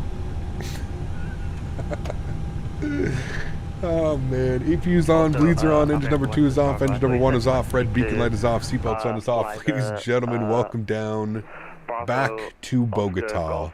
What a beautiful day of flying. Sincerely enjoyed myself. Was not expecting to get ATC. So, absolutely awesome. Very cool. What in the front door is going on here, chat? You want to explain this one to me now? That's something new. I don't know if I've ever seen that in my life. The jet bridge just blew through the nose of the aircraft and it is connected to the right side door. Wow. Interesting. It's a new one. Hey, I mean, hey man, maybe this is the way that they do things here in Bogota. Who knows? Oh man, what a great day of flying. Guys, thank you for tuning in today. I really do appreciate it. Remember, if you haven't done so, don't forget to smash down that thumbs up button. Thank you everybody for supporting the streams. Appreciate you. We do have a replay, so let's jump inside. I guess we're just not, Jesus. Let's just restart the Kutao script real quickly here. We'll get rid of that. Let's go to the aircraft. We're going to go to Fenix. I'm going to turn the sounds down. Let's go to panel states. We're going to go ready. We're going to activate. Good. We're going to set our flaps all the way full. Going to go to the overhead. We're going to get all of our lights turned on here for our replay. Replay. Good, cool. Flaps are coming all the way back down full, and then we'll go ahead and watch our replay. I have disconnected from the VATSIM network. That is good. That can get closed as well. Beautiful. Let's hit the play button. Great, coming in here like this. Bring this forward to like right about there. We'll watch it from here. Beautiful. We'll see what it looks like here from the outside view. Again, mods, donators, and sponsors, thank you all so much for all of your support. I truly do appreciate it. You guys are absolutely amazing. Without you guys here, none of this would be possible. So seriously, thank you all very, very much for the continued support of the channel. Absolutely incredible. 14 gifted members today, so thank you all so much for the support. Truly, truly do appreciate you, man. Port side boarding according to Bogota. Exactly. Weird stuff, man. Weird stuff. To everybody else that cannot donate using a monetary value but donates with your time, your effort, being here in stream, smash down the thumbs up button, flying with me on VATS. I want to thank you guys very much as well for all the support. You guys are absolutely incredible. Appreciate every single one of you. Appreciate everybody that comes to hang out. We are live again tonight. We're doing airport sim, so something very different. We'll be looking at a new airport as well that is out in airport sim, so I'm very much looking forward to that one. Should be a lot of fun. And then the next stream from us is going to be on Saturday, Flight Sim. On Saturday, we're going to be doing some LaGuardia ops. We're going to be departing out of LaGuardia, and then we're going to be heading down to, can see just see how like it just wouldn't touch down. Nice and smooth in the touchdown zone, but just far too floaty. Far too floaty. Again, part of that has to do with landing at elevation and of course, the new flight model, me getting used to the new flight model. But still, nonetheless, a great landing. We're legal. We're in the safe down zone. Safe down zone. Touchdown zone. A safe landing. Legal landing. Everything's fine.